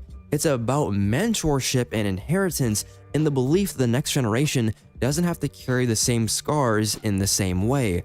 The richness is what allows Robin to exist at all. It's why even decades later, the idea refuses to go away, no matter how uncomfortable it makes us when we stop and really think about it. If Robin represents the child soldier as a product of personal trauma and mentorship, the Padawans from Star Wars represent something. Alright, let's see what you have to say about the Padawans from Star Wars. I'm curious. Colder, broader, and arguably more unsettling: institutionalized childhood militarization. Because the Jedi don't stumble into this by accident. From a very young age, often infancy, Force-sensitive children are identified and removed from their families. Yeah, they're conscripted. I love this, dude. I love this. Like, the Jedi be some culty motherfuckers. They conscript children to be soldiers. I love it. To be trained in the Jedi Order. It's framed as consensual, as some sort of destiny, as an honor. Parents are told that their child has been chosen, but the choice is never really the child's. Once they're taken, that life path is decided for them long before they're capable of understanding what's being asked of them. They are raised inside the Order. Like, look, I'm a fan of homeschooling, okay? I am. I'm a fan of homeschooling. However, every single joke or meme or socially awkward truth about homeschool kids that you could ever think of is tenfold worse than Padawans. Shaped by it and oriented towards a single outcome, becoming a Jedi Knight. Functionally, it is a complete pipeline working over and over and over again. A youngling trains until they're deemed worthy of becoming a Padawan, at which point they are assigned to a master, someone who already occupies the position they aspire to reach, the Jedi Knight. If they're lucky, that master will be patient, thoughtful, and willing to tolerate questions, emotional pushback. Do I prefer Star Wars and books and comics or films and TV shows or both? So here's the dealio. I love the Star Wars movies. I do. I've said this same thing on other chats and other stream stuff a million times. I love the Star Wars movies. But really, there's a lot of movies and trilogies and franchises and whatnot, just specifically from the movie perspective, that I love more. I love the Indiana Jones movies more. I love the Evil Dead movies more. Star Wars to me is at its best in the expanded media. The video games, the books, the comics. The movies are more nostalgic comfort at this point. Whereas I prefer the actual stories of the expanded universe. And even outright defiance. A good master understands that the children don't internalize the doctrine of the Order, cleanly, and that belief can be forced without breaking something in the process. Their job isn't just to teach technique, but to slowly ease a child into an identity that demands absolute emotional control, lifelong service, and unwavering loyalty to the Order, because eventually these children are expected to become protectors of the entire galaxy. And that's where the cracks start to show. The Order is built on rigid rules, detachment, suppression. Yeah, Sturgeon. I said Star Wars, not Disney Star Wars. There's a difference. Of fear and anger, obedience to the rules. In theory, these are meant to maintain balance. In practice, they create distance. The same rigidness is what leads one of their most promising Padawans, and arguably the Padawan, to grow disillusioned with the very institution that raised him since a very young age. Anakin Skywalker is a walking contradiction, a child taken from slavery, declared a messiah, and then emotionally constrained by an order that had no real framework for handling someone who felt too much. Well, to be fair, to go beyond that, there's a reason that they didn't want to train Anakin, because the reason, claiming that he was too old. He had already formed attachments. Like, the methodology and teachings of the Jedi Way are designed for the young, so that you can indoctrinate them early. It's much more difficult to indoctrinate somebody who has a worldview, who's already grown into a worldview. Are very religious coded, with strict hierarchical authority and ritual. No, I do not view the EU as canon, because the EU isn't canon. It is my preferred universe, and if I had my way, I would make it canon. But by definition of what the EU is, because of the buyout and stuff, it isn't canon. That is an unfortunate reality of the world, because canon matters. Canon matters, and you don't get to pick and choose what canon is. The canon is not up for debate, it's not up for choice, and it matters. So no, the EU isn't canon. Well, my head canon is irrelevant, because it's just that, it's head canon. I don't like getting into head canon, because head canon requires you to jump through a bunch of loops and hoops and holes to justify said head canon. So I find head canon to be fucking annoying. Can we agree that George dropped the ball when it came to his depiction of the Jedi? I'm not sure what you mean. You'd have to explain what you mean by drop the ball in his depiction of Jedi. Because I don't necessarily think so, but maybe you can make an argument. Training and Shadows of the Empire is some of the best EU work ever, Sturgeon. I love Shadows of the Empire. Current canon is trash. EU is the only canon that matters for. I agree. Here's the dealio. The EU isn't canon. I will agree it's the only stories that matter. And I will agree with calling it previous canon, and that previous canon was the better canon. But it's not canon. So two things can be true. The current canon can be trash. The previous canon can be better.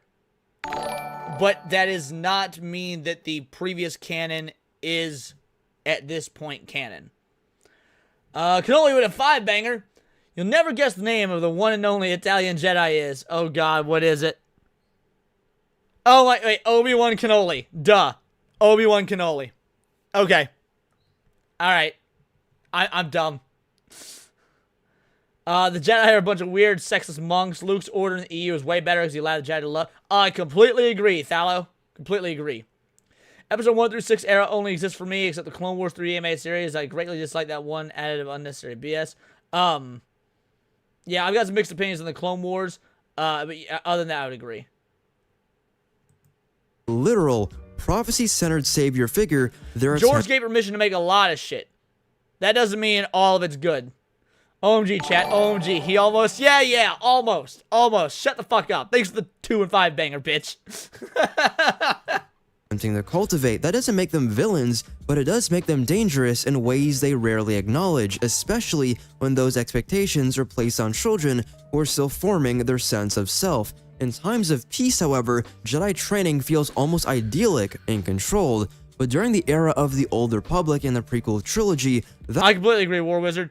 Tartakovsky Clone Wars is the best Clone Wars, yes. That illusion collapses. War turns Padawans into soldiers overnight. Children like Ahsoka Tano are... Oh, that's wrong, AJ. That's not what canon means. Being allowed and approved by the creator doesn't make something canon. Your definition of canon is incorrect. Like, if I got the permission from Marvel to write a Spider-Man story... Actually, you know what? Let's use real examples that happen. Sega has given the go-ahead. Sega, the creators of Sonic the Hedgehog, have given the go-ahead for fans to go carte blanche with Sonic material. Fan games, fan art, all of it. Sega says do it. We love that you do it. It keeps the franchise alive. It keeps the character alive. That does not mean those games and stuff, the fan games, are canon.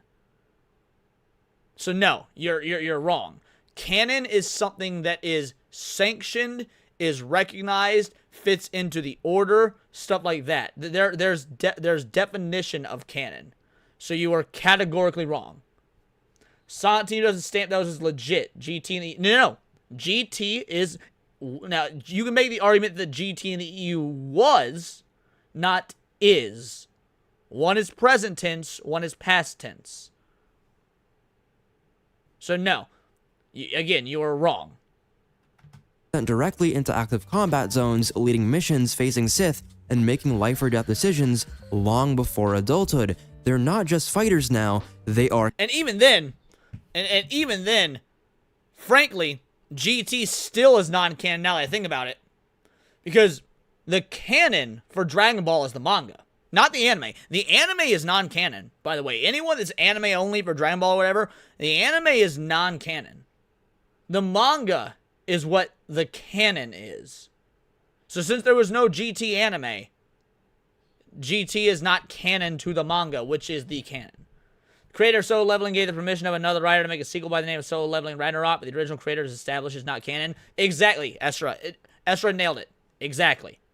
Commanders. Many Padawans are placed in charge of entire platoons of clone troopers, responsible for strategy, morale, and the survival of these clones. That kind of responsibility will crush most adults. For a teenager, it is staggering, and the series rarely lets us forget the weight of that burden. Ahsoka in particular stands out because of who trained her.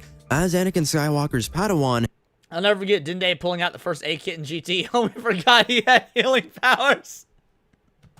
she inherits both his strengths and his flaws. Their dynamic is often volatile. Anakin teaches... Oh, there's a GT manga, but right. Fair enough. The point is the anime came first, and the GT manga wasn't done by Akira Toriyama. Through experience, often throwing Ahsoka... I want to make this exceedingly clear for everybody. I'm going to pull up the definition right now. A general law, rule, principle, or criterion by which something is judged. A collection or list of sacred books accepted as genuine. Now, this is the version that we mean when talking about canon, is the second definition. A collection or list of sacred books. Now, we've expanded the definition beyond sacred books because the reason it says sacred books, canon, the word canon was originally used within the context of theology. So the reason we have canon is purely because of Christianity. It is purely because of Christianity. The collection of books in the Bible was the biblical canon because you have extra books that were not recognized or accepted as genuine by the church. For example, the Book of Enoch. The Book of Enoch is non-canon. Now, you've got people that believe in the Book of Enoch and whatnot, and that's fine. But that is not what is accepted as genuine by the establishers of the canon. Into the deep end because that was how he was forced to learn, and he knows that she will excel in these environments. He trusts her capabilities, but he also normalizes danger. To Anakin, survival equals growth. To Ahsoka, it becomes a constant test of worth. This is where Padawans differ from Robins in a crucial way. Robin is protected from becoming Batman. Padawans are trained towards becoming Jedi weapons. Ahsoka's trial in the Clone Wars makes this painfully clear. when she's falsely accused of a crime she did not commit. The order turns on her almost immediately. Due process gives way to optics. Trust here is now evaporated, and she's... Despite these things not being canon, they're still genuine, which is... No. AJ, you're wrong again. Accepted as genuine. Genuine here doesn't mean it exists. Genuine here means... Alright. If something is genuine... If I have the Declaration of Independence in my hand... And then on the other hand, I have a copy of the Declaration of Independence. Only one of them is genuine. Only one of them is authentic. The other is a recreation. So genuine here is in reference to authenticity. You keep trying to find these Weasley ways for your definition to work, but you are just patently incorrect. Again, this comes from biblical definitional purposes. These are reasons of categorization. It's approved by the creators. No, something being approved by the creators does not mean that it's accepted as part of the genuine canon, which is what Esra stated earlier. Just because something gets approval, that's why I use Sonic as the example. Esra used another great example with solo leveling. Solo leveling creator allowed someone else to create a spin-off, Solo Leveling Ragnarok, but he does not accept it as canon. It is not genuine to, which means it is not authentic to the established lore and rules and creation and criteria that makes solo leveling. It's a Dragon Ball product, but GT is not canon to the story. Thala Greenson is correct. Something being a product does not inherently make it the genuine thing.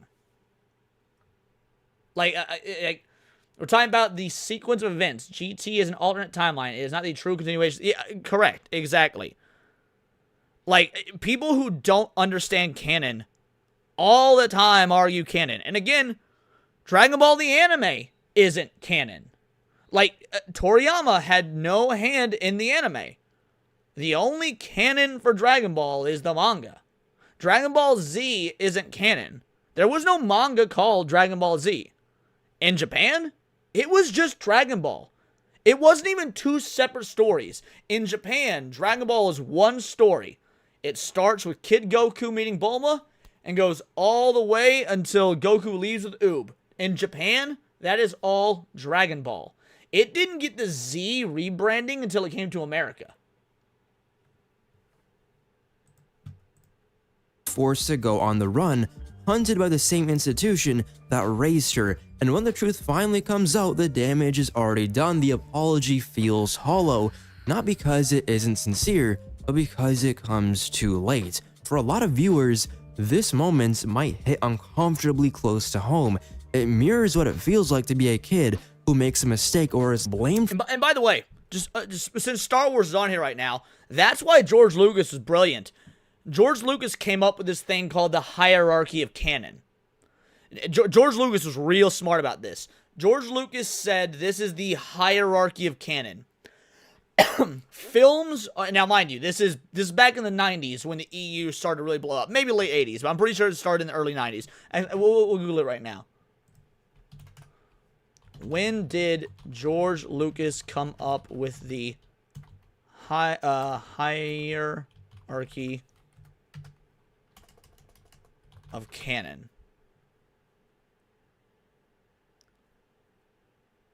Around 2000? I think the AI is wrong here. Because I've watched interviews with Lucas talking about it and it was in the 90s.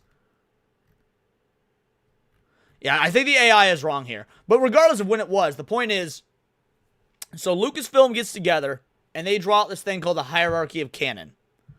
Which you have an A, B, C, and D tier. And in the A tier, in fact here, let's pull up a notepad for this. Notepad. Alright. So this is the hierarchy of canon for Lucasfilm. This is pre-Disney buyout. Movies. In the A tier, it was just the movies. Alright? In the A tier, it was just the movies. They are the end-all, be-all canon. In the B tier, you had TV shows. So, if Dragon Ball got a TV show, Dragon Ball, if Star Wars got a TV show, it was considered canon until or unless it contradicted the movies. So the movies are A tier, they're top of the pyramid. TV shows would be considered canon unless they contradict the A tier. Then you had the C tier of canon, which was books / comics. Now, the books and comics were considered canon unless they contradicted the TV shows and or the movies. So if you could make a book or a comic that did not contradict either the TV shows or the movies, it was considered canon. And then you had the D tier, the final tier. Video games, other supplemental material. Video games were not canon unless they did not contradict the books and the comics, the TV shows, or the movies. This was how the hierarchy of canon under Lucasfilm worked. Movies were the end-all be-all. If any of these other things did not in any way contradict the movies, they weren't canon. Books could exist, TV shows could exist on their own, but if they contradicted the movies, then they weren't canon. And it goes down and onward. I think I just don't care about canon because canon doesn't mean it's good, so legit doesn't matter. No, and this is where you're wrong, AJ. You're correct in saying just because canon doesn't mean it's good. I agree. There's a lot of shit that's canon that's fucking bad. However, that isn't the argument as to whether something is good or not. That's not what canon means. Canon absolutely matters because canon is the groundwork, is the framework, is the foundation for everything that should exist logistically within a story. If something deviates from that canon, it might be good on its own, but it then fails. It fails by definition to be an adequate addition to insert franchise, IP, story, whatever. Everyone can always say for 2 bangers to take a shot every time Leon says canon. And the chat will die. For currently, I have Dragon Ball Z Manga Volume 1. If you want to know what Dragon Ball Z Manga is, I have so far. I don't know what that means. That's irrelevant. Anyway, this was the genius of George Lucas's hierarchy of canon. No, it isn't, which is what I just said. People can argue canon all day. You can slob the knob of GT. That doesn't make it oh my god, are you fucking stupid, AJ? Jesus goddamn fucking Christ. You can like it. It's good. That's fucking fine. But that doesn't make it goddamn fucking canon, and canon matters because canon has to deal with storytelling. You're a cartoonist. You're a storyteller. You should give a fuck if you establish as canon in one of your fucking stories that, hey, this character has 2 parents, a mom and a dad, and then 6 issues later, you just randomly write, this character has his dad's a single father with no explanation as to why there's not a mother in the picture anymore. That is bad storytelling. That violates your own fucking canon. So yes, canon fucking matters. Do you know what's sacred in canon? Dragon Ball Evolution. I hate you, Obi-Wan Kenobi. I hate you so goddamn much. And I get you said it isn't canon. The thing that I'm getting at is you said that you don't care about canon. You said, which the idea of not caring about canon is inherently wrong for storytellers. And you consider yourself a storyteller. If you are going to be a storyteller, then by necessity you should care about canon. By necessity. Because you can't tell a story. You can't tell a consistent through line with a beginning, middle, and end if you don't care about canon. Sorry, I fucking raged there for a minute. I fucking raged. He broke me. God damn it, AJ, you fucking broke me. For one, and suddenly realizes that authority doesn't always protect you. Sometimes parents, teachers, institutions that be will side with the system. Esra for 2 banger says canon lives, hashtag canon lives matter. Yes, canon lives matter. Another person. Haunted Corgi. Clearly people that don't care about canon irk me too. Rather than the child standing in front of them. Ahsoka leaving the Order isn't just a philosophical rejection, It's an emotional one. It's the moment she realizes that loyalty can be a one-way street. That is why her story resonates so deeply with me, because Padawans aren't just child soldiers fighting wars, they're children navigating belief systems, authority.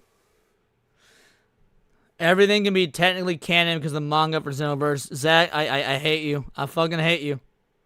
I'm not saying I don't care about canon, Leon. I'm saying that canon doesn't equal good, which no. You are lying. I will pull the chat back up.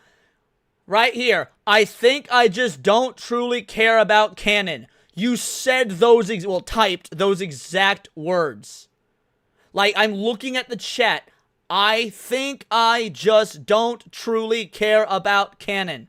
So you say now, I'm not saying I don't care about canon. Bullshit! Ya said you didn't. By definition. And yes, that was for stasis. Now, maybe you could say you worded it poorly. You didn't mean to say you didn't care about canon. Fair enough, you can retract the statement. But you blatantly said you don't care about canon.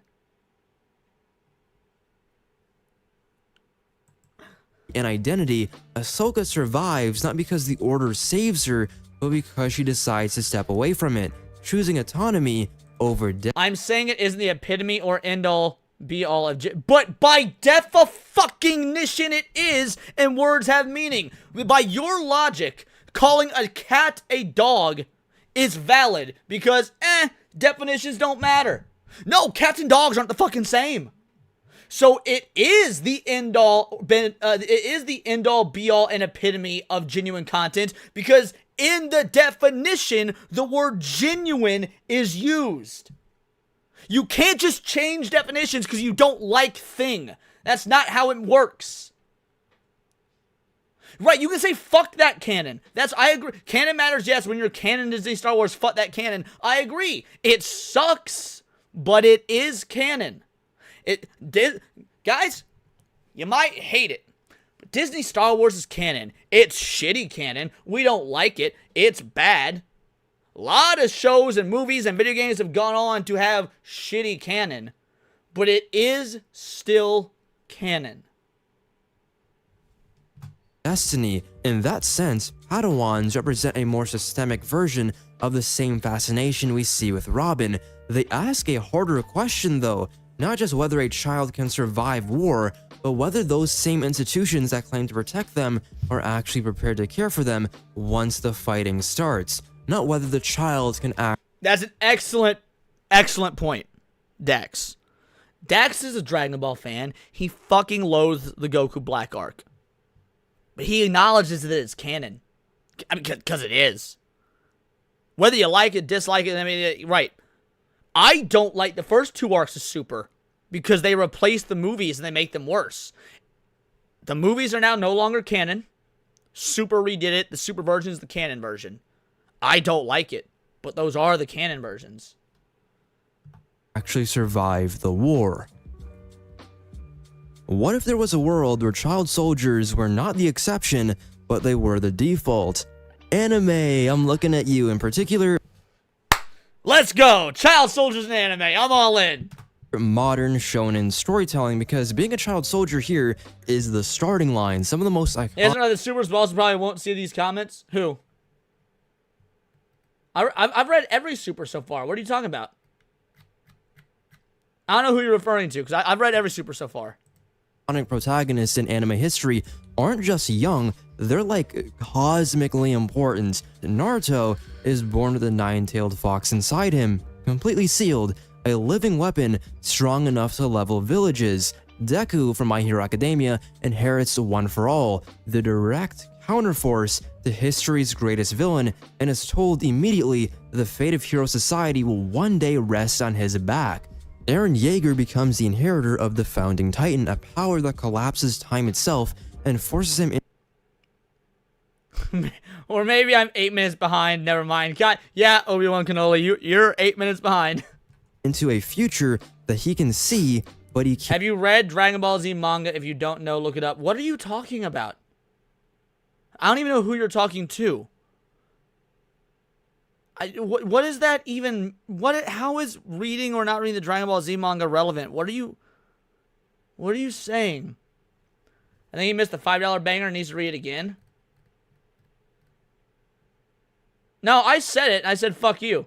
Do you know what's sacred in canon, Dragon Ball Evolution? I read that. I read it in an exasperatedly sad voice. Can't escape. These are children not just in bad situations, but drafted into destiny. And what makes this even stranger is how normal it all feels when you're growing up with it. Most of us met these characters when we were their age, 12, 15, 13, so none of it registered in our mind as crazy or grotesque. It registered as something. There isn't. I said it, Eagle Lord. I specifically said in Japan, there was not a Dragon Ball Z manga. That was a rebranding after it came to America. In Japan, it was just Dragon Ball. That's it. That was it. It got rebranded to Z. But in Japan, the story of Goku as a kid all the way through the ending where he flies off with Oob was just Dragon Ball. Cool, aspirational, epic, some might say, and you don't question why a 14-year-old is being trained to fight terrorists or gods or armies. You just accept that this is what heroes do. And in that sense, shonen doesn't just show us, the child soldier trope, it quietly conditions you to stop noticing it, which makes sense because the entire genre is built for the 12 to 18 demographic. Shonen literally translates into young boy. These stories are written for kids who are in the middle of forming their identity, their sense of morality, their ideas about responsibility and purpose. But the protagonists aren't just, fighting villains, they're modeling what it looks like to carry unbearable pressure and still move forward. Over and over again. That repetition matters. It doesn't mean anime disguises the horror of it. If anything, some of the best series do the opposite. Attack on Titan is probably the most brutal mainstream example of child soldiers in modern fiction. Yeah, but Attack on Titan fucking sucks, so it's irrelevant. The world is carved into warring factions that use children as weapons, spies, and shock troops. Kids are trained to infiltrate enemy nations, make friends, live with their targets, and then eventually betray them once they've earned their trust. Friendships are built on lies. Now, to be fair, I would trust kids to do this more than I would trust women to do this. Childhoods are sacrificed for strategic positioning, and layered on top of all of that is just pure, visceral terror. Children are being crushed, eaten alive, and torn apart by titans in front of their friends. It is not distant at all, and it's not tasteful. It's just very... AJ, finally, we're back to a point of agreement, my man. Finally back to a point of agreement. Attack on Titan does suck. I finished it and said, well, I finished. Very relentless. It keeps going and going at you and at you. And what makes it hurt even more is that the kids in Attack on Titan aren't... Do you recommend that I should read it? Absolutely goddamn not. I could think of 20 other anime off the top of my dome to read or watch before fucking Attack on Titan. Treated like symbols to be protected, they're treated like replaceable assets, which is exactly what real child soldiers are. Then there's like Full Metal Alchemist Brotherhood, a quieter, more intimate kind of devastation. Both read this, and instead of reading Attack on Trash, read this right here, Full Metal Alchemist. The Elric brothers aren't drafted into a war by a nation at first, they draft themselves. Two children attempt forbidden alchemy to resurrect their dead mother and end up mutilating their own bodies in the process. Alphonse loses his entire physical form. Edward loses an arm and a leg, but from that moment on, their childhood is over. No, I would never shut on FMA. FMA is goddamn peak. FMA is one of the greatest manga of all time.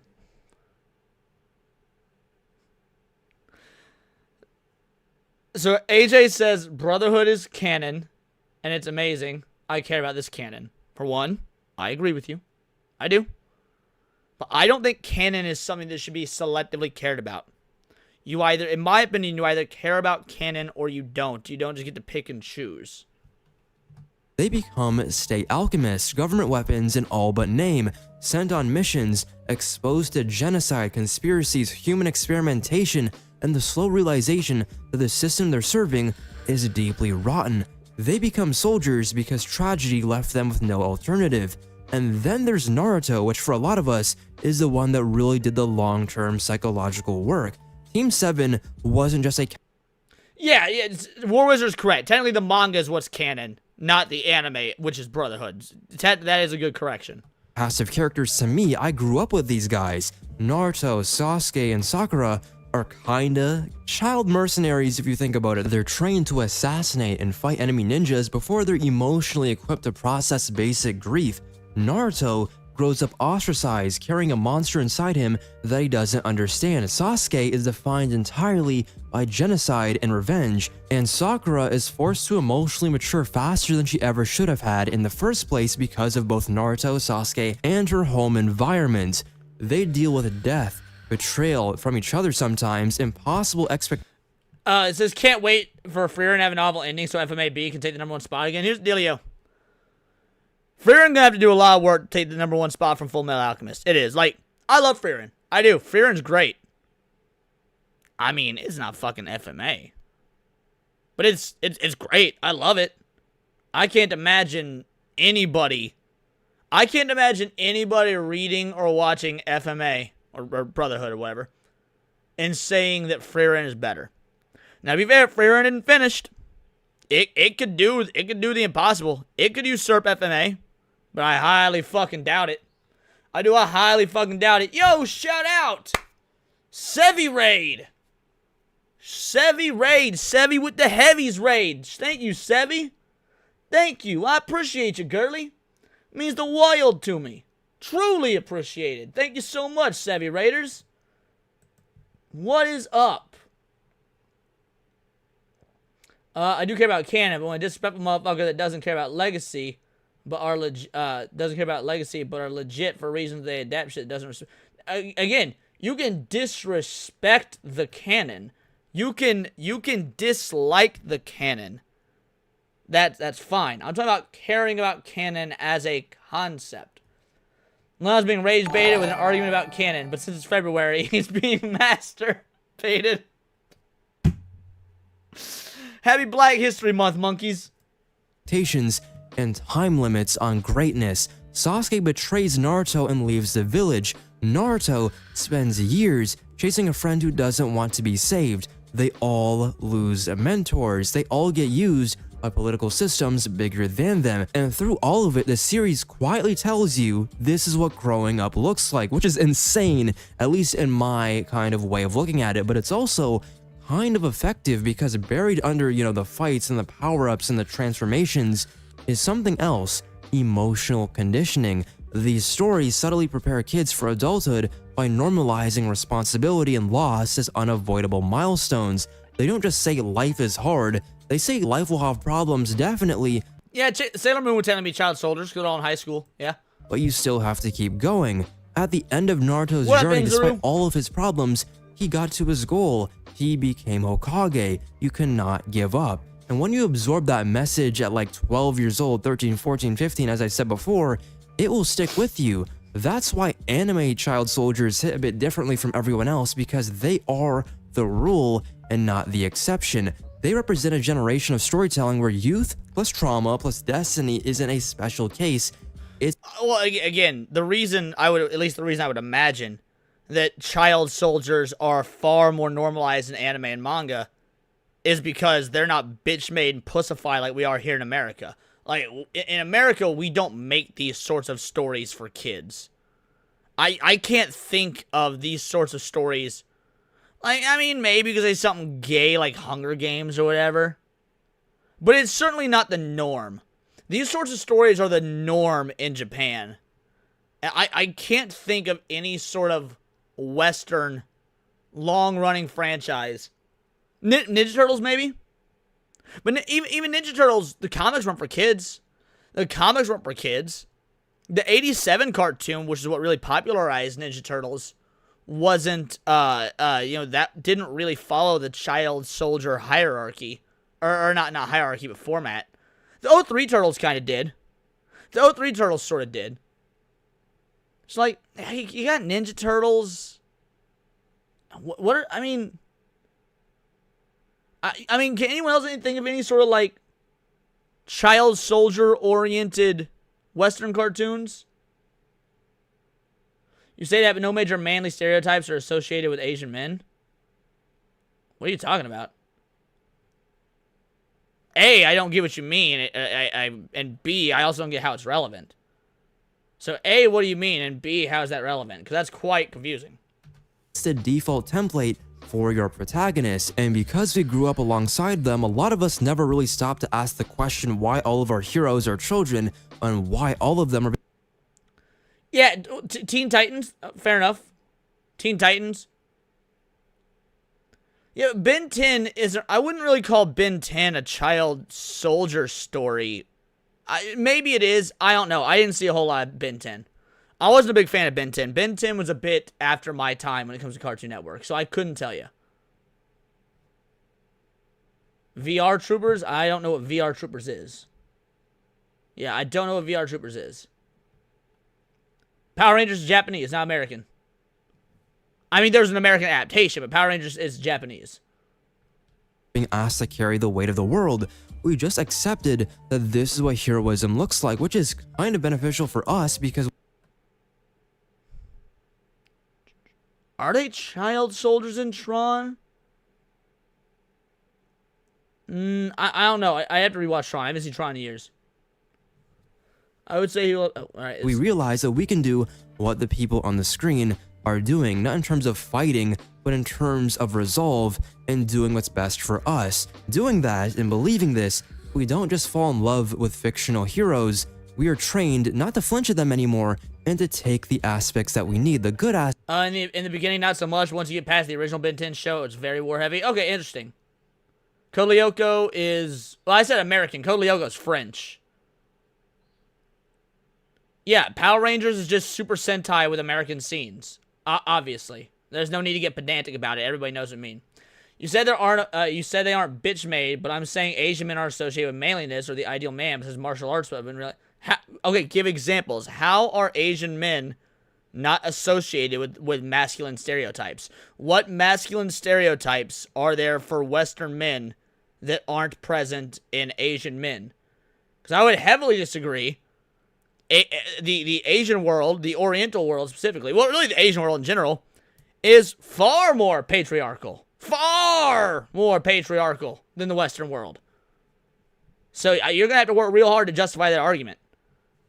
I mean, look at the concept of samurai and the emperor and all this sort of stuff. Size, aggression, aggression, absolutely. Mind you, aggression, absolutely. Size is not inherently manly. I'm not sure what you mean by that. I've never heard anyone make that equivocation. The same with big dicks. Those, again, if anything, they use their dicks very efficiently, which is conceptually manly, because there are a whole lot of Asians out there. Billions of them, in fact. Billions of them. A lot of motherfucking Asians. So they be using their dick a lot.